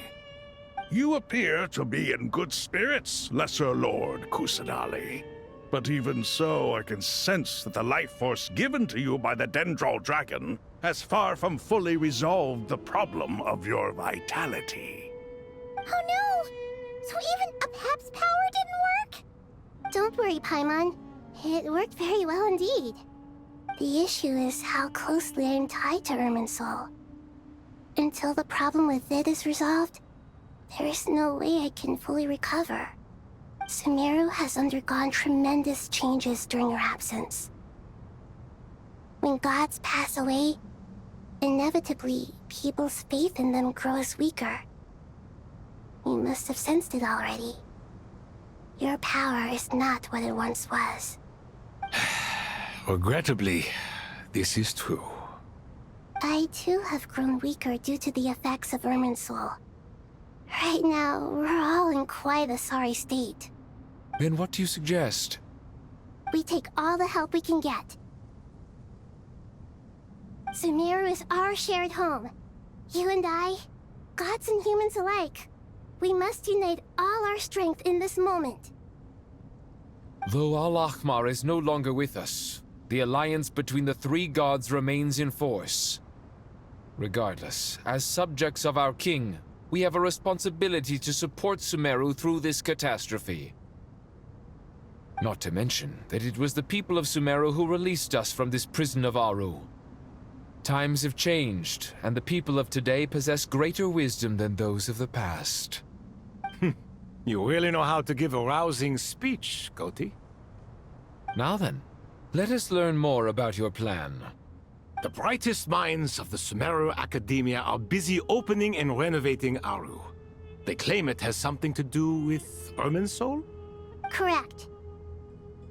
Irminsul has existed in Teyvat since the very beginning. But during the Age of the Dragons, it did not possess the significance it holds today. After the heavenly principles arrived, the power of the Light Realm was divided into elemental energy, and Irminsul was refashioned as a device that records and preserves all information. Since then, everything in this world has been inextricably linked to it. As the Dendro Archon, I have a duty to protect Irminsul. To Sumeru, it is both a national treasure and undeniably a major threat. Teyvat has seen many upheavals in the last few years. The most recent of these was a major crisis in Notcry, which forced Sumeru to be even more vigilant than usual. I made sure to monitor all the pathways through which an outsider could potentially transmit themselves into Irminsul. But despite my efforts, a major problem still arose within. I still believe that someone has actively invaded Irminsul. But rather than taking any of the pathways I referred to, the intruder chose instead to utilize the most direct route. And the only one that cannot be protected against. By entering Irminsul through death. I see what you mean. You cannot simply stop all deceased souls from returning to the ley lines because of a potential invasion that could occur at any time. That's right. As important as it is to guard against external threats, I couldn't allow myself to stop the souls of the departed from finding peace. Please, understand how difficult this predicament was for the Dendro Archon. Defense has never been an easy task. After Irminsul was invaded, my authority was quickly restricted. Soon after that, the tree began denying access to any connections. I'm sure you feel responsible, but you are not to blame. No one can predict every possible disaster. There will always be trials and tribulations for the world to endure. But the people of Sumeru should not have to endure this. We must find a way to break through the lockdown and connect to Irminsul. And this is why you need Aru. Yes. The only thing in Sumeru capable of rivaling Irminsul in terms of overall function and performance is Al-Akhmar's legacy, Aru. All I managed to do before falling into a coma was make some minor adjustments to Irminsul. Using Aru is a last resort, and a move that comes with enormous risks. The Scholar's initial plan was to borrow Aru's power to reboot the Akasha, then use the Akasha to connect to Irminsul and investigate. Unfortunately, Irminsul has suffered far greater damage than they first thought, rendering that plan futile. To rise to the challenge, we had to resort to a more extreme and far costlier means. This has led to a number of new contingency plans. To reclaim Irminsul, our brightest scholars have made further modifications to Aru with multiple goals in mind. I thank you all for giving them your blessing in this endeavor. Human wisdom has clearly improved over the millennia. You have not only our support, but that of the Jinn, the Aranara, and the Pari. Together, we will do everything in our power to save Irminsul. By the way, when you spoke earlier of an intruder, it almost sounded as if you knew who you were dealing with and what they were capable of. Well, since you ask...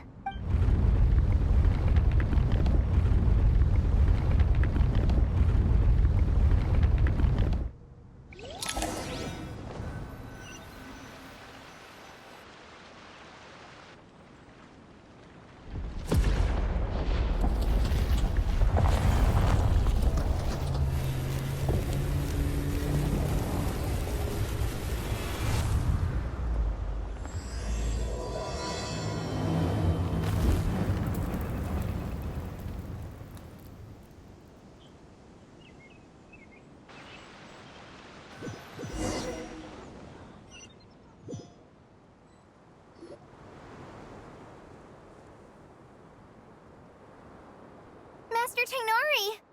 What is that? Is this... Irminsul? How did this happen? What's going on inside? Luckily, we managed to evacuate everyone. What in the world was that? That was... terrifying!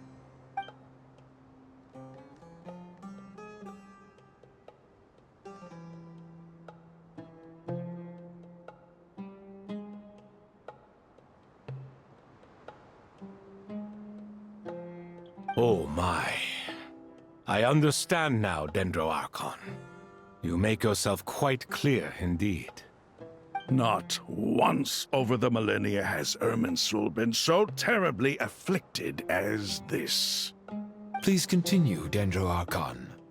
Irminsul's root system is what comprises the ley lines.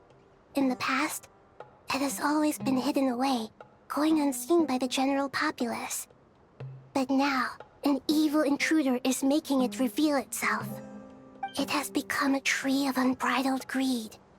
A clear sign that a deranged experiment has advanced to a new stage. Blasphemy. From where I stand, an experiment in the name of blasphemy sounds rather improper. But if we are to honor Dottore will, this is what we must do. The birth of this tree proves to me beyond doubt that this incident is connected to him. But to explain the situation in full, there is someone I need to tell you about.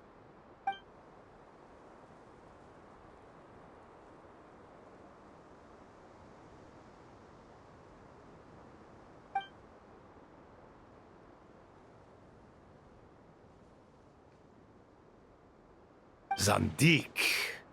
So it was him. I saw him in the desert once. A man of supreme arrogance.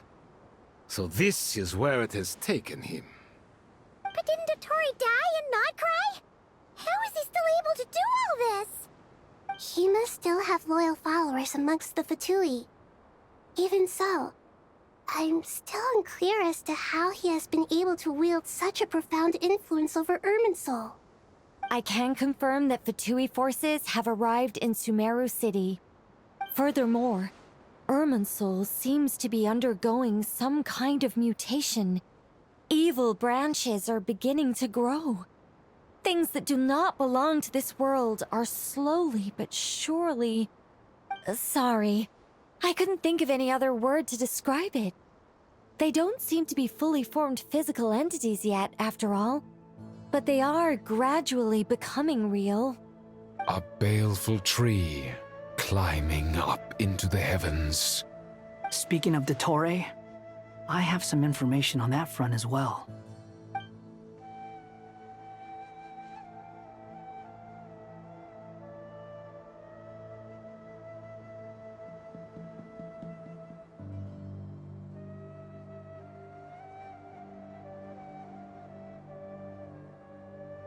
I didn't think it was wise to state this out in the open.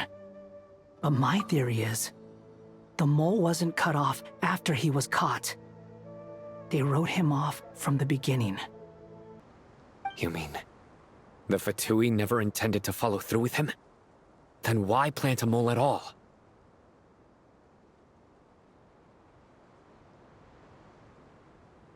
It's hardly a conventional strategy, and the rationale behind it is pretty twisted.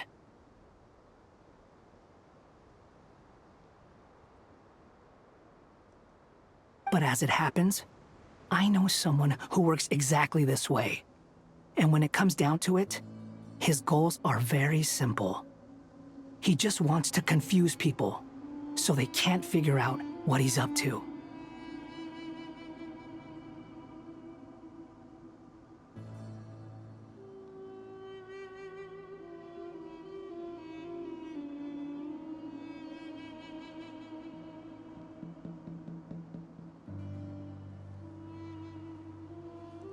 He's been a collaborator of Dottore's from the outset. That fact alone confirms that Dottore is involved with this somehow.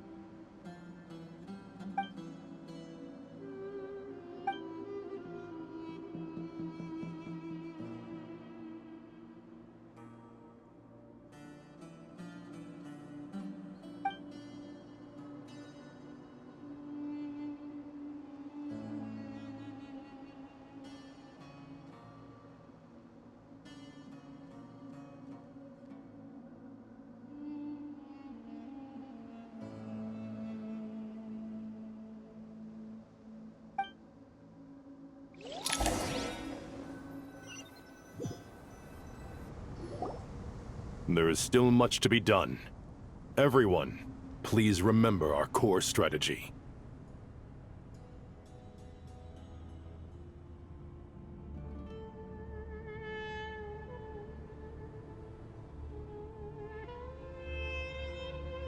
As per the discussions, the following groups must act immediately.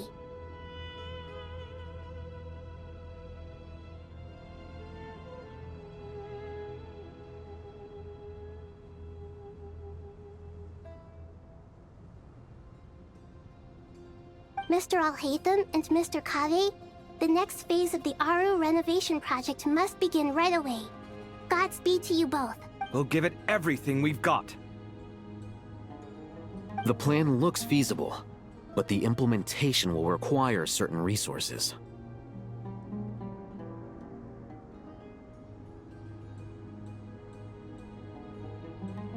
General Mahamatra Sino and his team will help to procure the materials required for modifying the terminal.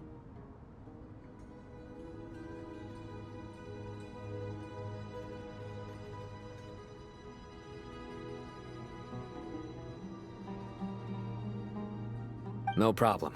I've already spoken with Sethos and Hat Guy, and they've agreed to assist me.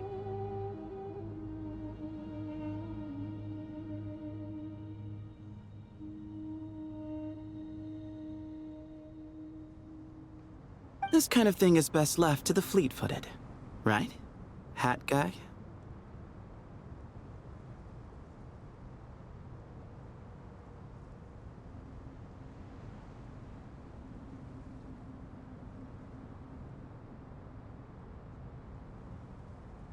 If it's efficiency you're after, we're the right people for the job.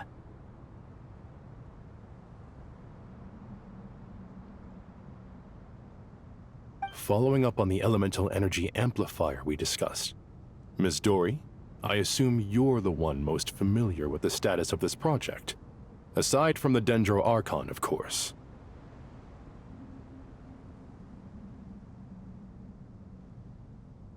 Yep, that's right. Leave it to Lord Sangama Bay.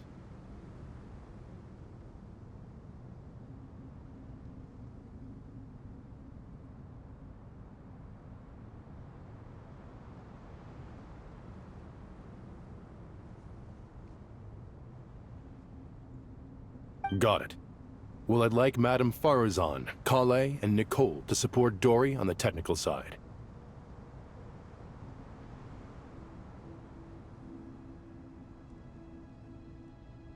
You can count on us.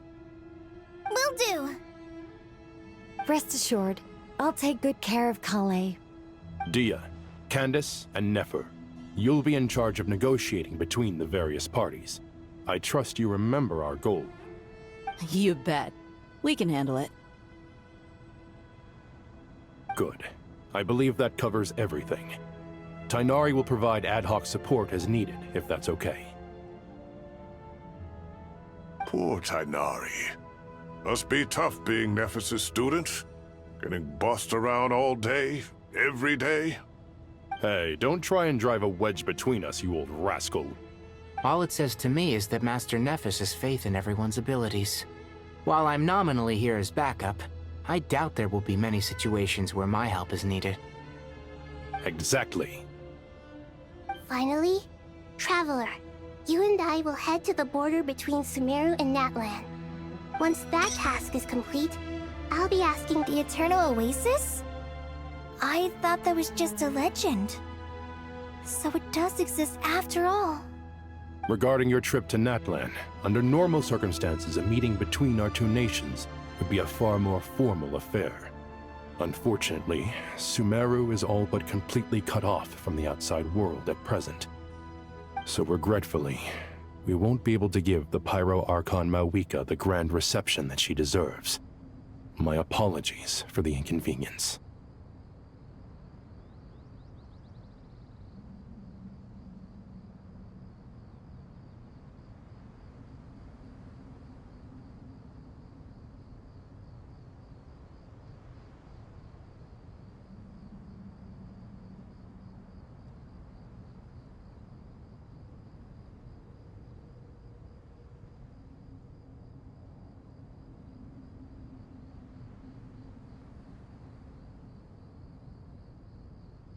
No point putting too much pressure on yourselves.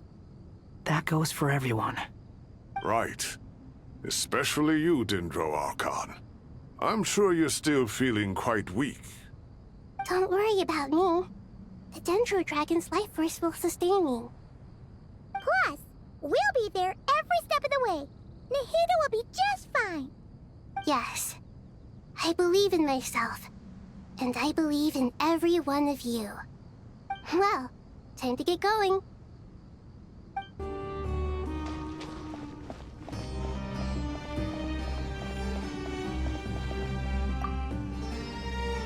To what extent we can implement the final plan depends on how successfully the Akasha can be modified and configured.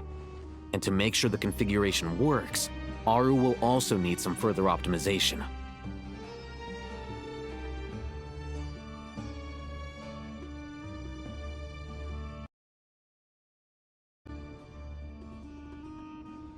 Yeah, no surprises there.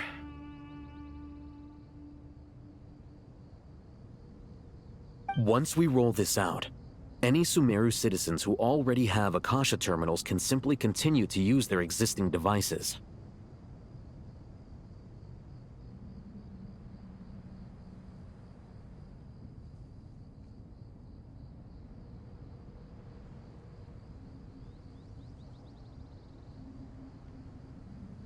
This still leaves us with a significant equipment shortage, though.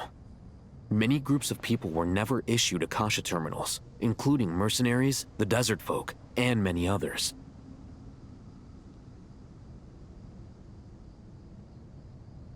We'll need a supply of rare materials for the renovation of Aru and the production of new terminals. Right now, the best place to source these locally is from the primal constructs within King Deshret's mausoleum.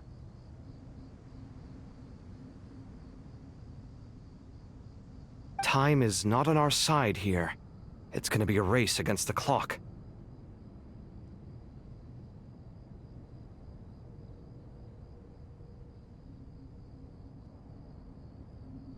The Aru merge and renovation project will have to be carried out by you two.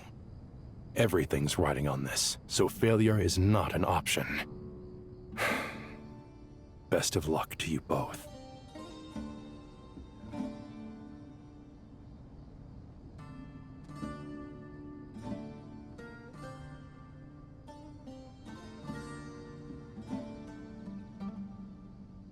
As discussed, General Mahamatra Sino and Mr. Hat Guy will source the required materials.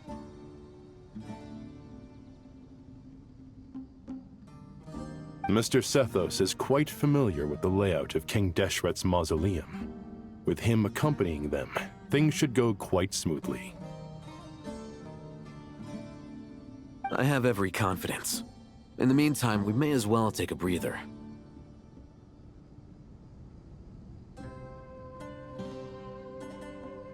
Makes sense. There's not much we can do until the materials arrive.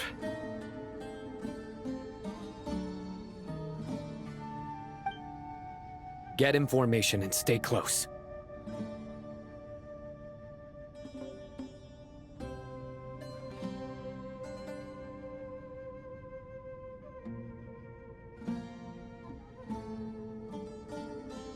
What is this, boot camp? Knock it off. It's just Sino being Sino. You know what he's like.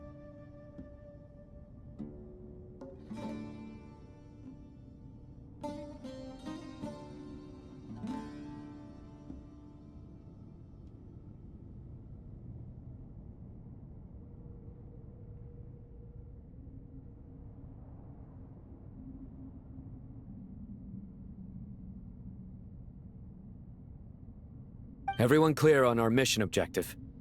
Look at the excess primal constructs, dismantle them, and extract the required materials.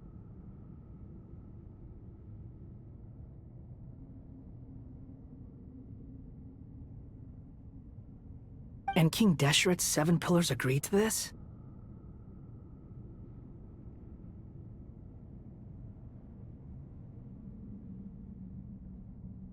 If they're just sitting there doing nothing, we might as well put them to use. Thoth's words, not mine.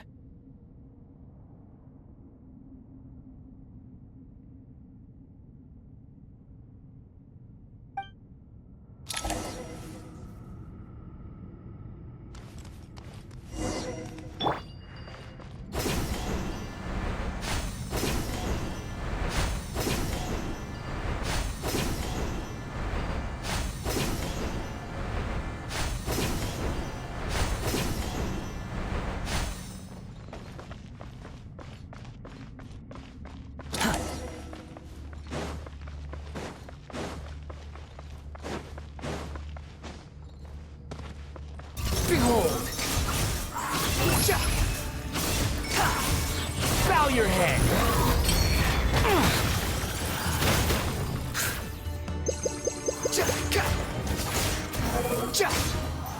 Search for it.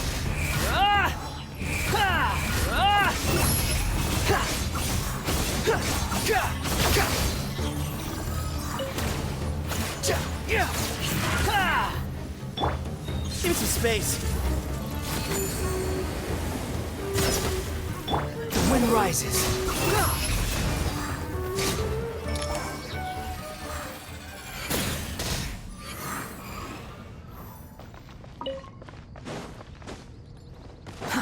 Too slow.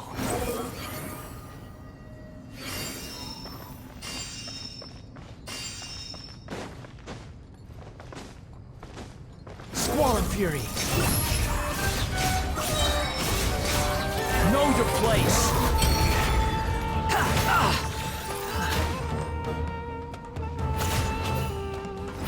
Behold.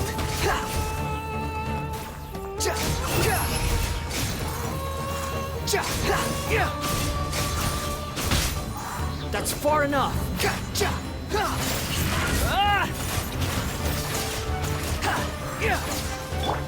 Excuse me?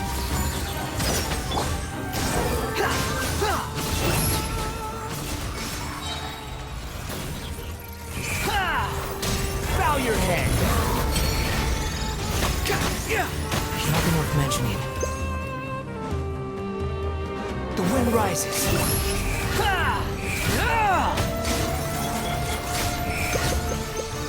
Upon the gale.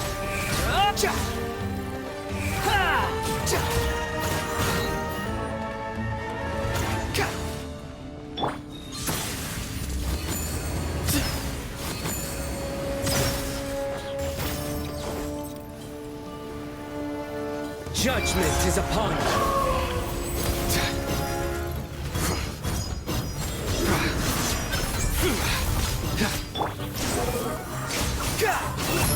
These devices should still be usable even though they're broken down. Let's take them back for the others to review.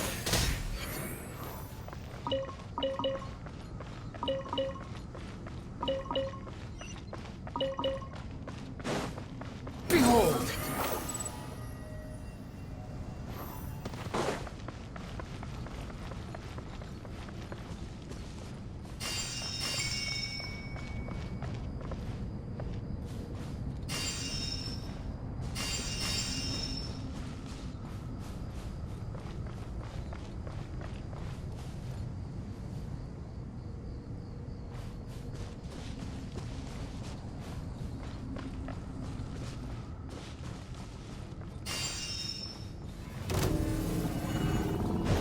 The wind rises.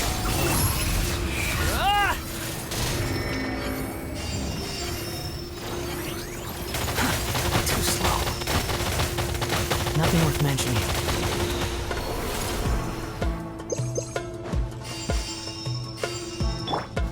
Squall and Fury.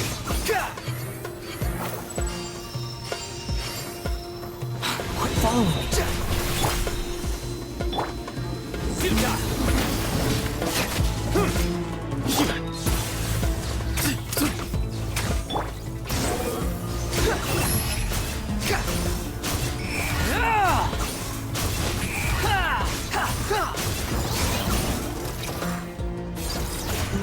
Sage's wisdom!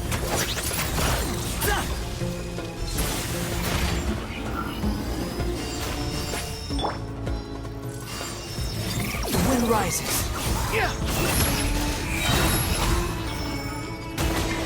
You're dead.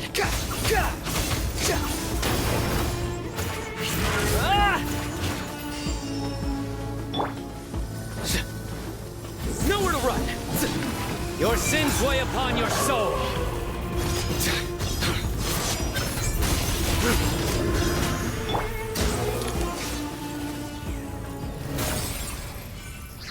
How many do we need again?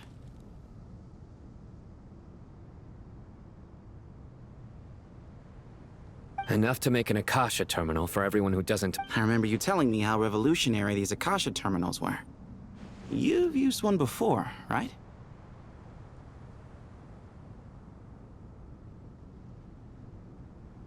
The Academia declared the Akasha to be the most powerful and comprehensive wisdom dissemination system in history. That should give you an idea of how powerful it is. Certainly sounds impressive.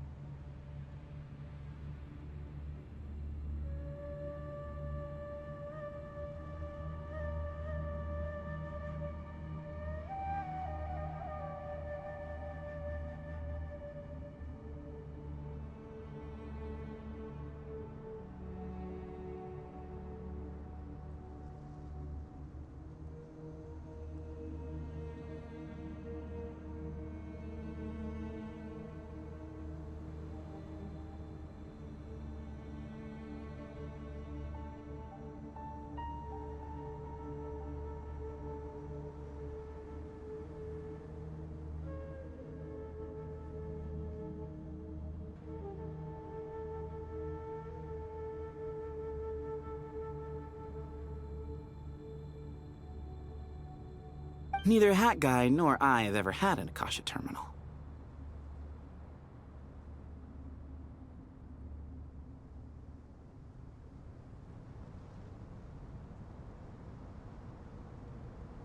Well, if it all goes to plan, that's about to change.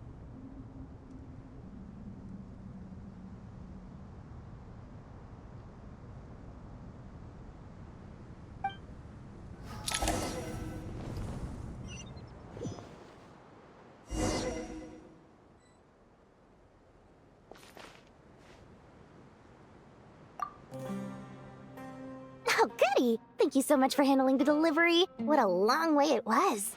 You've really outdone yourselves.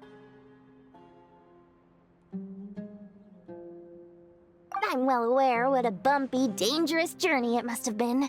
Now, I would have loved to oversee the process myself, but of course, those of us who know the plan can't leave the mausoleum.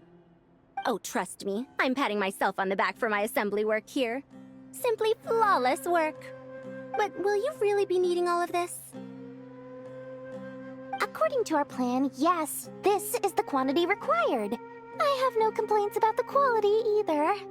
Only the price. So expensive. I heard you covered a lot of the funding out of your own pocket. Oh, that's an exaggeration. The Academia provided most of the funds. I just offered a small token of my goodwill. Of course, the real tragedy is how little profit I'm making on this. You know, it's a serious crisis when you can't even make money out of it. It's really quite a beautiful design. And I'm intrigued by how such a diminutive device is able to output the power of the Light Realm. Did you attend the lecture on Light Realm energy, Madame Farazan? I don't believe I saw you there. Of course I attended. I was just a little late, so I had to listen to the whole thing from outside the back door. Anyway, I have a perfectly good understanding of Light Realm, elemental and abyssal energy, as well as the relationship between the three. Good to know. Master told me in private that the conversion process between Light Realm energy and elemental energy involves highly classified knowledge that shouldn't be disseminated too widely. But even so, the scholars still shared said information. Well, you can't enforce a rule that everyone breaks. Is that the idea? At first, the Dendro Archon was reluctant to explain it in great depth for safety reasons. Later, she came to terms with it, and simply informed my master that we would all have to face the question of survival together. To protect someone from such dangers means keeping them in the dark, but for someone to know and embody the wisdom within, they must understand its very essence. It's an information hazard. we're exposed to danger just by knowing the facts. And just like bait, it lures us in by offering us the solution to our problems. But if you're not careful, you'll end up pursuing it down a dark path. A tricky problem. But today, this big problem has been broken down into many smaller, more trivial ones. What do you mean? Ah, I get it. For instance, you and I share secret knowledge, while she and I take on the risks of life, death, and fate. Something like that? Hey, what? That is not what I call a trivial problem. Well, as they often say in Vahumana, an event that is monumental to the individual is negligible in the grand scheme of history. Generally, the fate of the individual is an insignificant affair. Being from Amorta, where the subject of our research tends to be a lot more personal, I have to disagree. It's hard to dismiss the individual as insignificant. In other words, the big problem of survival has been broken down into many small, interconnected factors, and each one of us represents one of those factors. When the same secret is shared with a group of people, the same fate binds them together. Most people would find this unimaginable, but to us scholars, this is the path that has always beckoned to us. Sharing knowledge is a good way to fight against fate. I will always believe in that. All right, I think that's everything. Thanks a lot. But don't go anywhere just yet. I'll still be needing you to calibrate the equipment.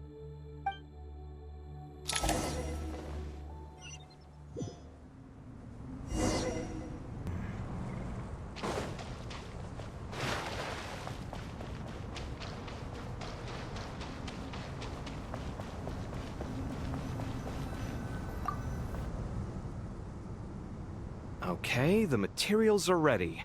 We can proceed with the next phase. Alhaitham, how are you getting along? Most of the information in Aru is written in ancient desert scripts. Some of this is written in a tribal language, while other parts seem to be a variant of an Oasis script, based on the glyph forms. Oh. Not lost to history, I hope.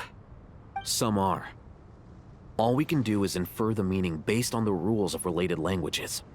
Although, this section actually fills in some of the missing historical record. I'm transcribing it so we can bring it back to the academia. After Aru started up, 2 more lines of text appeared here. Can you read them?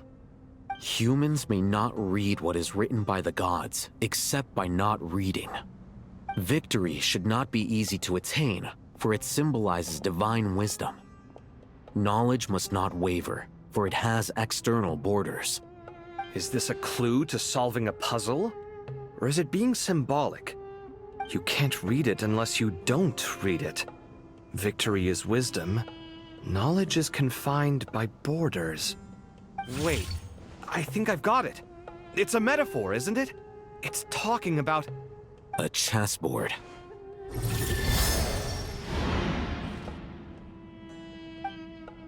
You were right. The youth of today are skilled at solving riddles. Have the secrets buried in the desert not been unearthed over the years all the same? Since Aru is a place reachable through wisdom, this day was bound to come sooner or later. Oh, I've always been against overly cryptic sentences. Don't you get tired of reading and writing all that? Ah, it's you 3. Just in time. We've been delving deep into Aru, and now this board has appeared. I've heard this was how you'd while away your free hours. You must be quite the experts by now in that case. It is true. King Deshret's chess games are some of the most well-loved of all his wonderful creations. If you have ever been to Safhe Shatranj, you may well be familiar with the chess pieces you see here. Is this chessboard supposed to be another visualization of the interior of Aru, then? Naturally. Visitors, everything is ready. Only by completing the challenge on the board in accordance with the rules will you be permitted to overwrite Aru. 1 second. It's not dangerous, is it? Dangerous? Why, yes, of course. I should be the one to go, then. Wait for me here. Sounds like the self-confidence of our present company has rubbed off on you. Don't be ridiculous. I'm your upperclassman, and that means I have to look out for you. I appreciate the sentiment, but a game of chess typically requires 2 players. Besides, I'm sure they won't let things get out of hand. Keeping things relatively safe is in your best interest too, isn't it? Fair enough. I mean, you guys are controlling the difficulty, so please don't go too hard on us, all right? Ah, but Bennu said he wanted to put some respect into these whippersnappers. All right, all right. Thank you. Obviously, we'll still try to be careful. This doesn't seem like ordinary chess. Is the goal to defeat the opponent? No, you must enter the board and pass the trials we have placed there. Ready?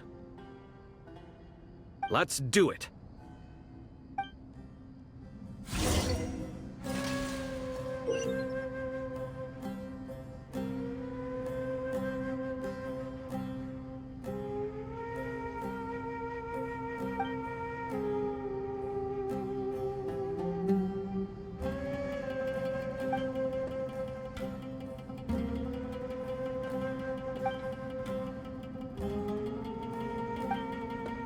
The first trial is posed by me. I don't think this is gonna stop us. Ah, but the key to this game lies in working together. Otherwise, you will be deemed to have broken the rules. Looks like it's up to me. Marak, can you open it? King Deshret's favorite primal construct. Living on in suitcase form, of all things. Amusing. Ho ho! Excellent work.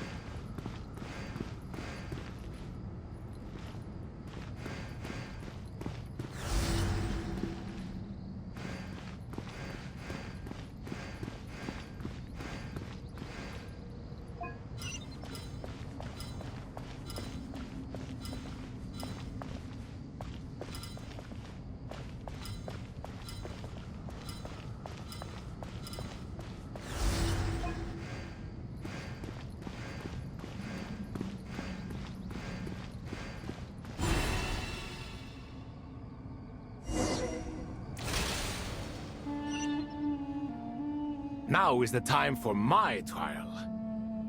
Now, don't be nervous. I'll make it nice and easy for you. Really? Thanks in advance. We appreciate it.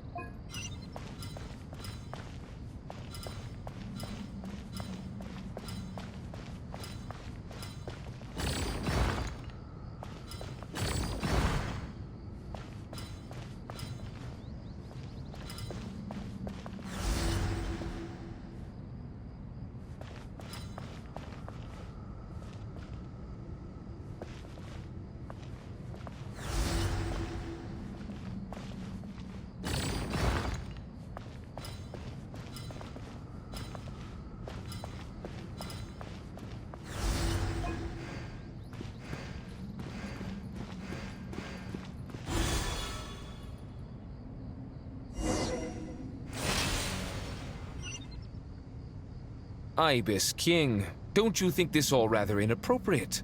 You may as well be handing them victory on a silver platter. Do not expect me to follow your lead.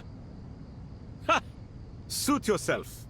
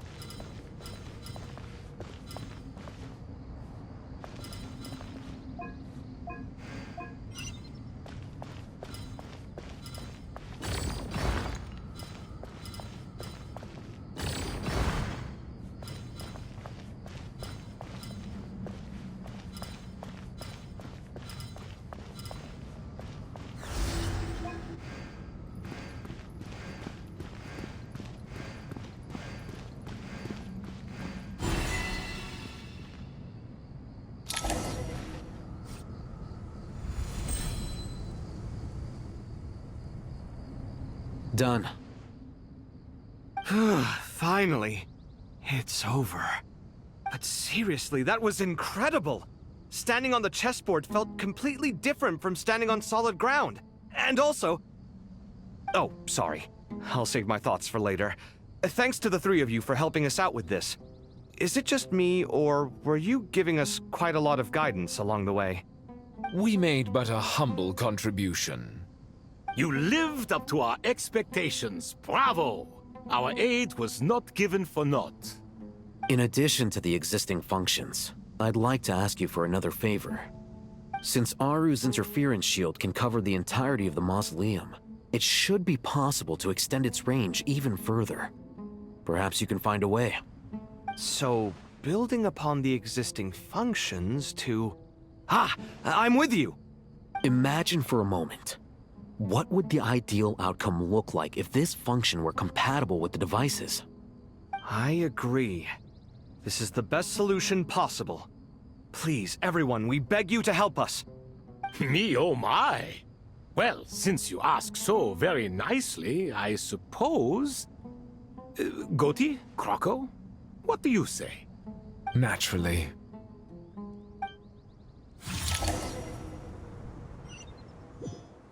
Time to go! Let's go find Nahida!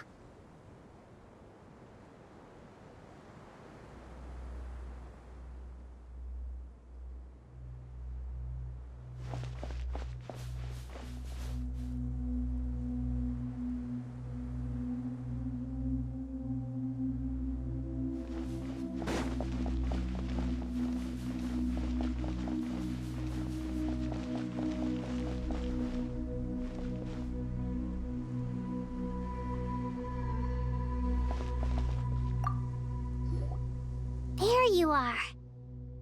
Miss Nicole truly is an angel. She shows great wisdom in guiding others, and she has already sent word to Natlan on our behalf. She said that while the other members of the Hexen Circle are busy with important work, she is quite free, and she is more than willing to accompany the people of Sumeru for the entire journey. Oh, yes, Nicole, all right.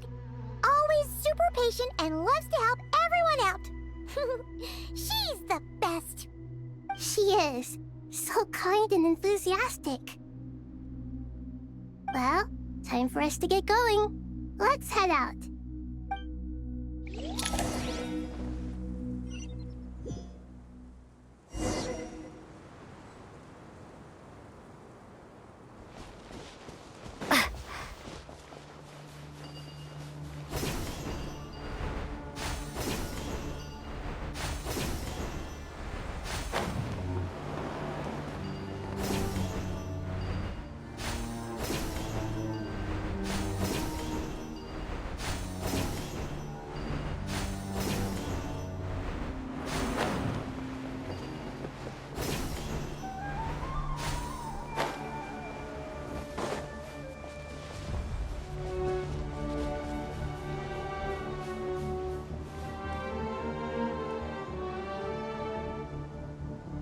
This should be one of the closest places to Natlan in all of Sumeru.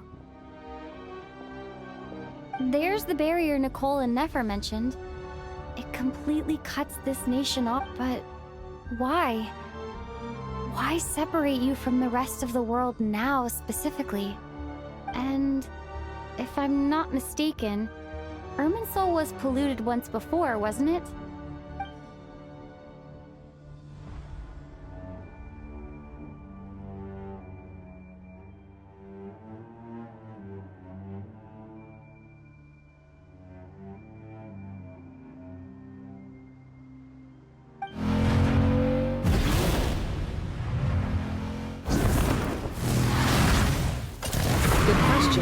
I'm wondering the same thing myself.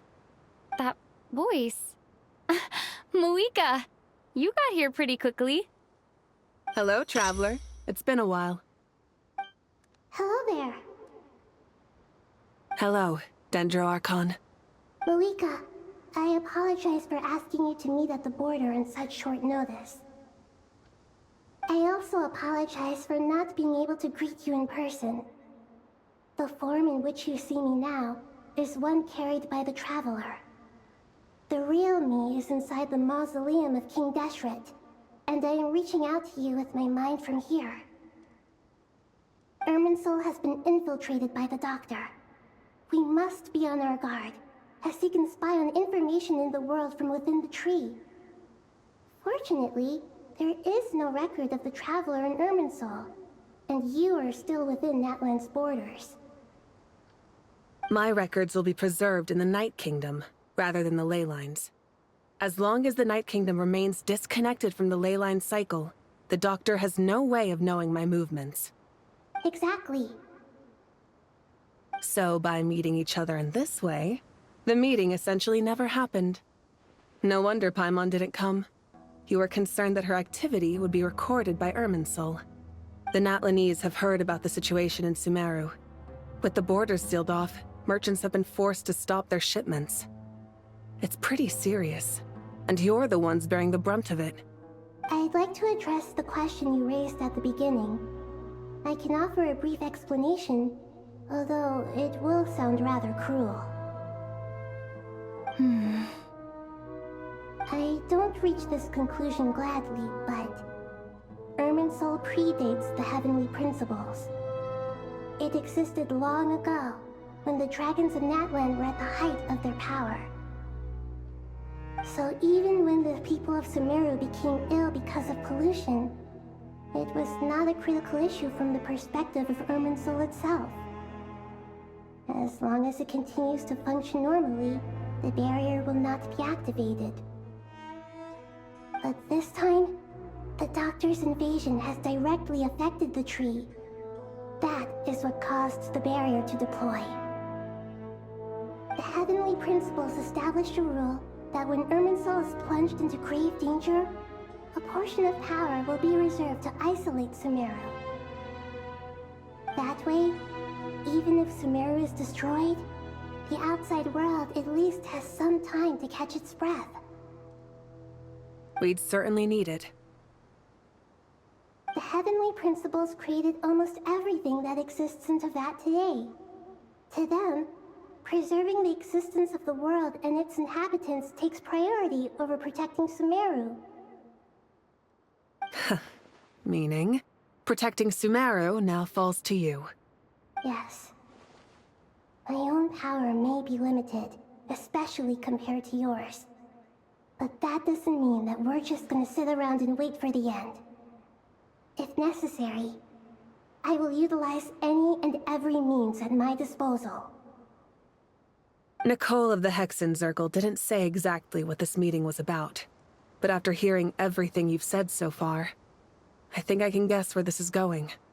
That's right. Nahida and I discussed it at length. We both know how presumptuous this is, but... You need the Pyronosis, don't you? Yes, you guessed correctly. Originally, I only intended to borrow it, but the situation is far graver than I foresaw. So instead, what I ask of you is to please give the Pyronosis to Sumeru. Why do you sound so nervous? There's no need to be shy. Surely a gnosis is pretty important to a god. I guess, but it's not as if losing it would suddenly render us powerless. But I'm sure you don't need me to tell you that. With all the nations you've traveled to, and all the gods you've met, you must have realized that by now. As far as I'm concerned, a gnosis is basically an elemental energy enhancer. But I don't usually use it. You know me. I like to think I'm pretty strong without it. Yeah. Not about to dispute that. So you see, you don't need to sweat it. Here, take the Pyronosis. Uh-huh? Just like that? Uh-huh, just like that. To tell the truth, I've always toyed with the idea of giving it to someone who needs it more than I do. I know you accompanied Nahida here to try and increase the chance of success. It's a good thing you did, because your involvement is one of the main reasons you've managed to persuade me. Are you sure about this? Handing over your gnosis just because of me? I won't try to quantify it, but trust me. Handing over the gnosis to Tumaini is far from the craziest idea I could think of. Besides, even if you hadn't come here personally, I think I still would have agreed to Nahida's request. Irminsul doesn't just affect Sumeru. It impacts all of Teyvat. I know all too well how difficult it can be to protect the things you care about. So logically, morally, or however you want to cut it, helping you is the right thing to do. You don't need to tell me the specifics of your plan. Where the Gnosis is involved, the tighter the secrecy, the higher your chances of success. Malika, my heartfelt thanks go to you and the people of Naplan. Don't mention it. But now, for the hard part. How do I actually give it to you? The Irminsul barrier is right in the way. I have an idea.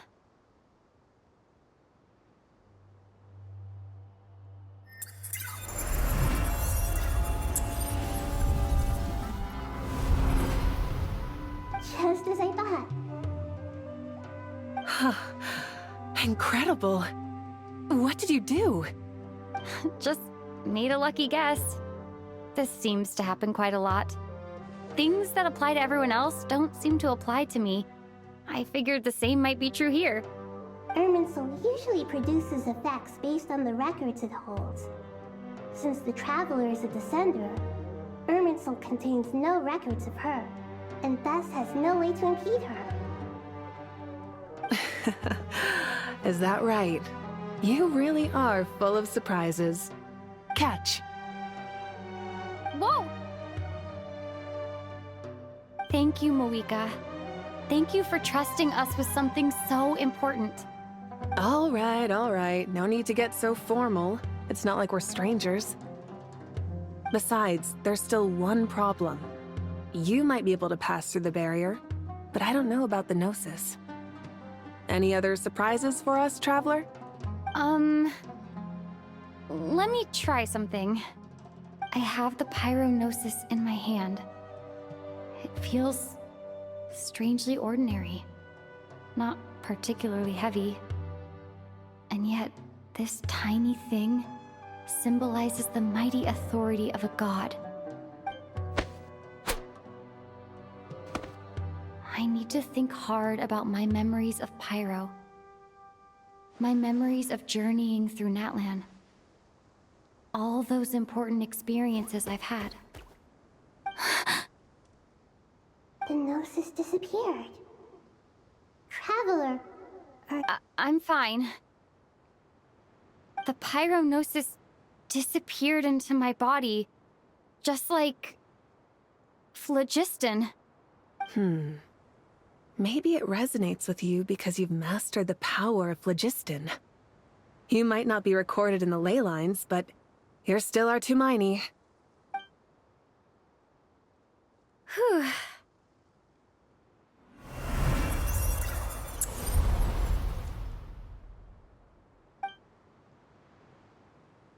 please allow me to express my gratitude once again, Malika. Pleasure. Well, I've given you all the help I can. The rest is up to you. Good luck. We won't let you down. Yeah, we aren't about to lose.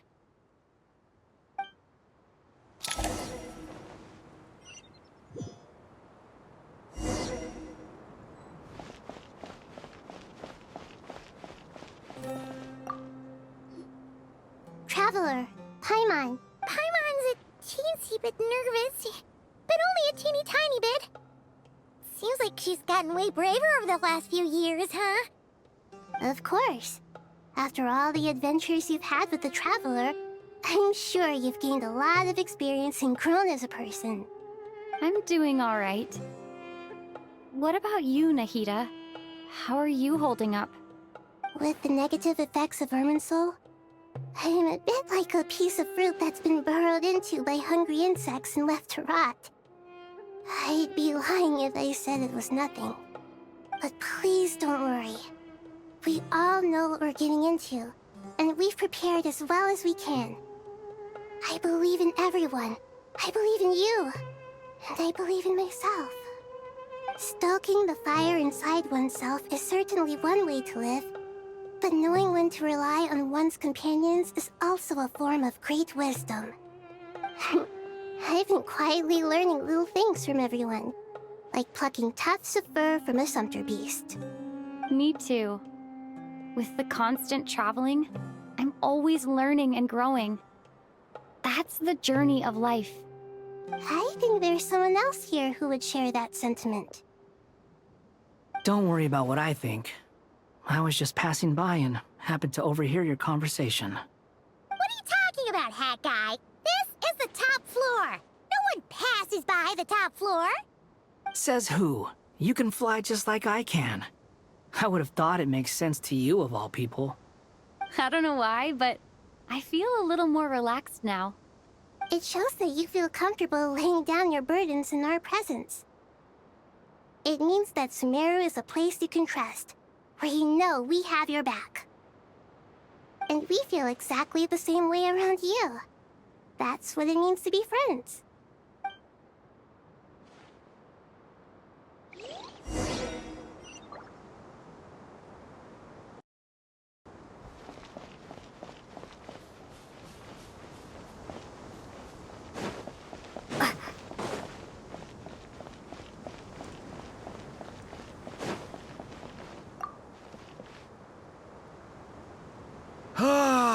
It's finally done. Ugh, but I have a nagging feeling that there's something I've forgotten. Oh, there you are. Everything wrapped up on your end?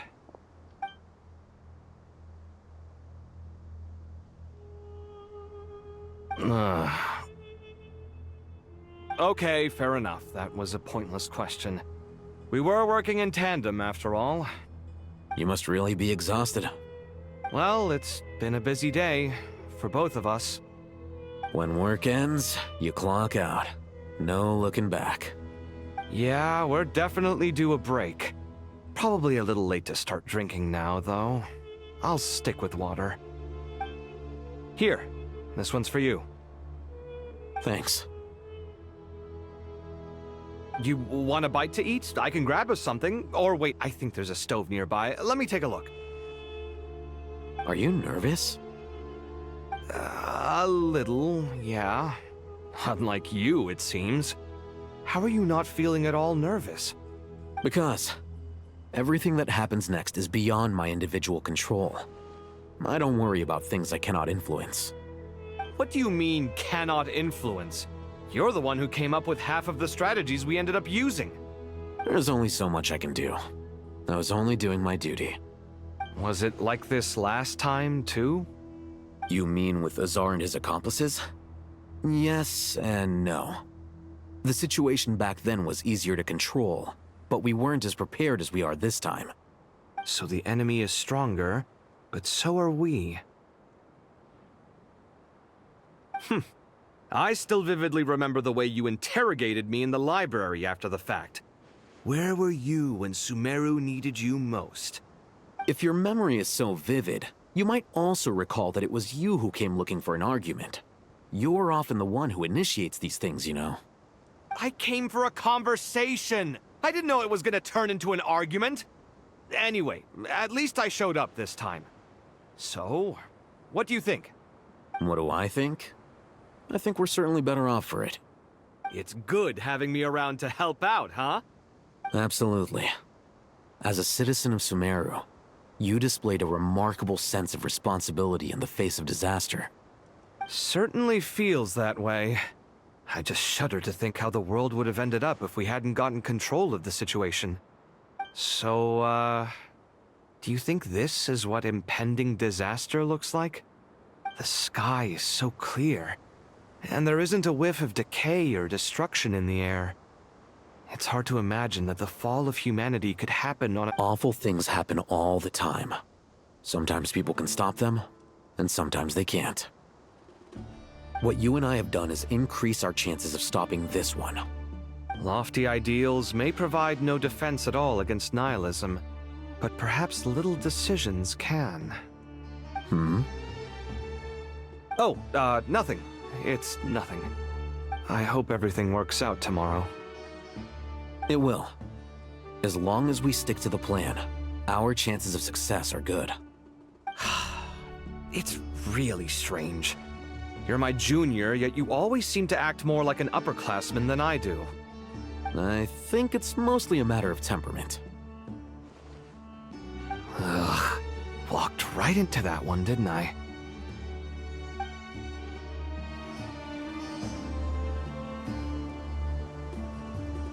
We'll make our move after sunrise tomorrow. Good. Is everything ready? As much as possible. That'll be enough. Don't let the pressure get to you. We'll take things one step at a time. That's how we've always done it. Master Tainari! Mr. Saito! So this is where you were. I brought some juice and some water. Would you like some? I know how easily you get dehydrated in the desert, so you should definitely have some water. In which case, I'll have the juice. I gotta ask, though. Who's on juice-making duty at a time like this? Madame Farazan said she was feeling a little nervous, so I told her about the automatic juicer my friend invented. She took it right off me and started making carton after carton of juice. A juicer? Did Sucrose send that to you? Yeah, I hadn't had the chance to try it out before this incident occurred, but I couldn't bear to leave it behind in Gandharvaville. The juice is very sweet. I think so too. Kale, how are you feeling? Physically, I'm okay, but it just still feels strange to me. Why would a great power like this come to someone like me? I know the feeling well. That same question ran through my mind every day as a kid. At least now, you have someone who can relate to you. All the more reason that you should apply for Spontamod. Tighnari fiercely opposes the idea, though. Those two things are completely unrelated. What are we all chatting about, Would anyone like any juice? Oh, you have some already. I had some earlier, ma'am. Maybe give the extra to someone else? Very well, very well. I shall be off then. There's this enormous power, and then there's little old you. You feel like there's no connection between the two. And that sense of dissonance is difficult to get used to. Yeah. But after all this time, I can't believe this stuff still gets to me sometimes. Makes me feel a little childish. Kale, just because we normally keep the conversation light doesn't mean we can't discuss deeper issues. I don't think it's childish at all. You were the victim of a terrible crime. It's normal to struggle with the fallout from it. You have absolutely nothing to be ashamed of. My professor once told me that no incident can be considered truly resolved until the victim says it's over. Your rage and your pain are completely justified. Thanks. Miss Nicole said that the same god remains which were once used to inflict so much pain upon me have now become a weapon with which I can protect everyone. It's like my own personal kind of evolution. Every innocent person who's been hurt needs time to realize that it wasn't their fault. I was the same. But it's all about to be over. Tomorrow, it ends for good. I don't know if you've noticed, but you rarely stumble over your words anymore, and your outlook has become much more positive. It's a big change from how you used to be. And since this isn't over, you can settle the matter on your own terms. It's time you seized back control. I believe in you. Yeah. Sumiro is my home. And it's so important to me. I have to protect it. No. I will protect it. And once you're done, how about you come back and apply for Spontamod? Stop it with the sales pitch, would you? Hey, excuse me. There are still 3 unclaimed cups of juice here. Why don't you take one each? Ugh, my arms are getting sore from carrying them around everywhere. Madame Farazan, why are you... Here, let me take them off your hands. Thank you, Madame Farazan. Drink up and enjoy my handiwork. I think I'm going to make something else now instead. Please, try to relax, Madame Farazan. Your nerves are starting to get the better of you. I know, I know.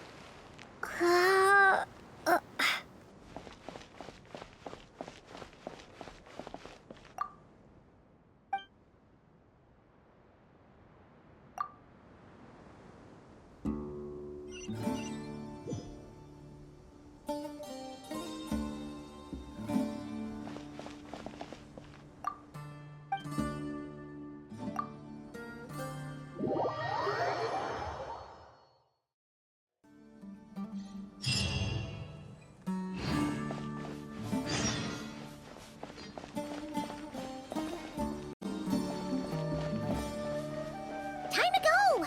Let's meet the others at the mausoleum of King Deshret!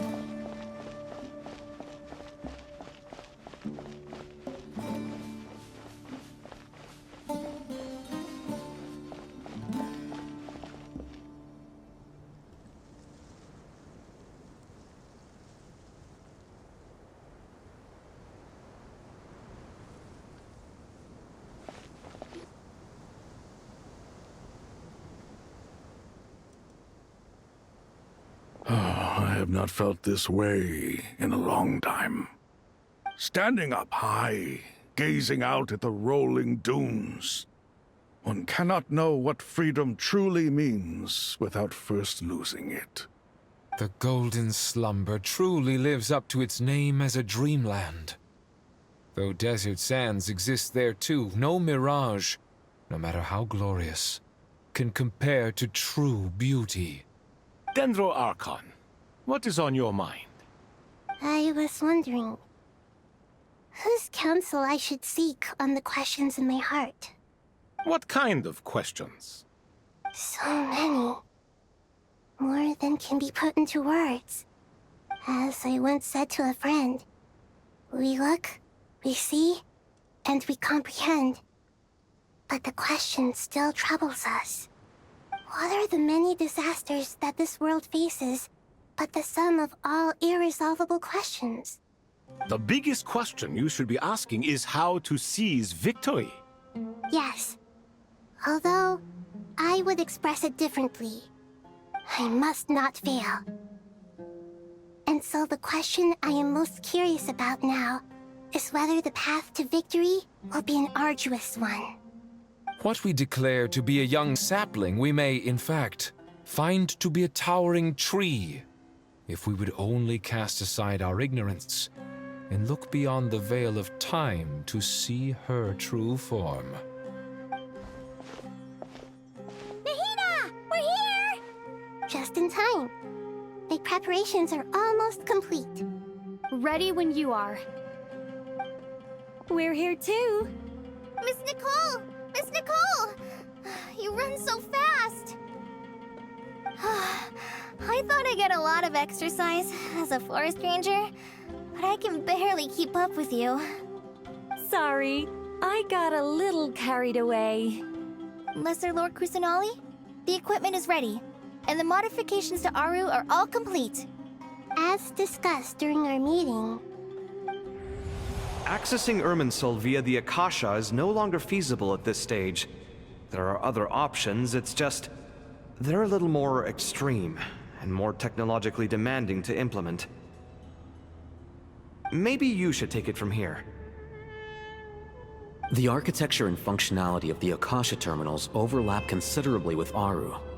There is reasonable evidence to suggest that one was developed based on the other, or that they both utilize technology of the same origin. As long as the transplant and merge operation succeeds, Aru should theoretically work on a scale greater than the Akasha and approximately equal to Irminsul. It will become the largest active computing device in all of Teyvat. A system this powerful is capable of a lot of different things.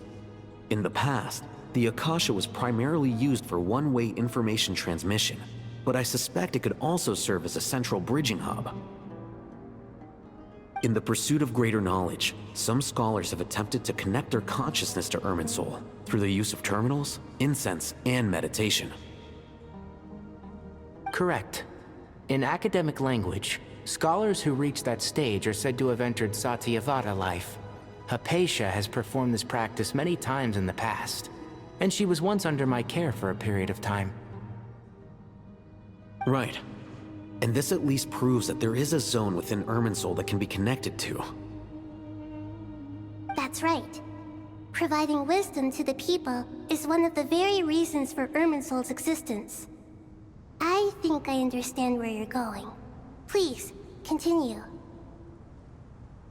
In that case, I'll skip to the conclusion then. We need to further modify Aru, merge it with the Akasha, manufacture terminals, and distribute them to every single person we can reach. Every person? Even the desert folk? Yes, everyone. I've already calculated the amount of raw materials we need. So you mean we're going to get new Akasha terminals? Yes, but this time the people of Sumeru won't be using them to acquire knowledge, just to connect to Irminsul. That's the key. When we evacuated the city, we brought all the important assets from the House of Dana, in case we ended up needing them. Fortunately, this included the Akasha system's main terminal. We've checked all the relevant records, and one thing is certain.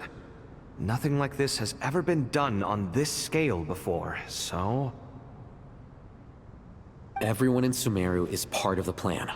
Whoever controls the people controls the situation.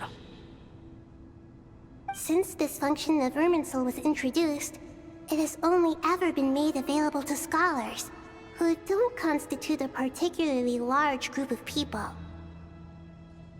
But by expanding the scale to include all the people of Sumeru, all the individual connections will stack up to create a significant load on the system. Under normal circumstances, Irminsul would be able to cope with the additional load. But with it already being under strain from other activities, its remaining capacity is limited.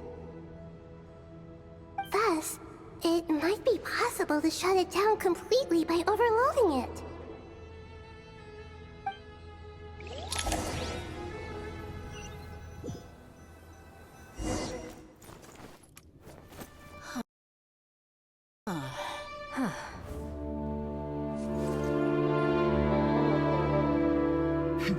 Counting down. 3, 2, 1. Are you ready? Ready.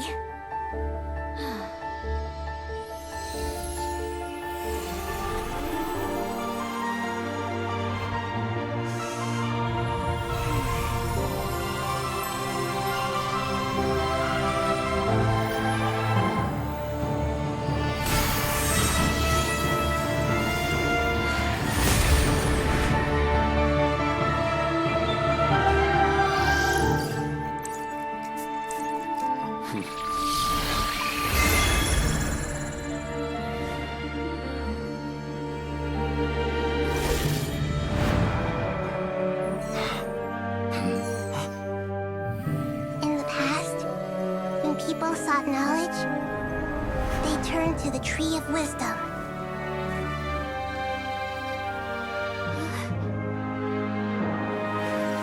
Today, we use it to save Sumeru and the whole world. These boughs that nurtured learning must not become tools for destroying the world.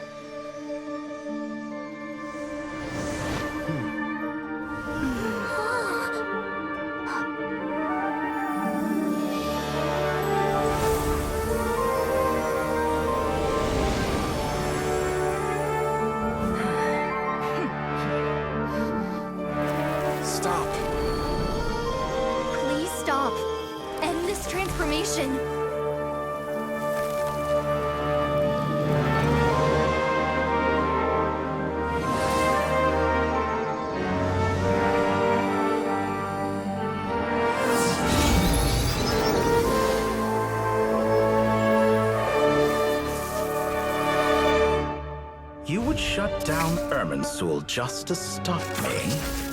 You fools. I have all the time in the world.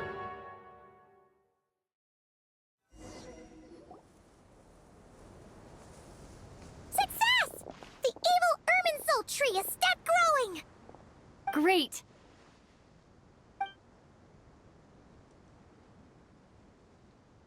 What a display of true courage! The courage to think and the courage to act! I never thought I would witness the shutdown of Irminsul with my own eyes. Perhaps this is human wisdom in action? Indeed, only humans could do such a thing. Gods are few and far between. What was once created for spreading knowledge is now used for another purpose. A rather ingenious plan. I am grateful to you three for your help. Only thanks to you were we able to extend Aru's interference capabilities to cover all terminals. Now, nobody who wears a terminal will have their activity accurately tracked by Irminsul. No matter how many eyes Dottore possesses, he will not be able to see us clearly. Now for the next step. I will need the help of your supreme powers once again. How might we be of service, Lord of Dendro? I need to reach the Eternal Oasis immediately. Right now? In that case, Ibis King, would you agree that this is a fine opportunity to dust off our old tricks? Never. I assume you have that chess set with you? You mean the one you gave to me as a gift? Asking for it back, are you? How could I? You misjudge me.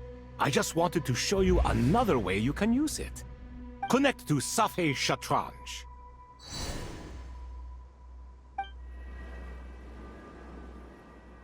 Safei Shatranj? You mean that place in the desert? Thoth's chess set gains its power from the chessboard laid out in the desert by King Deshret and ourselves. All ceremonies conducted using the chess set must be activated via Safei Shatranj. In other words, the chess set is an extension of the chessboard. In the past, moving a chess piece was a sacred and momentous act. Transfer initiated. Entering live combat mode.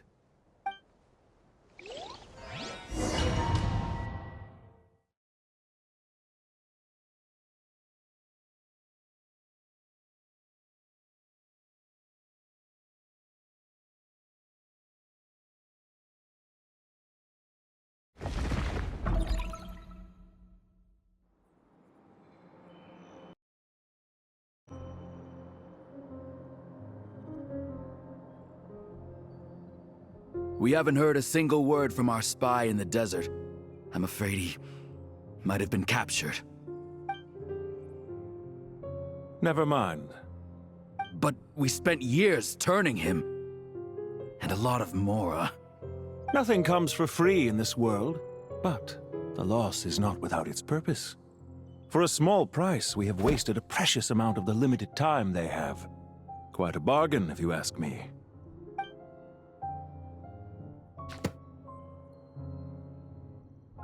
Understood. Weighing profit against loss is a necessary part of life. But to tell the truth, I have been operating at a loss since this all began. Since many centuries ago, in fact. For instance, why would a banker act as the executor of a will? If you hadn't deposited your personal belongings at Northland Bank, I would have no reason to be here right now.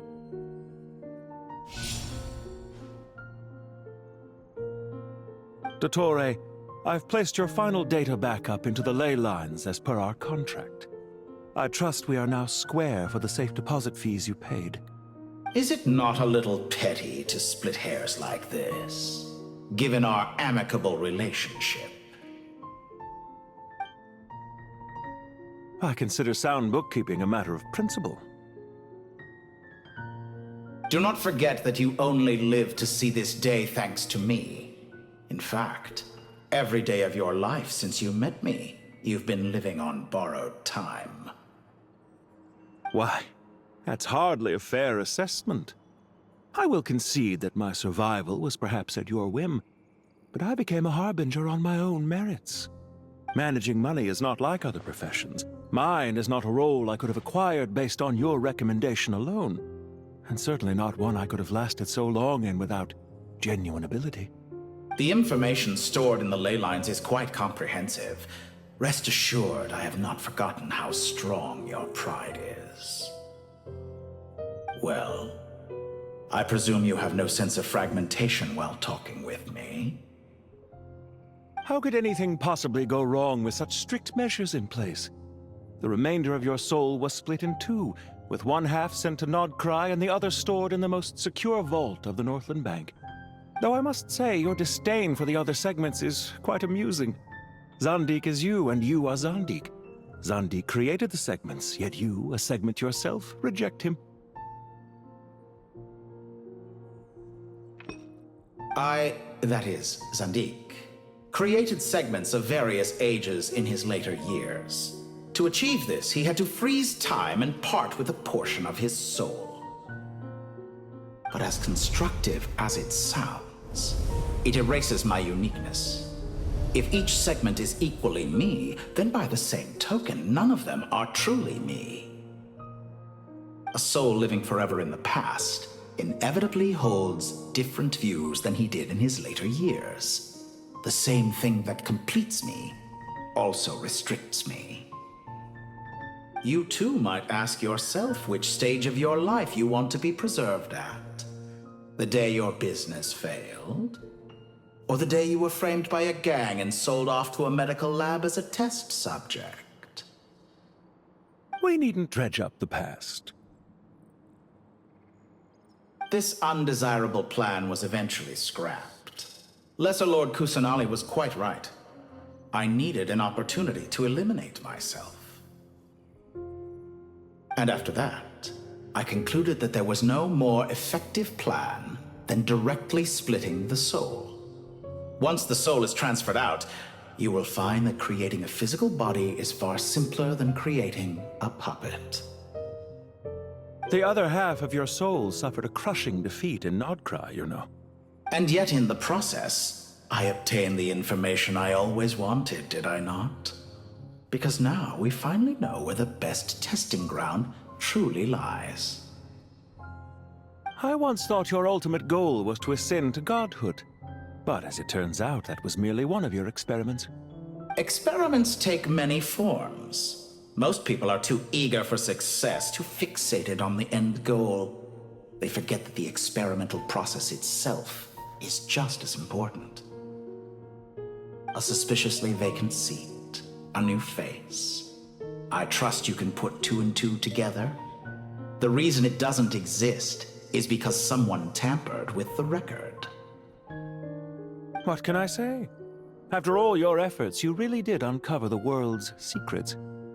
So, is the new world you promised a lie? No, it never was. I am glad to be able to control Irmin's soul from within. Now I shall attempt to create a new world inside the existing one. Almost everyone faces the prospect of death, but not a single person has ever been able to experiment unrestrained in the afterlife through sheer force of will. I am the only one to have overcome this enormous challenge. Would I not be letting the world down if I didn't make the most of the opportunity to experiment? Clearly, the dividing of your soul did not affect the magnitude of your ego. Out of all the versions of you that have ever existed, this you is the most insane and the most radical. Is that why you chose to work with me? Which was it then? My insanity? Or my radicalism? Could I call myself a venture capitalist without a suitably ambitious plan to invest in? Yours happened to fit the bill quite perfectly.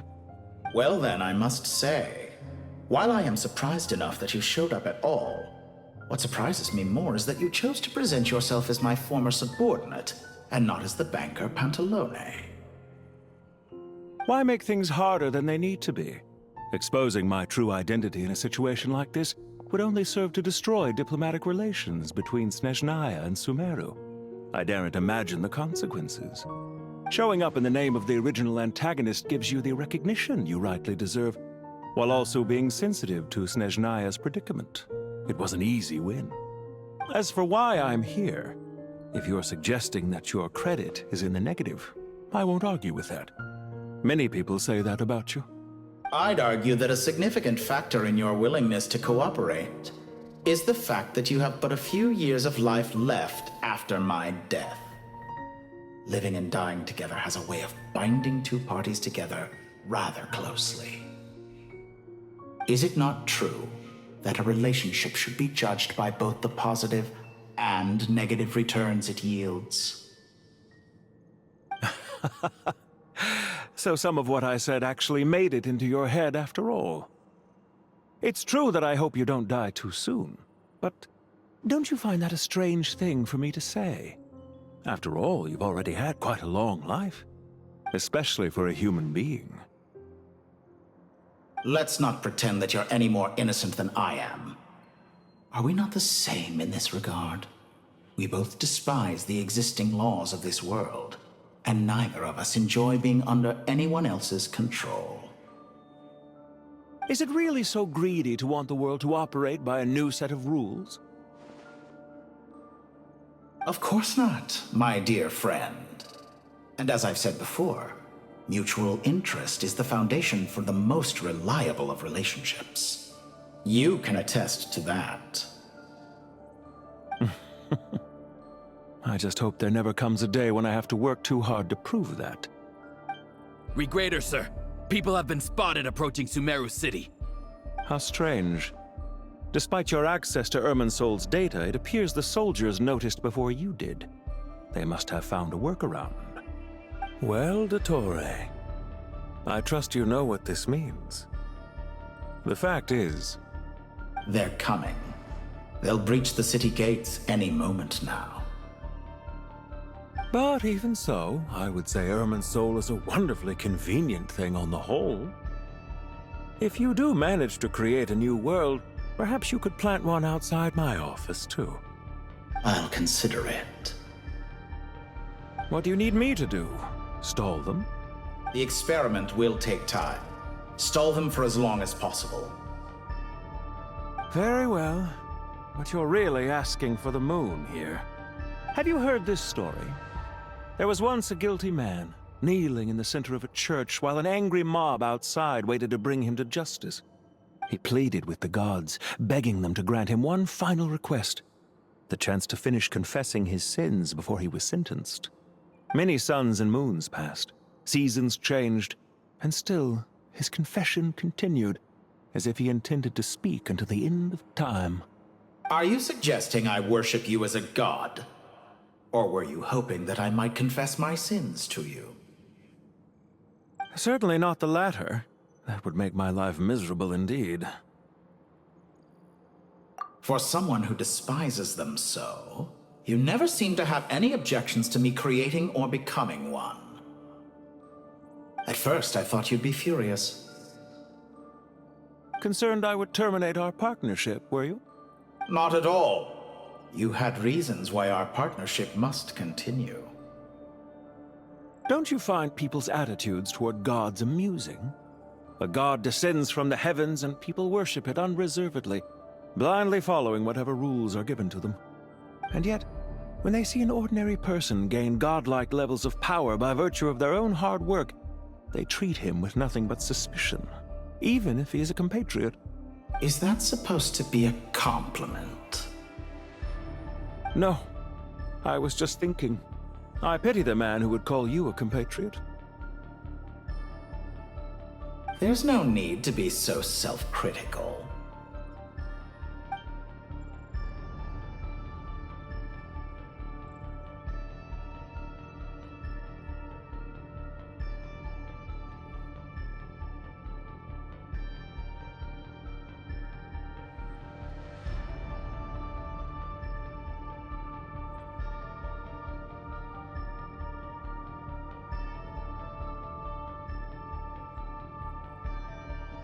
I know it's a little late in the day to be asking this, but how have you been keeping? I'm flattered that you would take the time out of your busy schedule to consider my well-being, Doctor. The part of your soul that went to Nodcry caused quite a stir, sending our organization back to the drawing board on numerous fronts. It was quite a headache for everyone involved. Dear me, I must have caused you no end of trouble. You certainly did. I had the rare honor of being summoned before the Tsaritsa with Pulcinella to answer for myself. A terrifying ordeal. Don't worry, I pulled through. At most, it's a public relations nightmare. I made sure of that. Now I'm curious. How did you explain yourself? Oh, it was quite simple. I just pinned the blame on someone who wasn't there to defend himself. I could hardly be expected to defy the demands of someone as insistent as the Second Harbinger, now could I? How you slander me. You know full well that I am perfectly amenable to reason. There's no question that you are partly to blame for the ruin of my reputation over the years.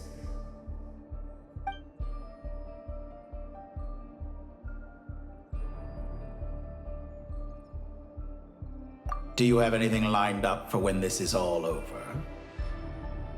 Hard to say. Field work always takes quite a toll on me, as you know. Once I'm back at Snezhnaya, I'll start with a well-earned cigarette. Why are you so eager to ruin your lungs after I went to the trouble of replacing them for you? If you have an issue with it, feel free to try to stop me.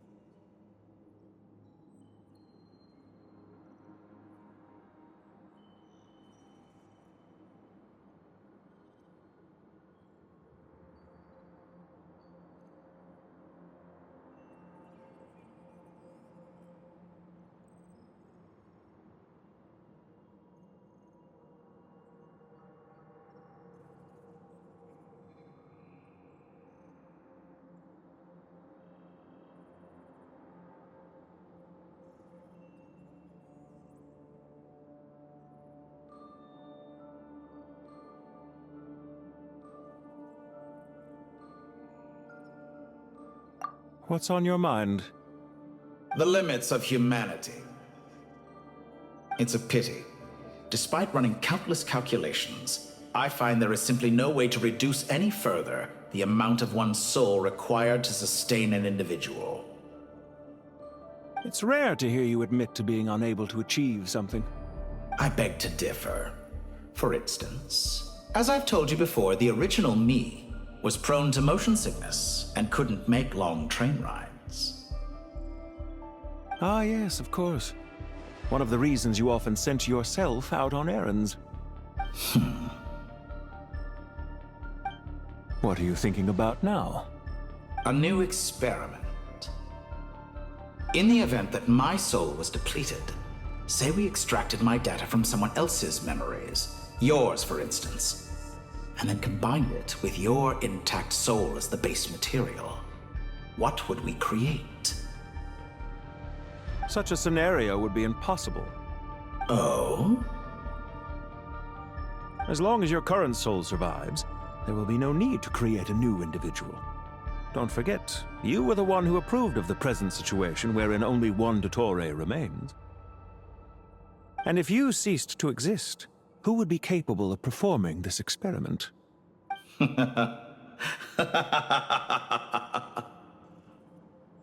Since the day I met you, you've always excelled at talking your way out of a quandary.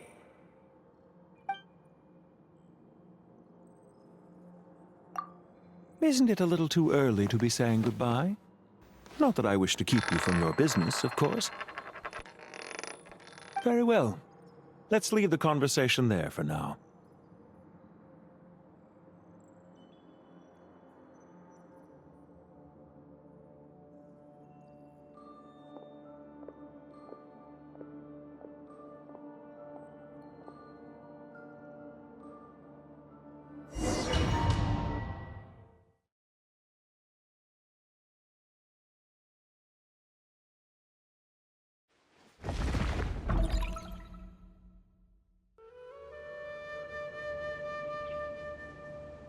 The power of King Deshret's 7 pillars is truly remarkable. With just a chessboard, you can move an entire unit across the material plane. Yeah, sets us up for a much easier fight. Really makes my day. The last time we stormed the city, it involved a lot more running around. I wonder how many people can say they stormed a city twice in their lifetime. I was just thinking that. I've definitely had more than my fair share of unusual experiences in my life. This is my first time here, actually. We never usually leave Gandharvaville. I hope this will be my last time. Does everyone have to chime in? Can't we just fight? What an amusing comment, my dear lady. Yet humans often alleviate tension via small talk, do they not?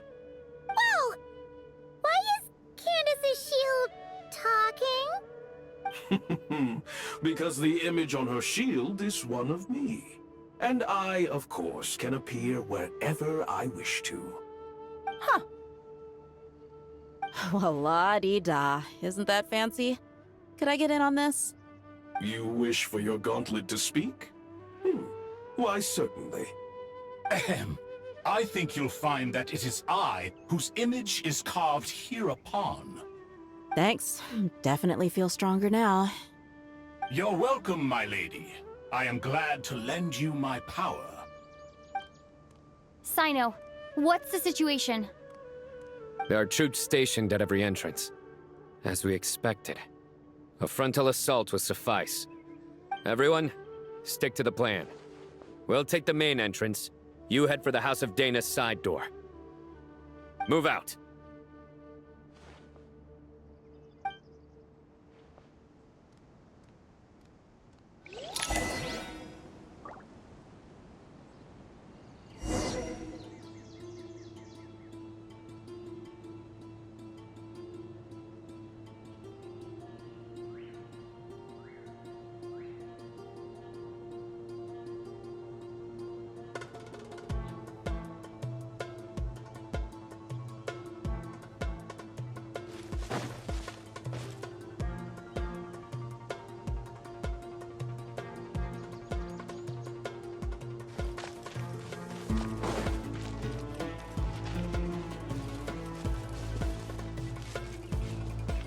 Out of my way!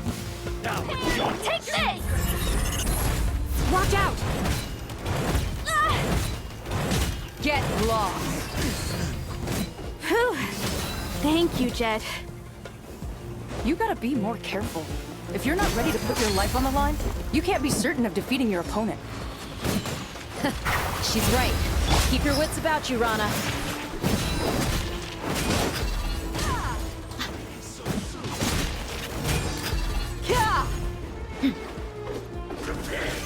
Look alive! Ha! Ha! Ha! Ah! Ha!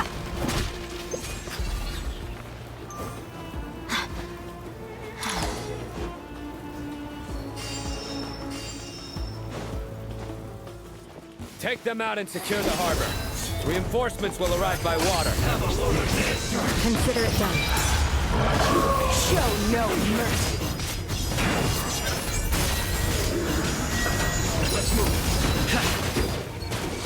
You're dead meat! This is Her Majesty's... Let's get it on!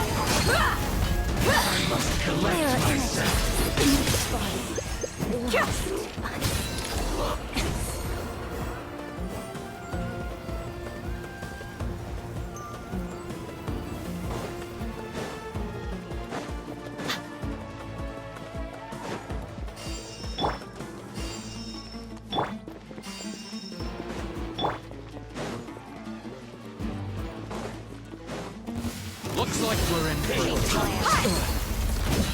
Grant us your blessing! Do your worst!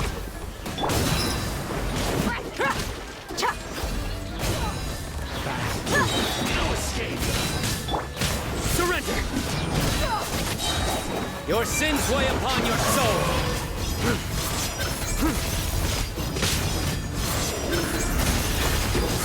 Guilty! You run from death! Gloves off! I lost! Resistance is futile. Save yourself the pain. You ain't messing around! Buckle up! We shall prevail!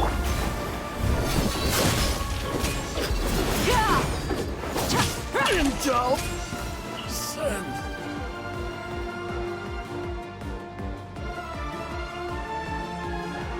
Waterway secured.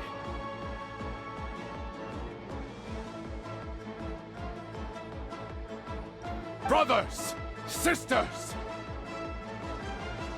Perfect. Just in time. Welcome. Once we've linked up, we'll continue the advance. The team has arrived at the north entrance, as planned.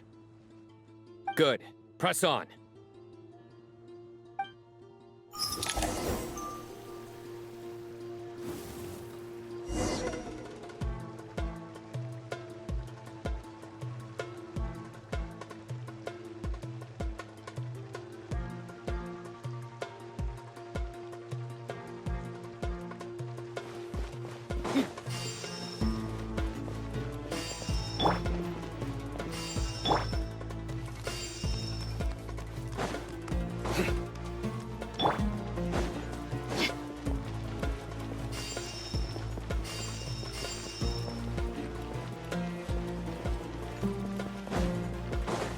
There we got ourselves a traveler. The merrier. Over here.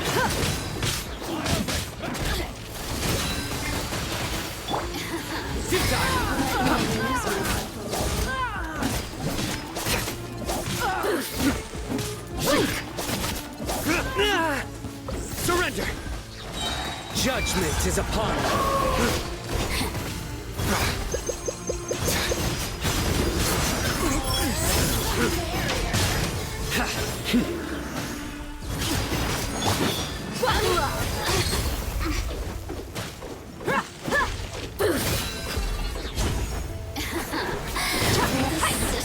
What a waste of time! You asked for it!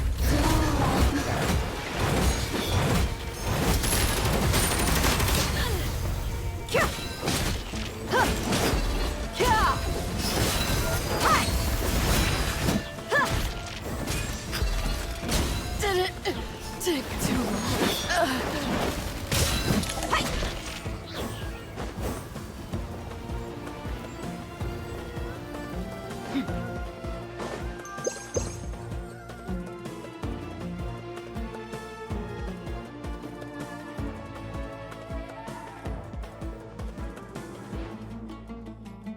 Look out! Finally. We need to hurry. Take the middle road now. Mahamatra Sino, area clear. Don't relax just yet. More Fatui approaching from the right.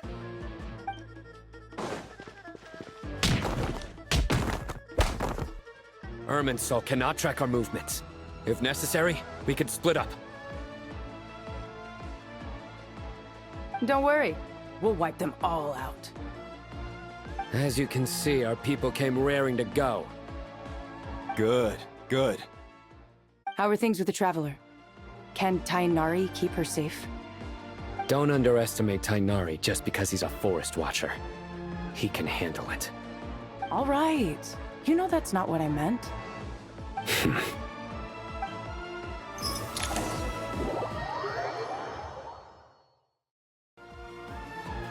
Sino and the reinforcements have drawn the Fatui's fire away. It's our turn. By using a cluster leaf of cultivation, we can pass through certain terrain silently. Good luck with that. We'll just fly up there. Huh? Oh, yeah. Paimon forgot she could fly. Ready? Ready.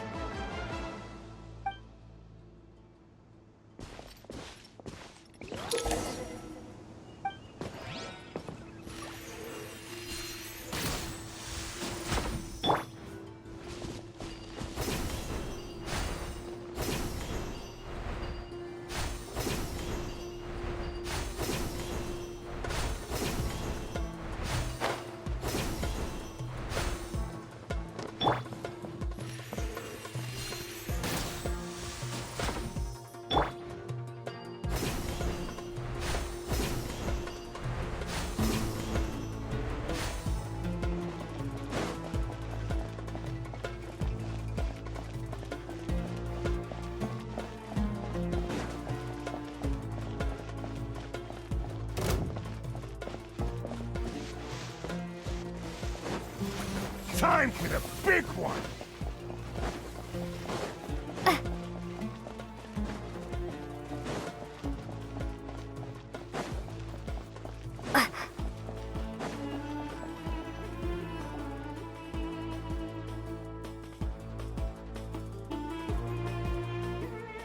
Fatui soldiers up ahead.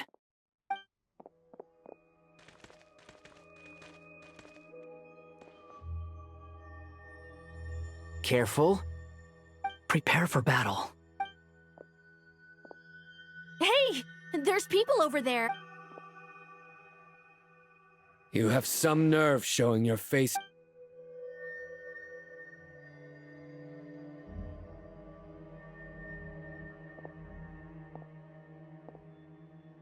You're right on schedule. Well, this guy sure as heck isn't your— They've stationed quite a few people nearby. It definitely looks like they were waiting for us. But something feels off. Everything about this guy feels too deliberate. I highly doubt he's just a subordinate of Dottores. And he's no mere sergeant. Whatever his rank is, it's high. Much higher than we thought. So you've been waiting for us. But it looks like you're geared up for a conversation, rather than a battle. Very clever, General Mahamatra Sino. I know you're the one in charge of this siege, and I look forward to making a deal with you.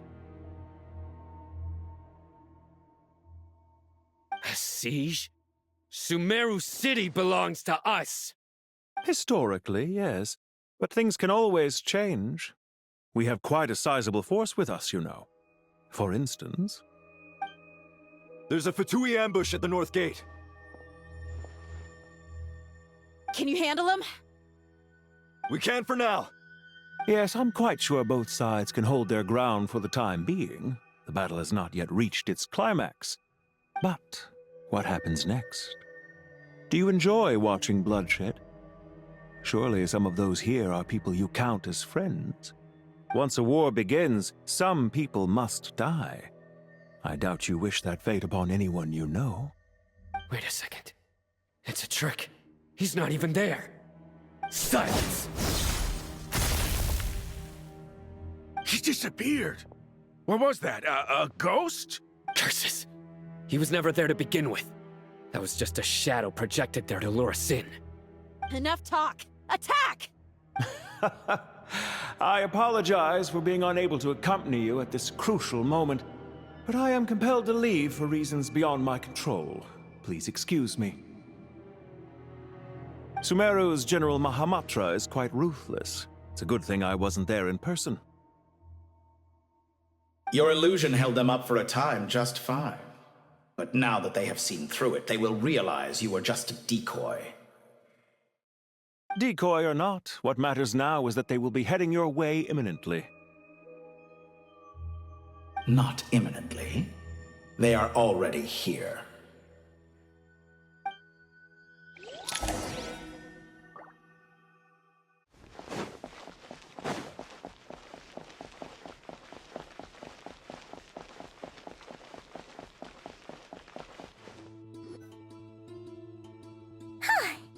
This is far enough.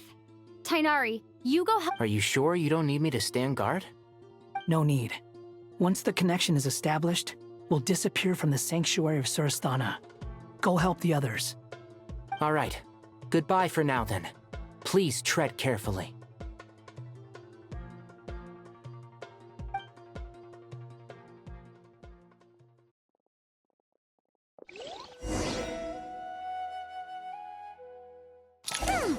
Now where's the interface Nahida mentioned? Come on, where's it hiding? Found it. It's over here.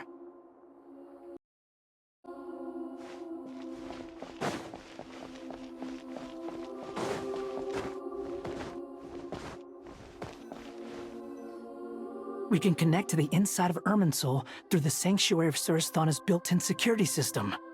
You should be pretty familiar with the process. Is it the same route as last time? For the most part. We don't need to adjust any of the parameters. Then I should be fine. And Paimon? Once you're both ready, we'll set off. Wait! The stakes are way higher this time, right? Maybe Paimon should stay outside and help the others. Then, you can focus on the fight without having to worry about Paimon! Huh? Why are you staring at me like that? It's nothing. I just suddenly realized how much you've grown. Hey, you've grown quite a lot yourself. Don't you two start getting into it again. Well, anyway, Paimon thinks she's pretty knowledgeable. Who's get into Vatican? And don't forget, Paimon's a college student now. If we say Alhatham's not a weirdo, it's hard to explain how he came up with the idea of you applying to the academia. But for all that he counts, you're doing surprisingly well in your studies.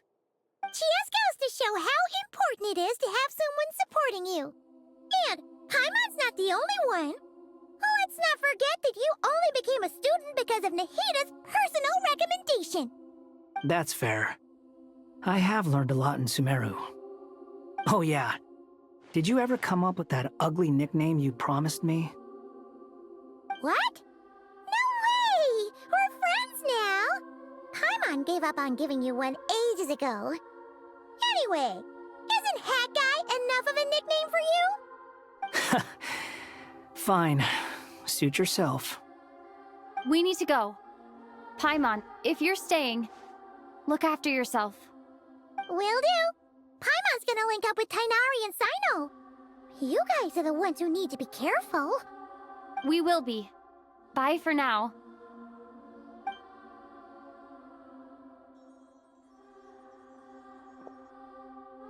Initiating connection.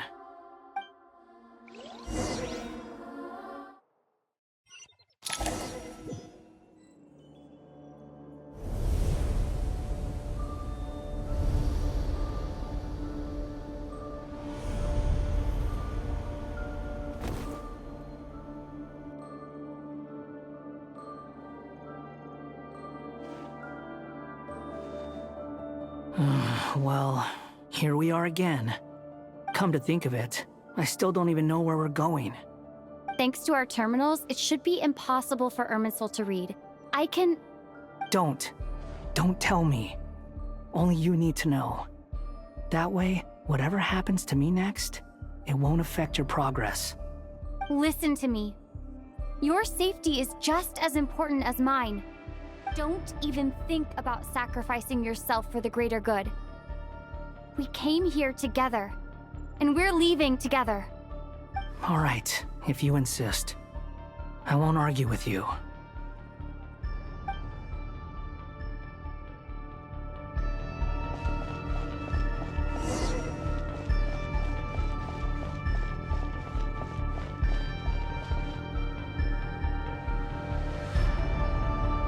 This place looks so different from how I remember. It's unrecognizable. It's a complete mess. Like someone's turned the place upside down. Must be Dottoro's doing. Either he's searching for some information he needs, or... It's still changing. He has to know we've entered Irminsul. But luckily for us, he can't pinpoint our location. Be on your guard. The red parts have probably been corrupted by Dottoro's power. Don't touch them, or you might alert him.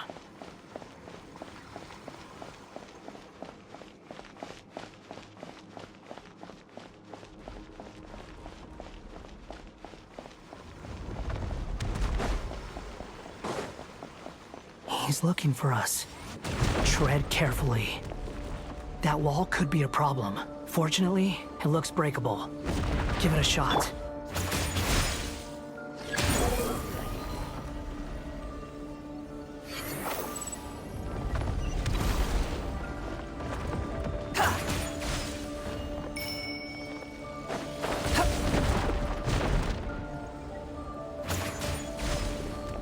Behold! Search for it!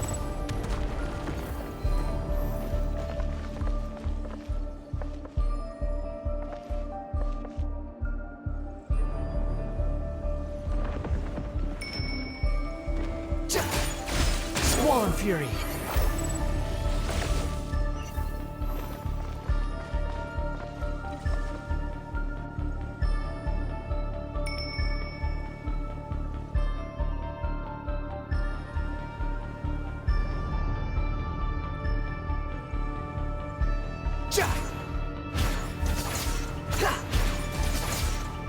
The wind rises.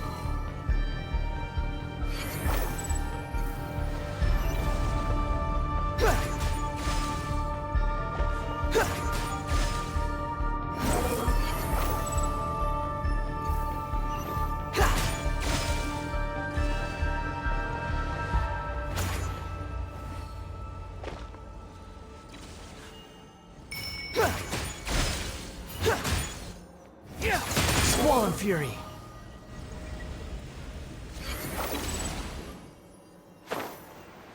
The same old trick again? Are you kidding me? Let's handle it just like we did before. This cheap trick isn't gonna stop us. Oh no! It's... A trap! Is that why he was using the same trick over and over again? To get us to lower our guard?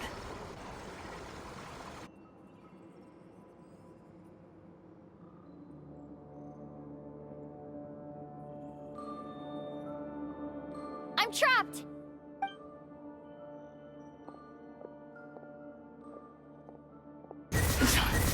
Why won't this thing budge? Hello? Hello?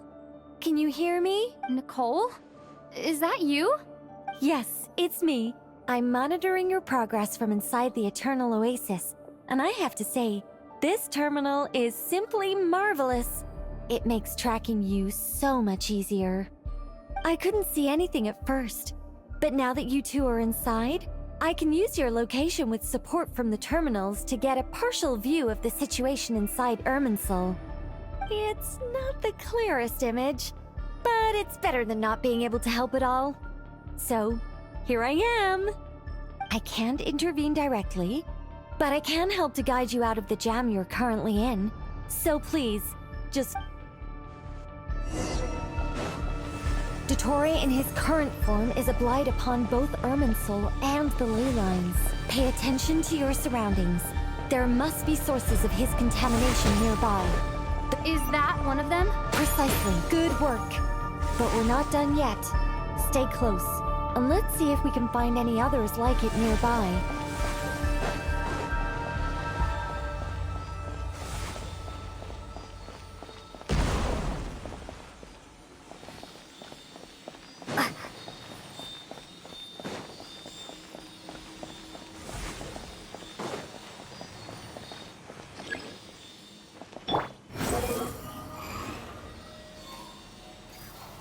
This must be another one.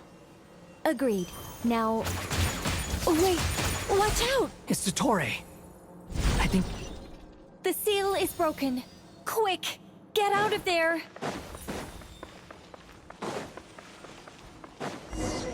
And where exactly do you think you can run to? Wait! What is that? Pursuers! That's gotta be it! Run! Don't let that thing touch you!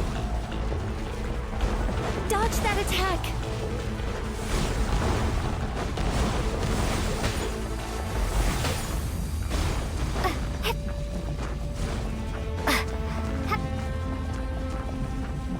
There's more than one path. Which way do we go? To the left. Trust me.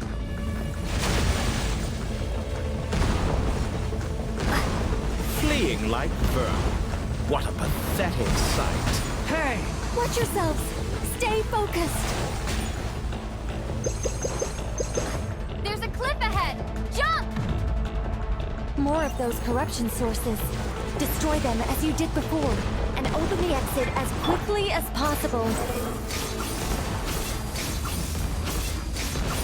They're relentless. Is he trying to wear us down? You'll just have to destroy these too.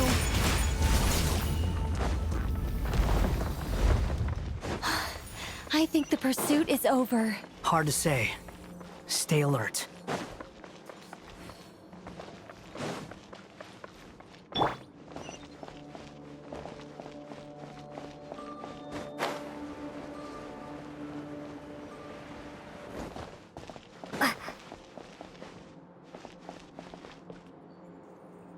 Whew. I think we've made it to relative safety. Phew, goodness. That was tough. You doing okay? I'll be fine. Don't worry. Take a short rest, and then... Nicole? Nicole! The connection's been cut. But that means... Look at you supporting one another. How very touching.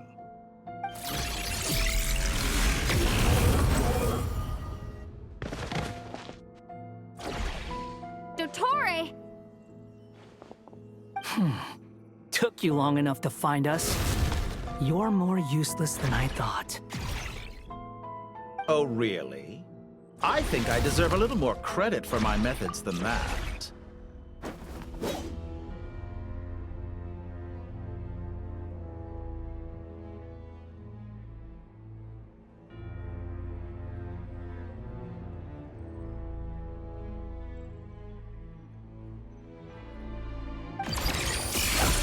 Rather than hunting you down, I chose to let you roam free.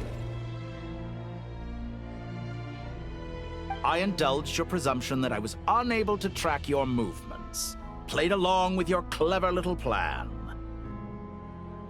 Fleeing is for animals, but I rather enjoy watching you flee. Some things lose the will to run altogether as soon as you put them in a cage. If that's true, then why did you come looking for us? Because I wanted to observe you up close, of course. Don't misunderstand me, I'm not here for a fight. Is it so unusual that I wish to greet my old acquaintances in person? After all, it's been a while. Scaramouche.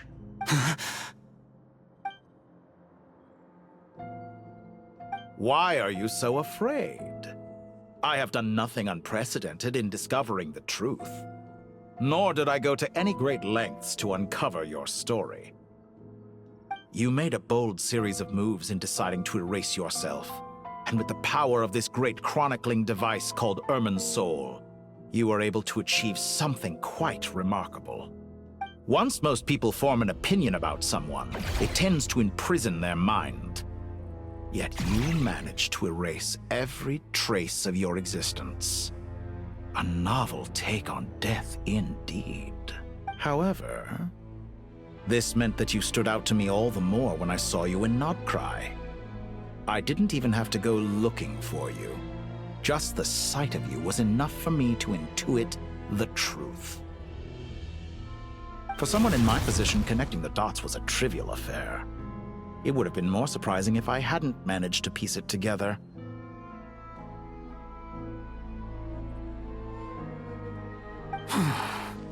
You seem very pleased with yourself for figuring it out. I'm sure you'd even be more delighted to learn the full extent of your crimes. That would hardly be necessary. Besides, isn't there something that concerns you more right now? Something that fills you with dread?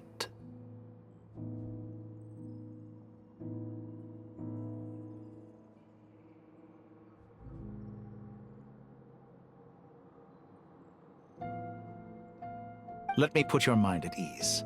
I have no intention whatsoever of restoring any of the records you deleted. For one thing, it would be exceptionally difficult. But more to the point,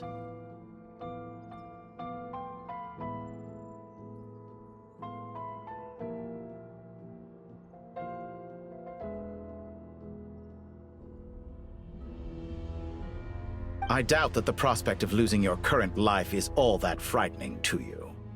Because in your case...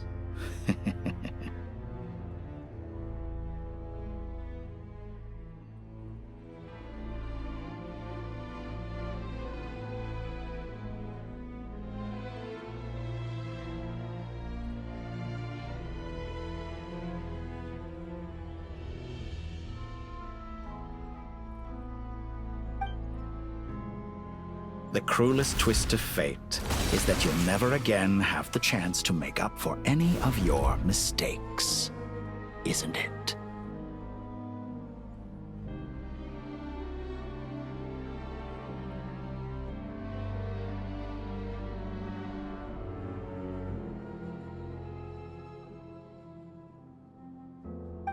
Dottore?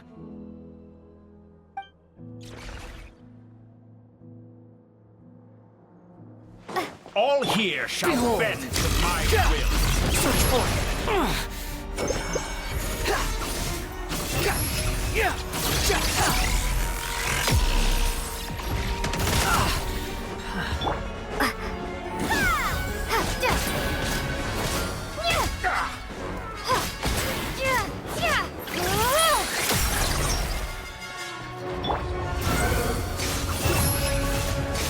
I'm a afraid you'll need to do better than that to take me down.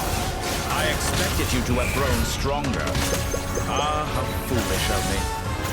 I forgot that you lack any means to increase your power. You will pay for everything you've done. Oh, will I now?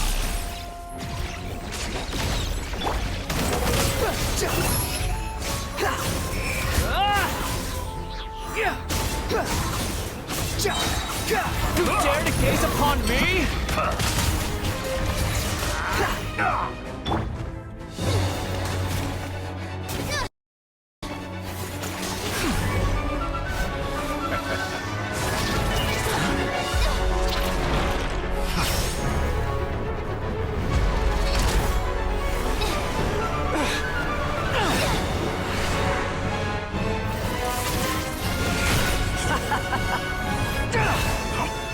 Does the prospect of death amuse you?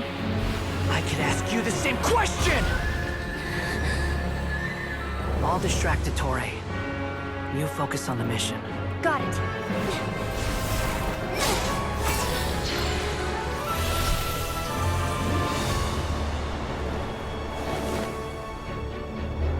For the hopes and dreams of the masses. Open the secret door on this enchanting night. May wisdom's light eradicate ignorance and darkness, and hereby fulfill our ancient vow. Commence data extraction.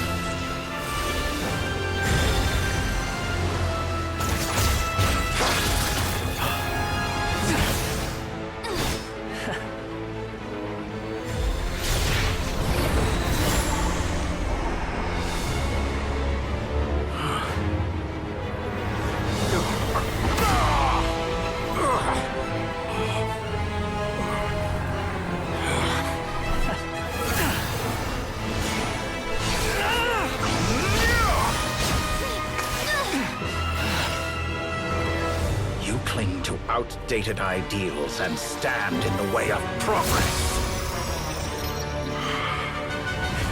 You will pay for interfering with the grandest experiment of all time.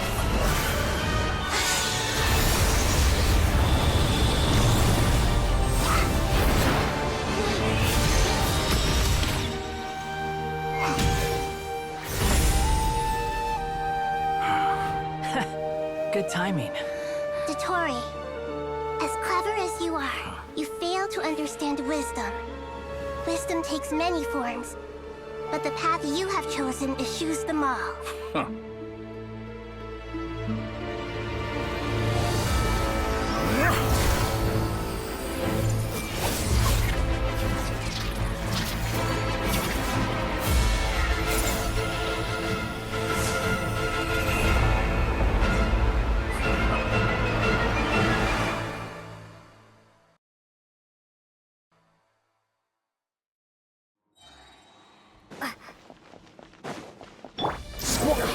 My strength is fading! Since you are within Irminsul, it stands to reason that any power you wield comes from You're extracting the information from Irminsul just to strip me of my power. it. I will find his weakness. The wind rises.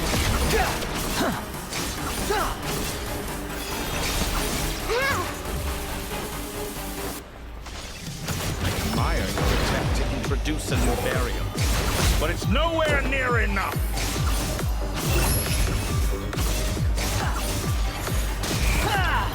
You're dead.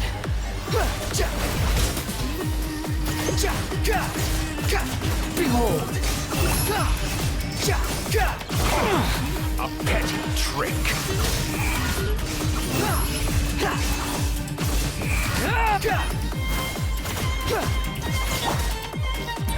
My everlasting flame!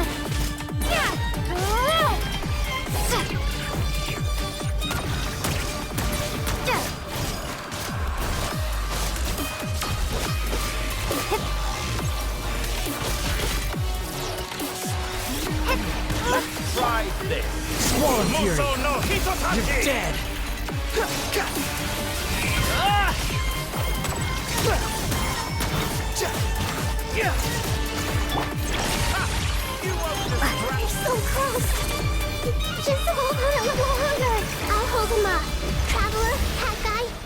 rest is up to you. We certainly have a knack for surprising each other, don't we? I'm just getting started. It's time! Say your prayers! Stay on the offensive, but watch your back.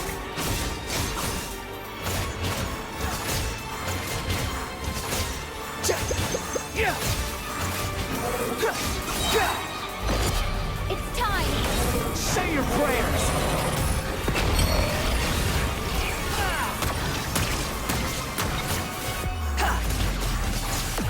Let's try this. Muso no Hitotachi! It's time! Say your prayers!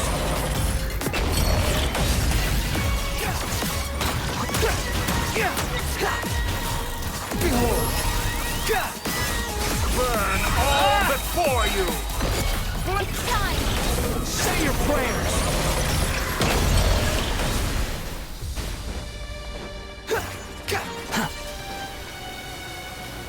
Squall Fury!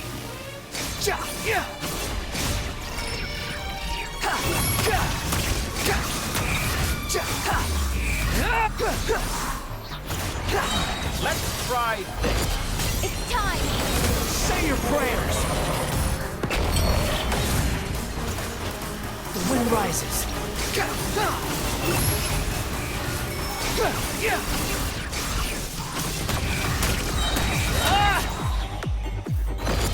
It's time! Say your prayers! Finally, time for you to die. Excited? Time for me to die? How could I have reached this place if death were something I feared? The last gasp struggle of a dying man is a pretty pathetic sight. And I know it when I see it. We shall see about that. It's time! Say your prayers! The wind rises.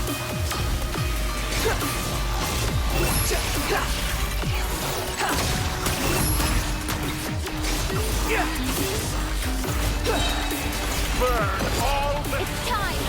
Say your prayers!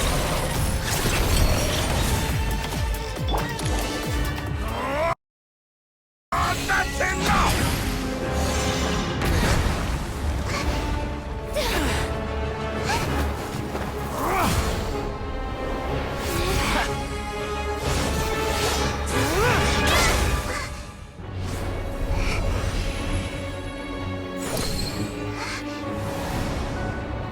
It's all yours.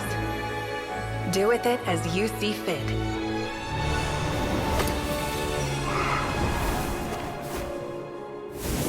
Just as you say, this world is home to some archaic things. And as you suppose, you are a formidable opponent. You have long coveted the secrets of wisdom. So now, I will demonstrate true wisdom in action. I invoke my supreme authority as the keeper of Irminsul. Commend me or condemn me, but give your verdict now!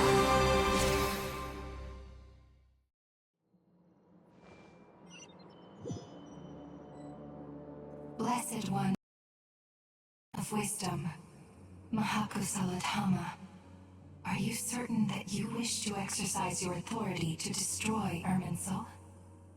It represents both your roots and your finest accomplishments. You truly intend to abandon the very thing you have always fought for? This is my decision. Irminsul has been corrupted beyond redemption. Irminsul is the original tree of Teyvat. It is the means by which the heavenly principles maintains fate itself. The 7 Archons should honor and revere it, for their authority was bestowed upon them by the heavenly principles. It is precisely because I honor and revere it that I fight for the humanity it exists to protect. Wisdom is knowing how to weigh the options and make the right decision. If you truly care about the fortunes of this world, then it is me you should seek to preserve. Planting a seed begins the chain of cause and effect. Since you have become a great tree yourself, why should the loss of another tree be anything to fear? Till we meet again, Lord of Dendro.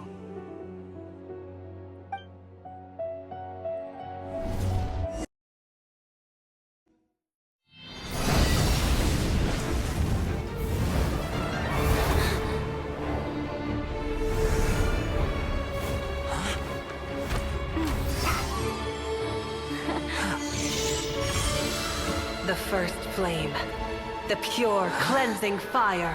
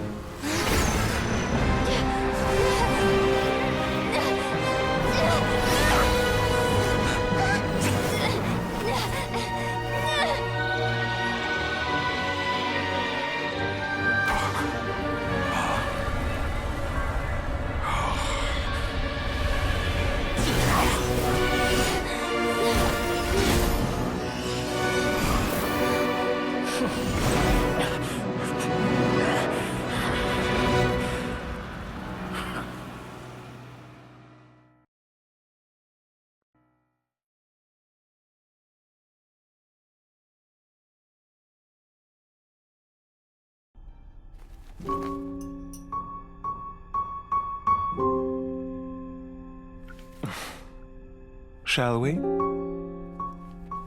Where were we? I was suggesting that you needn't perform when signing a contract. You're only sitting here because your bank demanded an evaluation of the trustee. So you told a story about a young scholar from a merchant family in Sumeru? I told a compelling tale, didn't I? The post-expulsion story is far more captivating. The human experiments or the elixir of immortality? The part where you die. Ah, yes. My favorite part. The 35-year-old Segment thought of himself as Dottore, reserving the name Zandik for the original specimen. Of all the Segments, he was the most selfish. After his expulsion, Dottore searched for a new direction. He joined the Fatui, studied Elazar in great depth, secured resources. He was rather fortunate in his career. Zandik turned to Conrian technology and successfully created his segments. But this was not immortality. Even with backup segments, his body would still age. Still, thanks to Snezhnaya, Zandik found the ideal base for his experiments. Then a perfect partnership materialized at a crucial moment. The year that both parties realized they needed more time. Fortunately, Zandik succeeded. In a miraculous turn of events, he gained the extra time he needed. I seem to recall it differently. All right, it's true. No matter how much elixir he took, Zandik remained human and continued to age. Then, on the morning he turned 85... Help me up! Call for help! Surely he would be rescued, Zandik thought. But to his surprise, no one helped him. Zandik was too selfish for that.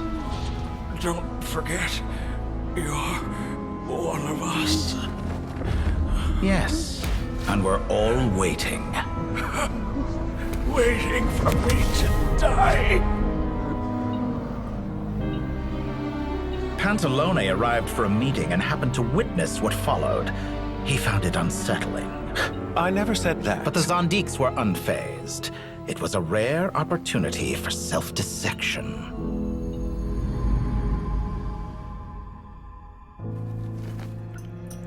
What does all that have to do with you depositing your data at Northland Bank? It has made me cherish my time in this world all the more. Fair enough. So you do have a sense of self-preservation.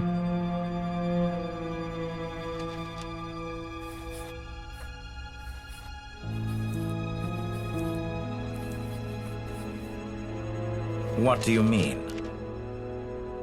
You're hardly normal, and you don't cherish life. You just don't want to admit defeat in the limited time you have. Even so, don't I deserve an interesting ending? I'm counting on it.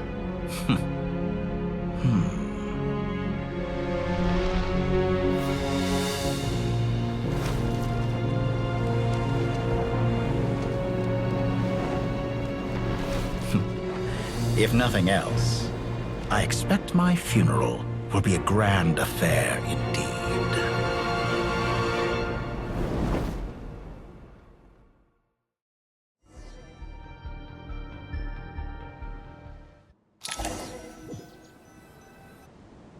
What a magnificent fire. In Snezhnaya, we light fires to ward off the cold. Fire, it seems, is antithetical to ideas such as cold, frozen, and unchanging. Perhaps it has always been that way. From the beginning, fire has been used to drive away wild beasts and warm the body and mind.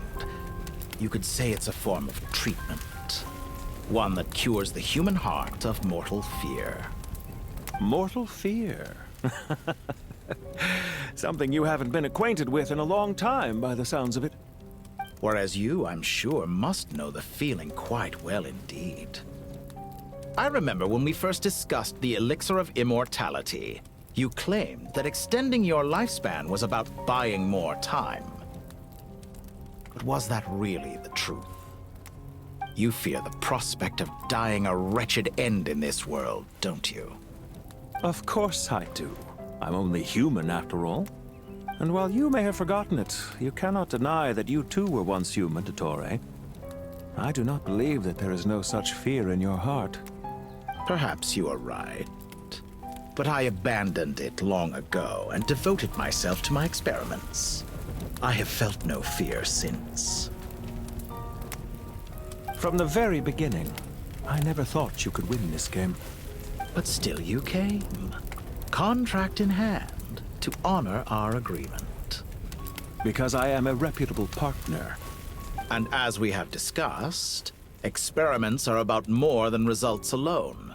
The process is equally important. I have come here and completed my creation, and I do not regret my decision. I'm afraid your journey ends here. After I die, there will be no one to make the elixir of immortality, and your remaining stock will only last a few more years. How then will you prove that you didn't perish in this incident alongside everyone else? When I feel optimistic about market environments, I never forcibly adjust them. They have their own direction. And I myself am one such environment. I have been quite particular about many things in my life. But where the manner of my death is concerned, I choose not to be. You make yourself sound so magnanimous. Oh, but I am. And I hope you will be too. It may have been a long time since anyone told you this, Dottore, but I recognize that you are a truly rare talent. Ha! I can see it. The experiment in blasphemy that I've been performing all this time. It has been a long process, and I do not care about the results as much as people might imagine. If the very goal of your experiment was to explore infinite possibilities, then there was never any reason for it to end. Indeed. Yet now, the experiment has officially drawn to a close. What should I call you? Zandik? Or do you prefer Dottore? Suit yourself. Goodbye, Feofan. This time, that's what it truly is. And don't I know it? Goodbye, Zandik.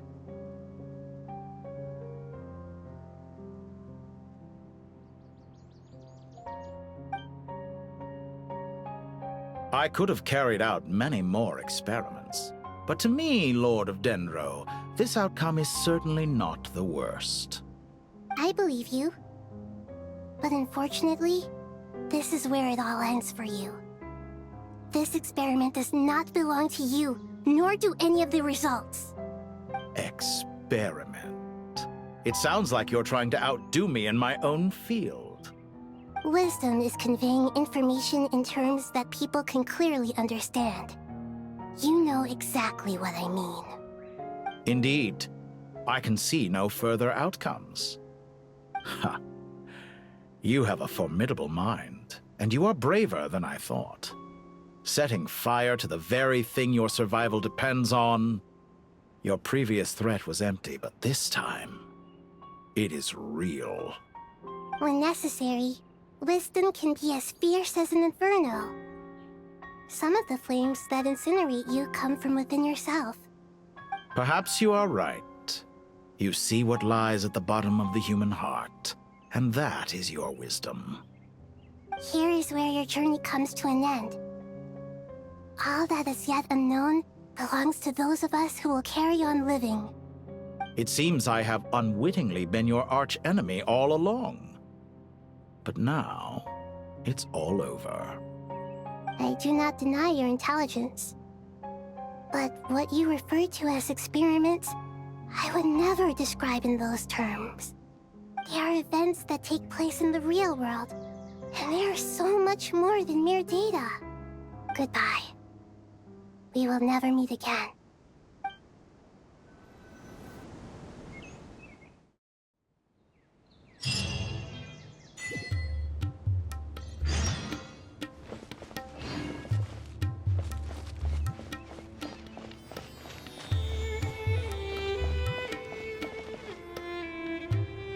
Well, that's the last of them.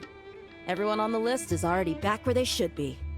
It was a long, hard road, but we finally finished escorting everyone back. I just pray that we'll never need to leave again. I hope we can stay here forever in this peaceful paradise of our own choosing. Paradise. In the annals of the Temple of Silence, that word carries great significance. It represents the hopes and desires of the gods. Their longing for a place to rest. I wouldn't think gods need such a place.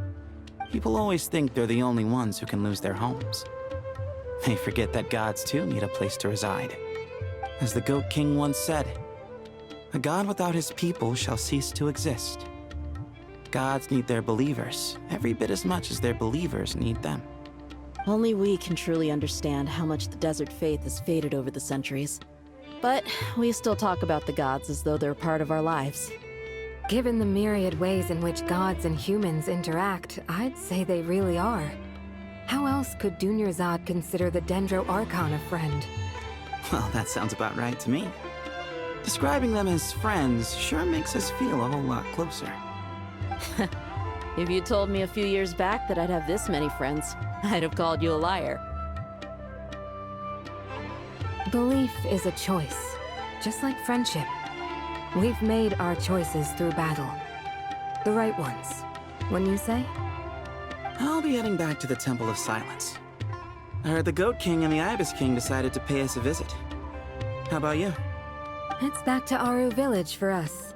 Still plenty of supplies to distribute and people to help. Until next time, old friend. As long as you can find the time, you're always welcome to visit us in Aru Village. Right back at you. Make sure to drop by the Temple of Silence the next time you're free. Or it is that two of the other 7 pillars, Shezapang and Bennu, might also be dropping by. Since you're wearing the symbols of their power, it'd only be fitting if you came to see them for yourselves. Dropping by? That makes it sound like they're visiting a neighbor's home. Well, the temple was founded by Hermanubis, so I guess to them, that's exactly what it is. Guess that's true. All right. We'll make sure to find time to stop by. Stay safe on your journey home. I will.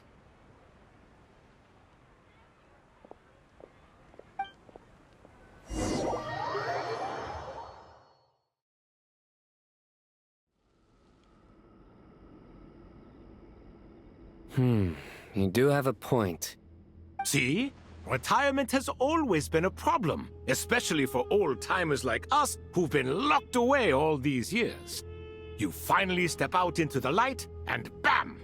You're face to face with a whole different world. Naturally.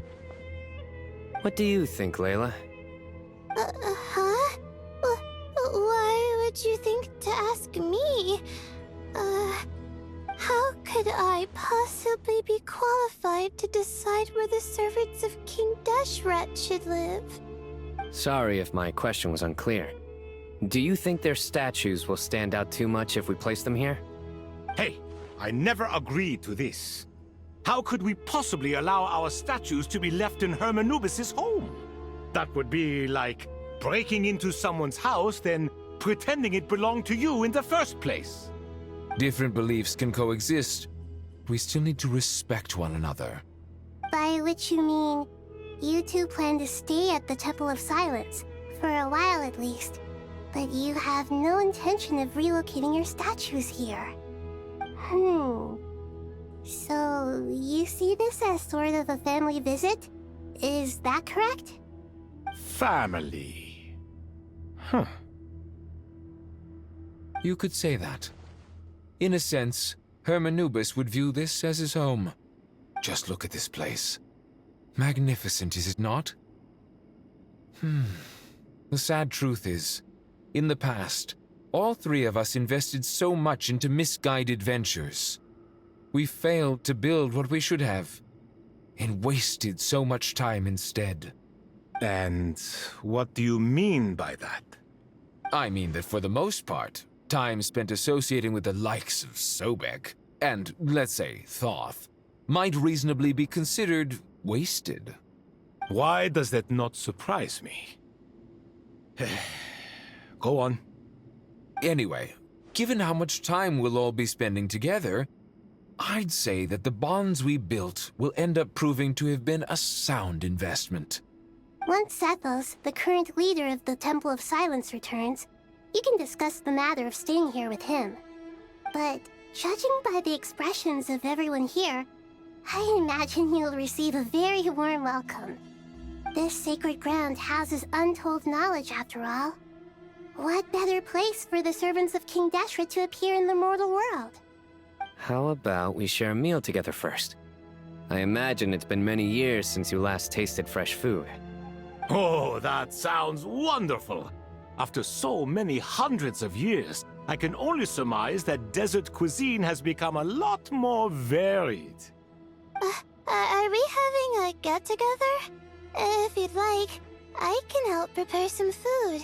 After all, Lord Thoth, you helped me so much in the desert, and I still haven't properly thanked you. Oh, my, that would be wonderful. I'm touched that you still remember. How the times have changed! To the people of today, it seems the Ibis King has become a kind and passionate god. And you, Mr. Herreshoff? What kind of god do you wish to be? To be honest, I haven't given it much thought. How about you, Dendro Archon? Do you have any hopes for your future? Me? I'm very happy with my current life. Forgive my bluntness, but you do not seem to derive your authority from majesty and might, like Lord Al-Ahmar. Clearly your approach has its advantages, but also its dangers, don't you think? I do, but projecting a majestic front doesn't really suit me. Besides, my relationship with others isn't simply one of a god and her people. Not putting on airs might earn you more adoration. Exactly. Besides, I really like parties where everyone brings their own food, and we all come together to share. You should join us. I'm sure you'll find it fun. Last time when we got together for a picnic near the Avidia Forest, it was quite the occasion. Seeing as you're already here, how about we hold the next one in the desert? Can we do that? Wouldn't Tainari have to transport a ton of drinking water? Don't worry, I can help out. Layla, would you like to join us next time? Me? The more the merrier. That way we... Don't take this the wrong way. I just think you should know. When it comes to passing the time, chess is more our thing. In that case, Dendro Archon, what do you say? If I were to compete against you, I can't say with certainty I'd win, but I certainly wouldn't mind giving it a shot. Where's Sobek? I'm sure he'd be good for a few rounds. Cards, cards, cards! I'll always prefer chess. I wonder what variant of chess we're talking here. Mr. Thoth, is there some sort of astrological significance to this game? Oh, I'm glad you brought that up. As long as the leader of the Temple of Silence agrees, we can search Hermanubis' place for books to teach you how to play.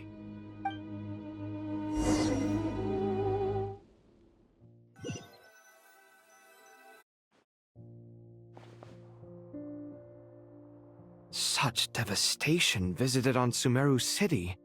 So many houses destroyed or damaged in the fighting. Who could have foreseen this? Look at all of this. It's going to take me forever to tidy up. I suppose living below the academia doesn't always work out to your advantage. I would have thought a little appreciation of my sincerity and effort in helping to clean up this mess might be in order. Helping? Effort? This is your house! Of course you should be putting in the effort! If anything, I'm the one who's helping! So you see yourself as just a helper in this situation. I must admit, I'm rather shocked. If you're trying to say that since I live here too, I have an obligation to tidy up, fine, I suppose I do. Wait a second, stop changing the subject! Nevertheless... In the wake of a great storm, a missing roof is a predictable inconvenience. Can you stop making it seem like I care more about this house than you do? Doesn't it upset you at all to see your home in this state? I won't pretend it's ideal, but that's no reason to be upset. This is the roof over your head, your shelter from the cold. The furniture is scattered, the paintings have fallen off the walls, the windows are shattered. Don't you feel even a little disheartened? The way I see it, these problems are easily solved. Ugh, this is precisely why I hate talking to you about sentimental things. It's like banging my head against a wall. You simply don't understand just how much work goes into making a proper home. It sounds like this is causing you a lot of anguish. You mean the house or the paintings? I mean your sentimentality. Oh, well, yes. But I'd rather not dwell on such things right now. Generally speaking, when anguish becomes the norm, people usually make an attempt to improve their situation. But there are so many people and things in life that are difficult to change. It's not like you can force them. Besides, anguish can be a source of inspiration. And I'm not sure I could break my reliance on it. I'm glad you're able to make yourself think like that. What kind of a response is that? I was stating a profound truth about the very nature of art. Suffering is the cradle of all creation. Even you can't deny that. And I wasn't trying to. I'm just happy for you. Pure and simple. Can't you tell? Happy about what? Happy that you can always find an answer that backs up your views. You... More often than not, life is a process of running into problems and then searching for answers. Yours more than most. Not everyone's so good at justifying things to themselves. It's something that you've been steadily mastering. Huh. What about you, then? What skills have you been mastering lately? Pass me that box. Huh? Okay. You may consider this my progress on the path to mastery. What? Wait a second. Isn't that box mine? Hey, it is! It must have fallen off that shelf! I'll hate them! Those are my paints and inks! Would you like me to put it in your bedroom for you? Huh? I mean, sure, if you don't mind. What kind of progress is this? Does he think he can bribe me? Not that giving me back my own things is much of a bribe. These books on the floor, they're a complete mess. And this one, didn't he say it was an out-of-print collectible? It's completely covered in dust, and some of its pages have even fallen out. Ugh, guess I should help him repair it. This one too. And this one.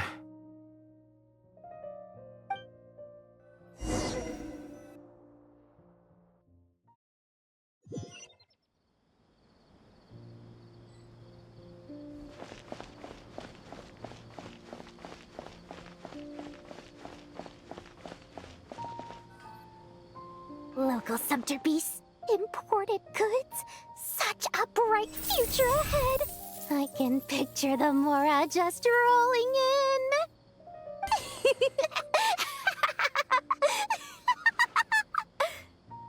You do realize you sound like a choking cow? It's called being imposing. Can't you feel it? Are you not intimidated? Oh, I'm positively shaking in my sandals.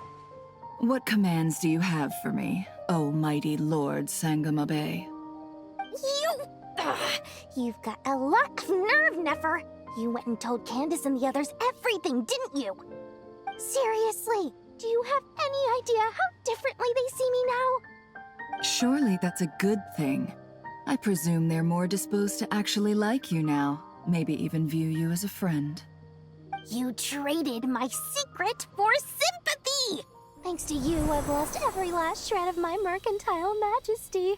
How am I supposed to make anyone think I'm a big, scary investor now? The dark days of Lord Sangamabe are behind you. Why not take this chance to make a few honest friends?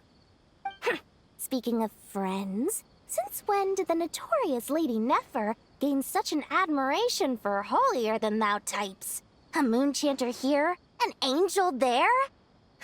Who'd have thought it? A coming together of fates, nothing more. No need to throw around accusations of admiration. Forget it. You're right about one thing at least.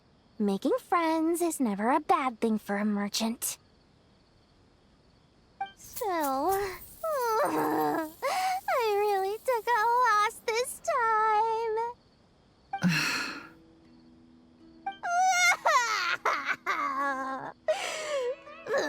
What are you looking at? I'm trying to see if you're really crying or if those are just crocodile tears. A little birdie told me that when Lord Sangamabe makes money, the tears flow from the center of her eyes. But when she loses it, they flow from the corners. Which is it this time?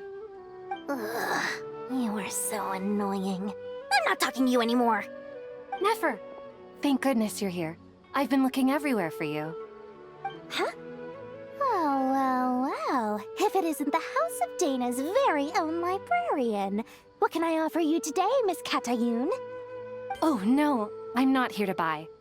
I'm here to bring Lady Nefer a book, and a fascinating one at that. We agreed to meet at the entrance to the mausoleum of King Deshret. One more thing. I bought this copy with my own money. It's not borrowed. Reasoning knows not time of day, but suspense always follows a blizzard. That's quite the mouthful. Huh? Isn't that the one that... It was all the rage for a while. People throughout the city were clamoring to get their hands on a copy. The names inside were all circled. Everyone thought it was a riddle. Don't bring up that book in my presence. I don't even want to hear its name. That thing was nothing but a scam! Surprisingly enough, I've actually heard of this book. Though it doesn't seem of much consequence. So, what truth lies behind it? You're from the Vahumana and you're asking me what the truth is? I'd say the actual truth was about the least important part of the whole episode. I brought you this book because it probably has the most interesting backstory of any in the House of Dana's collection, at least in recent years. As for its quality, well, you can judge that for yourself. Don't tell me it's actually any good. You may not know this, Lord Sangamabe, but Lady Nefer has a fondness for books with... how should I put this? Mixed reviews? No eye for good literature, huh? Perhaps she feels that bad books hide interesting secrets? But I shouldn't put words in her mouth. It's probably fair to say she prefers the conversations that books can spark over the substance of the books themselves. Suits my style as an intel broker, wouldn't you say? Very interesting, thank you. I'll return it to you once I'm done reading. And as it happens, I have something for you, too. Incense? I imagine you've already used up the incense I gave you last time. Here's some more. This batch is from Nodcry, so the scent won't be quite the same. Well, actually, I've been saving the incense you gave me. I couldn't bring myself to waste it without a special occasion. But I'll gladly accept this, too. And I promise I'll use it this time. Katayun, you haven't changed a bit.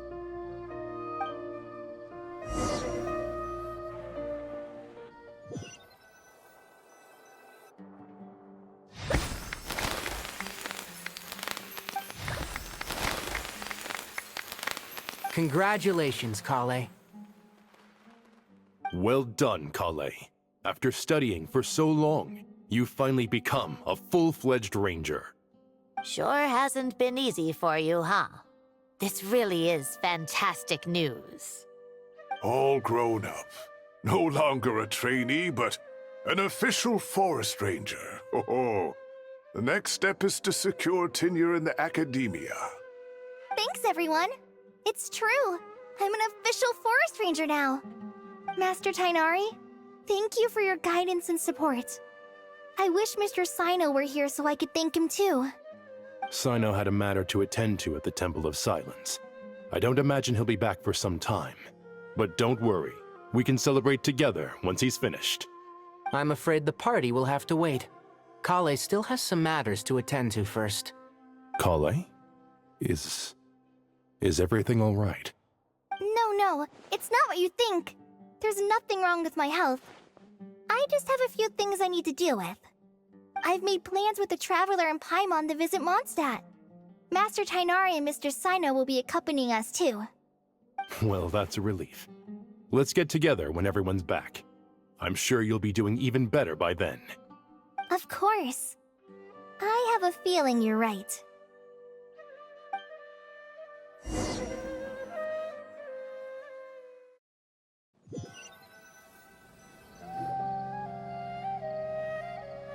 Phew!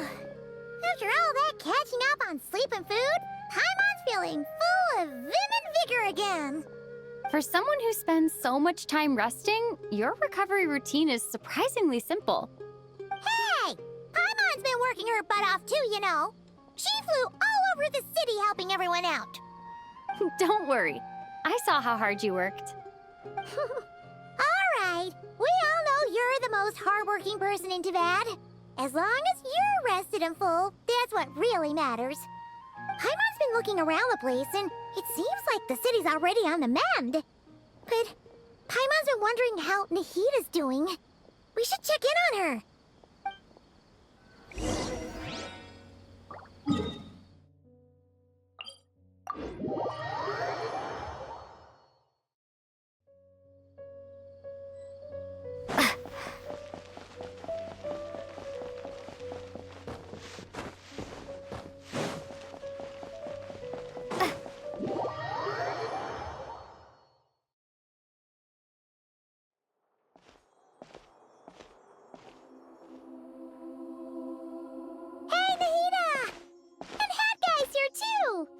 Traveler, Paimon!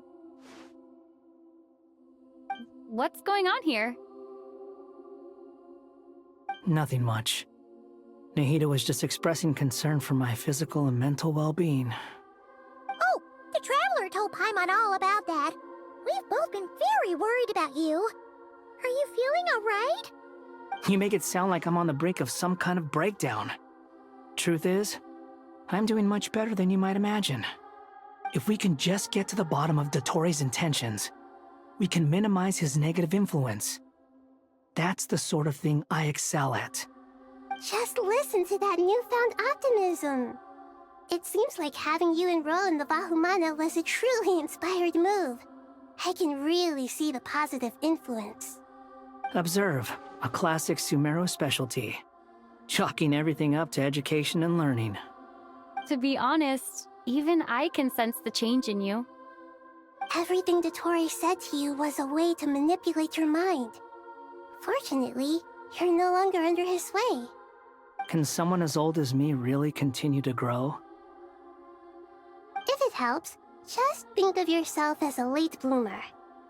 It's all a matter of phrasing, and it comes down to what standards you measure yourself by. For a puppet, developing at such an age is perfectly normal. But if you choose to call yourself a late bloomer, it sounds more like you consider yourself human.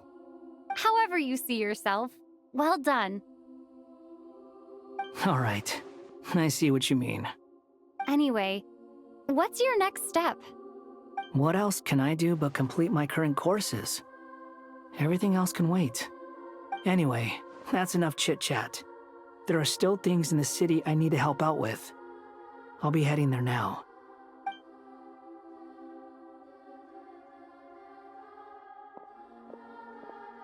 I'm so happy that Hat Guy is doing better than we thought. But what about you, Nahida? How are you holding up? The pyronosis burned down the corrupted Irminsul. The flames blazed for 7 days and 7 nights before they finally subsided. All that was left were the parts underground. Now, Aru shoulders the responsibilities that once belonged to Irminsul. The situation was contained before it got out of hand, so Tevat's most vital information has largely been preserved. Irminsul has a strong influence over you, doesn't it? How will you cope now that it's gone? There is no need to worry. Thanks to Nicole's extraordinary talents, my connection to Irminsul has been severed and transposed onto Aru. Angels can do things like that? They can. Such abilities are precisely what makes them so powerful.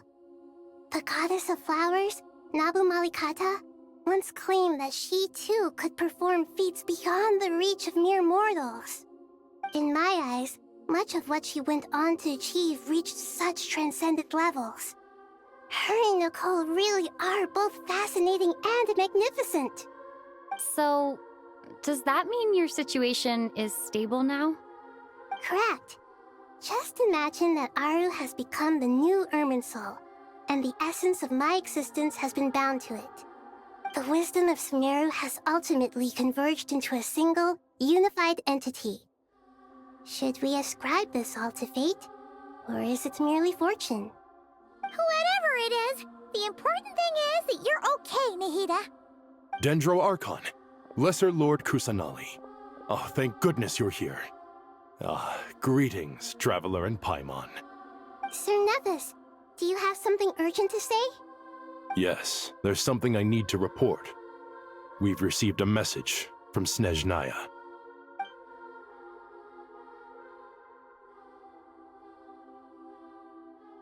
The Fatui Harbinger, the Rooster, sends us his sympathies, along with all the usual pleasantries. His stance is that, following the unrest and Nod Cry, Dottore was subjected to internal censure. This madness was the act of a rogue element, one who cannot be seen to represent the Zapoliarni Palace. No less than can be expected. Snezhnaya paid a heavy price working to stop him. They even lost one of their own harbingers. The letter goes on to say that even so, Snezhnaya cannot claim to be blameless. Apparently, they will deal with Dottore's subordinates in accordance with Snezhnayan law, holding all those involved in his crimes accountable. Additionally, They are supplying relief funds and supplies, which are already en route. They hope this will aid in Sumeru's reconstruction. Sounds like he's got an answer for everything. True. But as diplomatic rhetoric goes, it's highly effective. Completely watertight, both in logic and sentiment. This disaster has had a profound impact on Sumeru. There is much that I will keep in my heart. The matter of Dottore can be seen as settled for now. We are sure to cross paths again in the future, and in that light, Snezhnaya would do well to uphold their responsibilities and keep a tight rein over their actions. With Irminsul burned, the flow of fate now carries many more possibilities. I will be watching carefully. Perhaps we can move on to a less serious matter? Dendro Archon, will you eat with us once this matter is dealt with? Everyone wishes to celebrate together. Your presence would be most welcome. Of course! Junior Zod, Sino, and Hypatia all told me the same thing. If there isn't enough room for everyone, we can arrange back-to-back feasts. What a wonderful idea. That just leaves the question of what we should eat. Not more tomatoes, surely. More? Dendro Archon, what do you mean by more tomatoes? Those good friends of yours are always talking about tomatoes. Sometimes when I'm walking through the city, I can even hear them arguing in the fields. Since you see them so often, you must hear about tomatoes even more than I do. Tomatoes. Tomatoes. The word has a certain magic to it. Like the autumn fur of a sumpter beast swirling in the wind, sometimes flying up my nose. Tomatoes. What can we make with tomatoes? Wait, why tomatoes?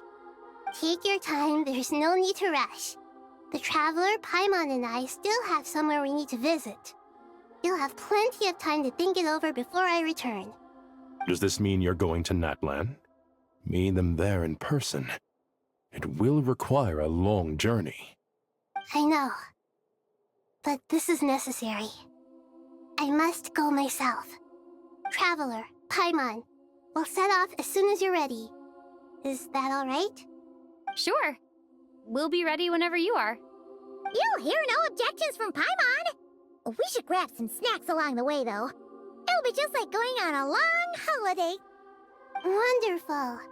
I'm looking forward to this so much.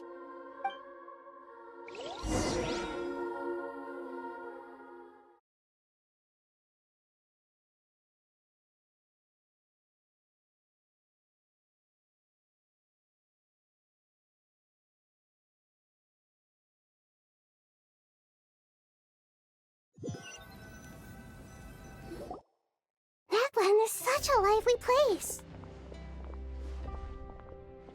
It's super cheerful and positive, too.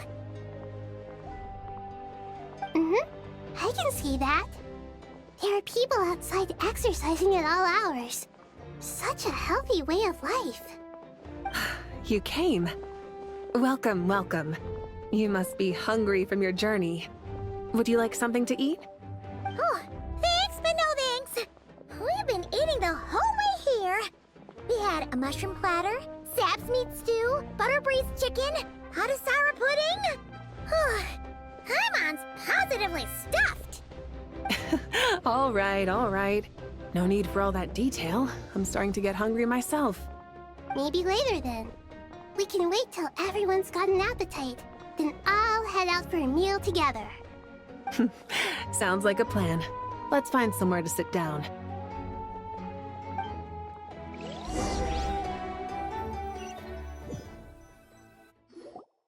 I should tell you, I already have some sense of why you've come. Why's that, Malika? To say thank you. Your senses are spot on. But on top of that, we also feel guilty. Because the pyronosis has vanished? I sensed its loss. Despite scouring through the remnants of Irminsul, we couldn't find any sign of the pyronosis. Not even any trace of it burning to ash. That's certainly unusual. Still, the potential fallout from Irminsul's loss is significant, to say the least. Perhaps the pyronosis's disappearance is simply a knock-on effect of the impact it's had on a certain strand of fate. There's no need to feel guilty. We were clear that this time, there was to be no returning, only giving. Pure and simple. Thank you really is a fascinating phrase. We use it to express gratitude for the smallest of things. Yet, when faced with a kindness too immense to describe, we use exactly the same words. It's not that we lack other means of expression. It's that when we truly need to express our feelings, the simplest and purest words are always the most powerful. You're right. In Natlan, we prefer simple expressions too. Companionship, friendship, support. They might not sound fancy, but the sentiment behind them is sincere. That's wonderful to hear. Sincere feelings are often a vehicle for the deepest wisdom of all.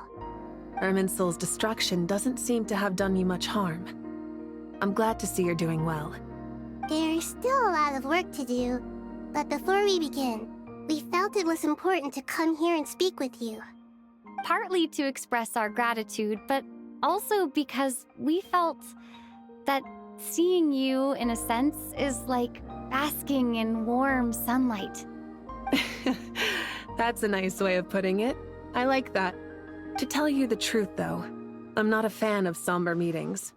So, since there's nothing more to say, why don't we go bask in some actual sunlight? The weather's beautiful today. What a great idea! Paimon's gonna lie back and soak up some rays.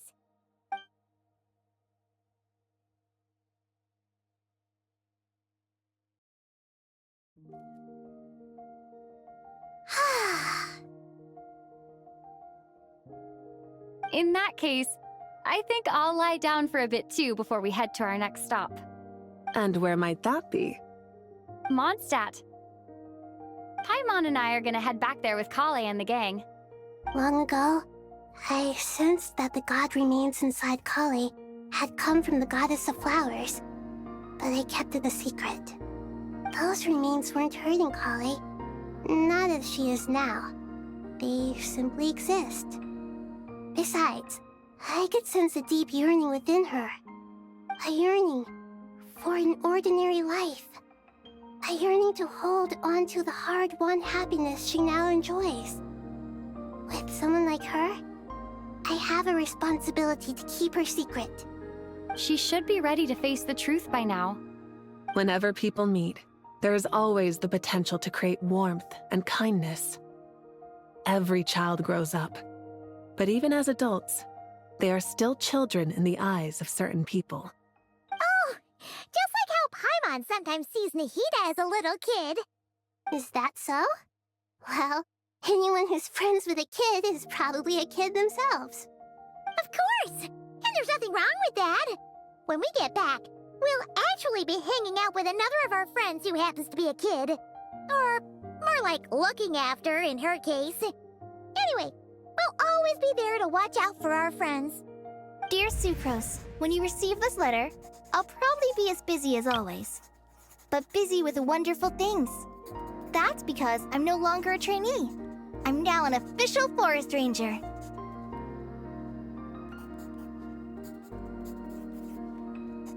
Impressive, right?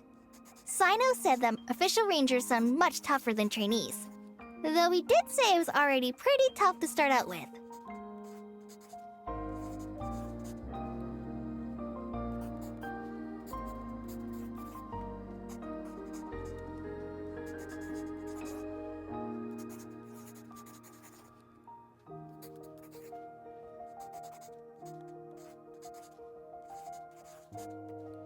You probably heard that something big happened in Sumeru recently. Don't worry, it's all been taken care of. We're heading to Mondstadt soon, so if you're free, maybe we could meet up? Plus, it's not just me. A few of us are going. Hey, do you still remember that time we all got together? You know, when we all went to the Windbloom Festival? It'll be just like that.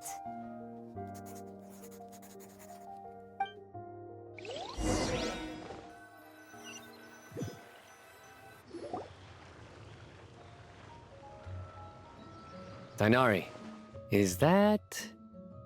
Don't you say it! Is that the great Vayu Vyastra? Behold, the great Vayu Vyastra, General Mahamatra. How times have changed. I wasn't expecting you to beat me to the punchline. You've changed. You've really upped the aggression in your battle against Sino's jokes.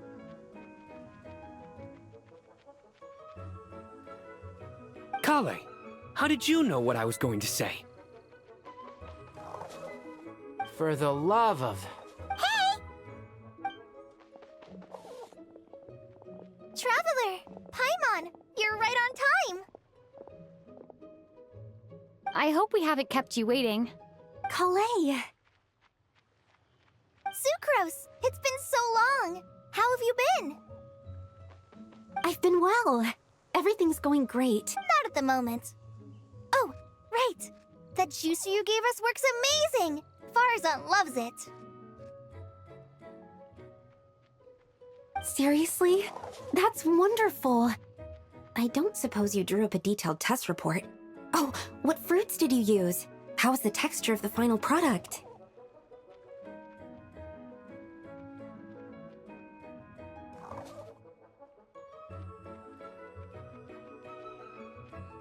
Sucrose, you might want to try asking your questions one at a time.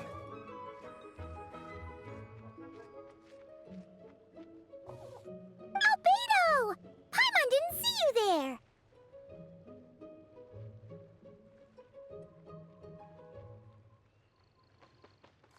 It's been a while since all of us were together like this. How about we follow the same plan as last time?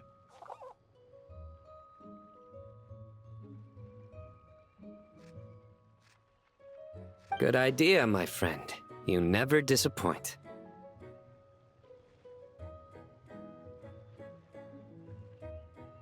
So, what are your identities this time?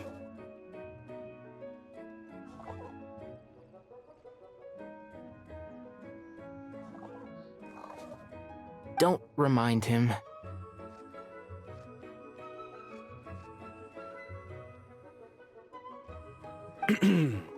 First things first.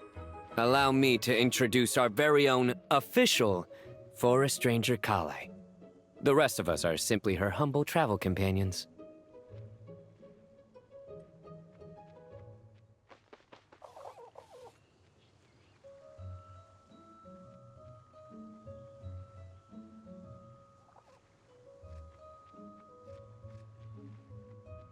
This sounds like one of those mushy stories that gets people hooked on some corny, heartwarming premise.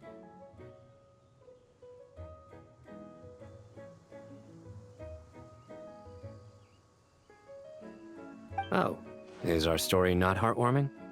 If I recall correctly, there was even a scene like this in King of Invocations.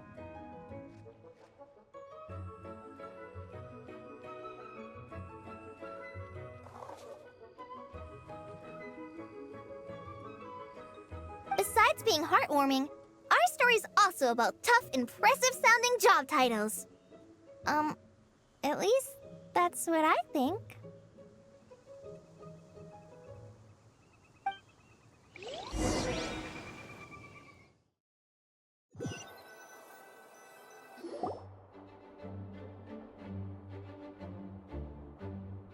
Oh, you're here already?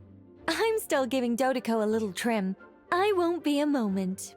A trim? Does Dodoko need haircuts too? Of course. It's important to know how to take loving care of the apples of your eye. All of these trivial matters get left to me. It's because I'm an angel, and angels are, in a way, the guardians of all Teyvat. Oh, right! Well, really an impressive sounding job title. What are you writing? I'm just brainstorming some cool sounding lines. Oh, write them on these card backs.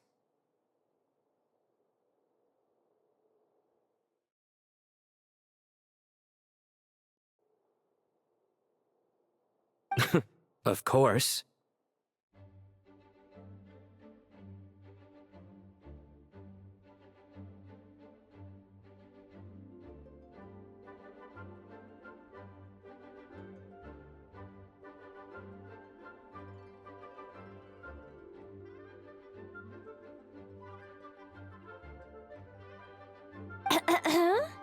Clearly, my lines are pretty amazing, wouldn't you say? Miss Nicole? Kale? You seem a little nervous. I was just wondering, who was the person you mentioned who needed their wish fulfilled? Wish? What do you mean? Miss Nicole asked if we could meet up in Mondstadt once everything was over. She said a friend of hers had a wish that needed my help to come true. Well, you never mentioned that before. All we knew was that you'd arranged to meet in Mondstadt. But we thought it had something to do with the god remains. To be fair, everything I told— Come on, let's pay her a visit.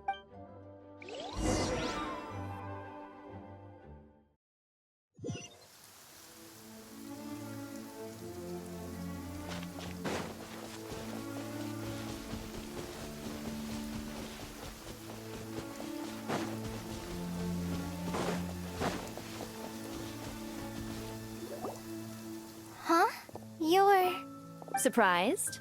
I bet you weren't expecting to meet a woman like me beneath this beautiful tree in a faraway land. An oasis will spring from the place where a djinn resides. That saying falls somewhat flat here in Mondstadt, given that everywhere is already so lush and green. Lilupar, what are you doing here?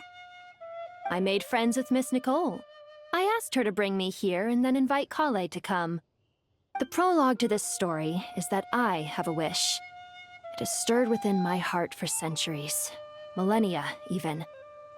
Originally, it was merely Al-Ahmar's lie, but now it has become reality. Could this be related to the goddess of flowers? My dear young lady, my mistress left her final trace in this world upon you. I can't tell you how glad I am to see you here.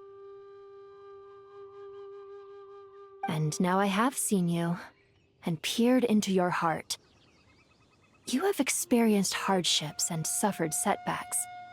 The torment an ordinary person might expect to face has befallen you threefold. This is the source of your resilience. But, beneath all this, I've witnessed the seeds of desire. I do. I want to throw away everything that isn't mine.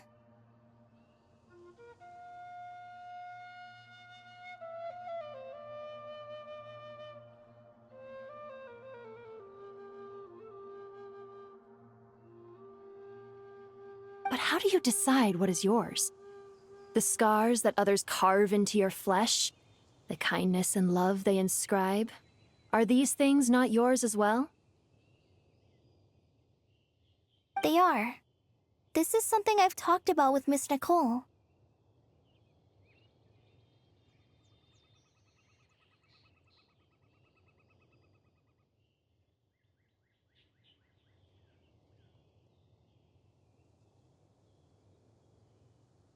Miss Nicole said I should learn how to adjust my standards. I just want to live as an ordinary human. Anything beyond that isn't mine. Don't you want anything from the remains of the goddess of flowers? She gave me a revelation once. I think that's already more than enough. In the past, you would not have possessed such a rich heart. Your brief life has taught you to hold on to everything good, to home in on kindness. How fascinating. You're nothing like Nabu Malikata, and you're certainly not her. Of course not. I'm not some great and powerful being, Miss Lilopar. Yet I am a Jinn. We exist because of the Lord of Flowers. We revere and love her. My wish is to see her one last time, to give everything for her. Kale, can you do this for me? But her remains won't be easy to remove. Are you sure this is what you want? That's beside the point. First, I need to know. Are you willing to do something for the soul of this lonely, wandering woman? I'm willing.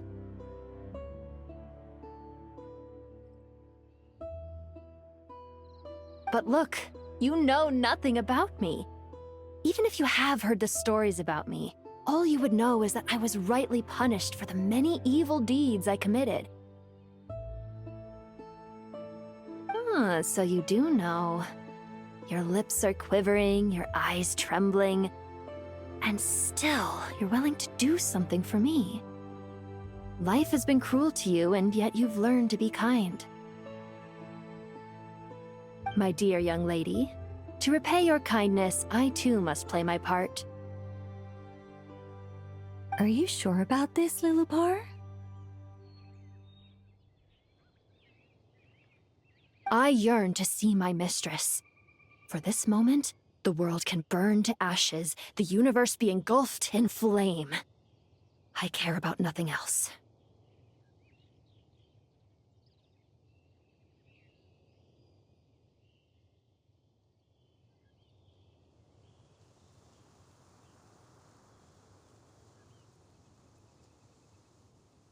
And you, Kale, I can give you a gift. You'll become just another ordinary human. But Miss Lilupar— My wish will be fulfilled, and I can die happy. Why would you wish for that? A long, unending life might seem desirable for one who has never possessed it, yet it brings torment to one who has. My remains are scattered across the yellow sands, but my soul can find no peace. Since you've promised to grant my wish, give me that release. Allow the dying to die, and let the dead rest in peace. You have my thanks. Kale, there's no pressure on you. What she said, it's all true. A wish is a genuine desire, after all.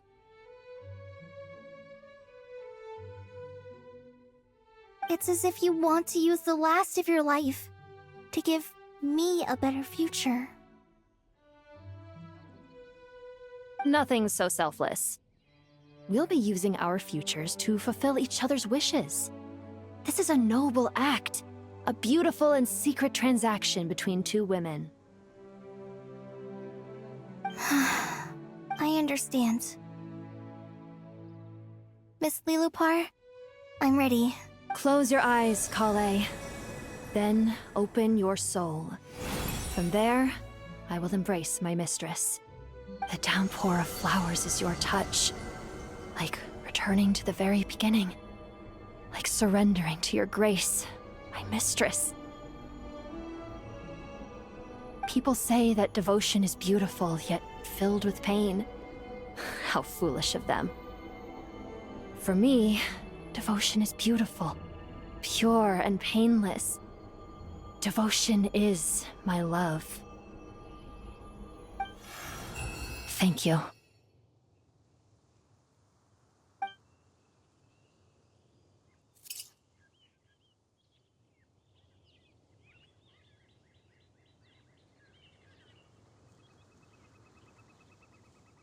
Lilupar!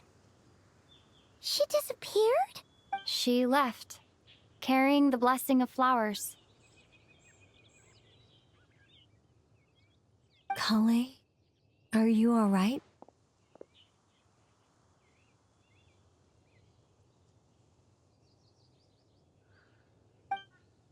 I'm fine.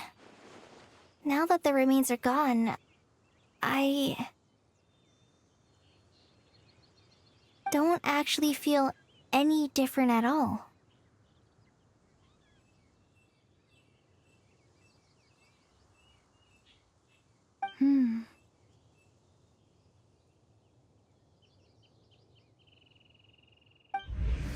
Those remains weren't hurting Kale. Not as she is now. They simply exist. Besides, I could sense a deep yearning within her.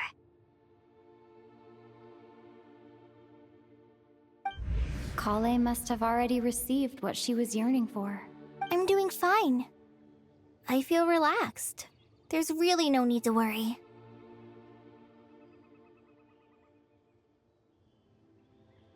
Then my wish has come true, too. To become ordinary?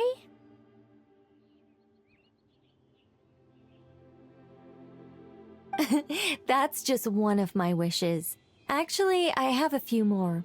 For instance... So between Miss Lilopar and me, you fulfilled 2 wishes already, and protected 2 people. Wonderful, isn't it? I feel so fantastically happy. I guess that settles things here. So what's next? What do you want to do when we get back to town? Clay, look who I've brought to see you. Hey, Kale! I heard you guys were holding some kind of secret event. How come you started without me? Huh? Oh no, it's nothing like that. We were just saying goodbye to an old friend.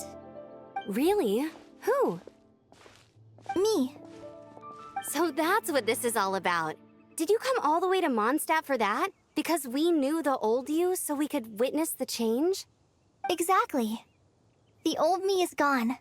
I puffed her into the air, and she became a fluffy pink cloud, floating into the sky, before disappearing forever. Do you think, maybe up in the sky, she has friends waiting for her with test tubes, flasks, and bows?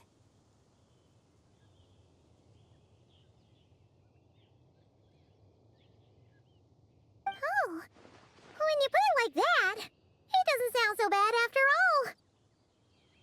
What do you think, Miss Nicole? I think... maybe that's right. At least, if it were up to me, I'd consider that a happy ending. Dear Sucrose, even though my childhood ended long ago, these past few days have really felt like growing up again. I've become stronger, and I feel like I can finally accomplish things by myself. Surely someone as mysterious as you will find a friend like this fascinating? Always growing, always thriving like a plant. I came to say goodbye to my old self. I know that after this, she'll be gone. Thinking about it makes me feel a little lonely. I know the weakness that kept me company will one day leave me too. But somewhere in my heart, I feel a great sense of joy. It feels like I've always wanted to take this step. To walk towards the new me.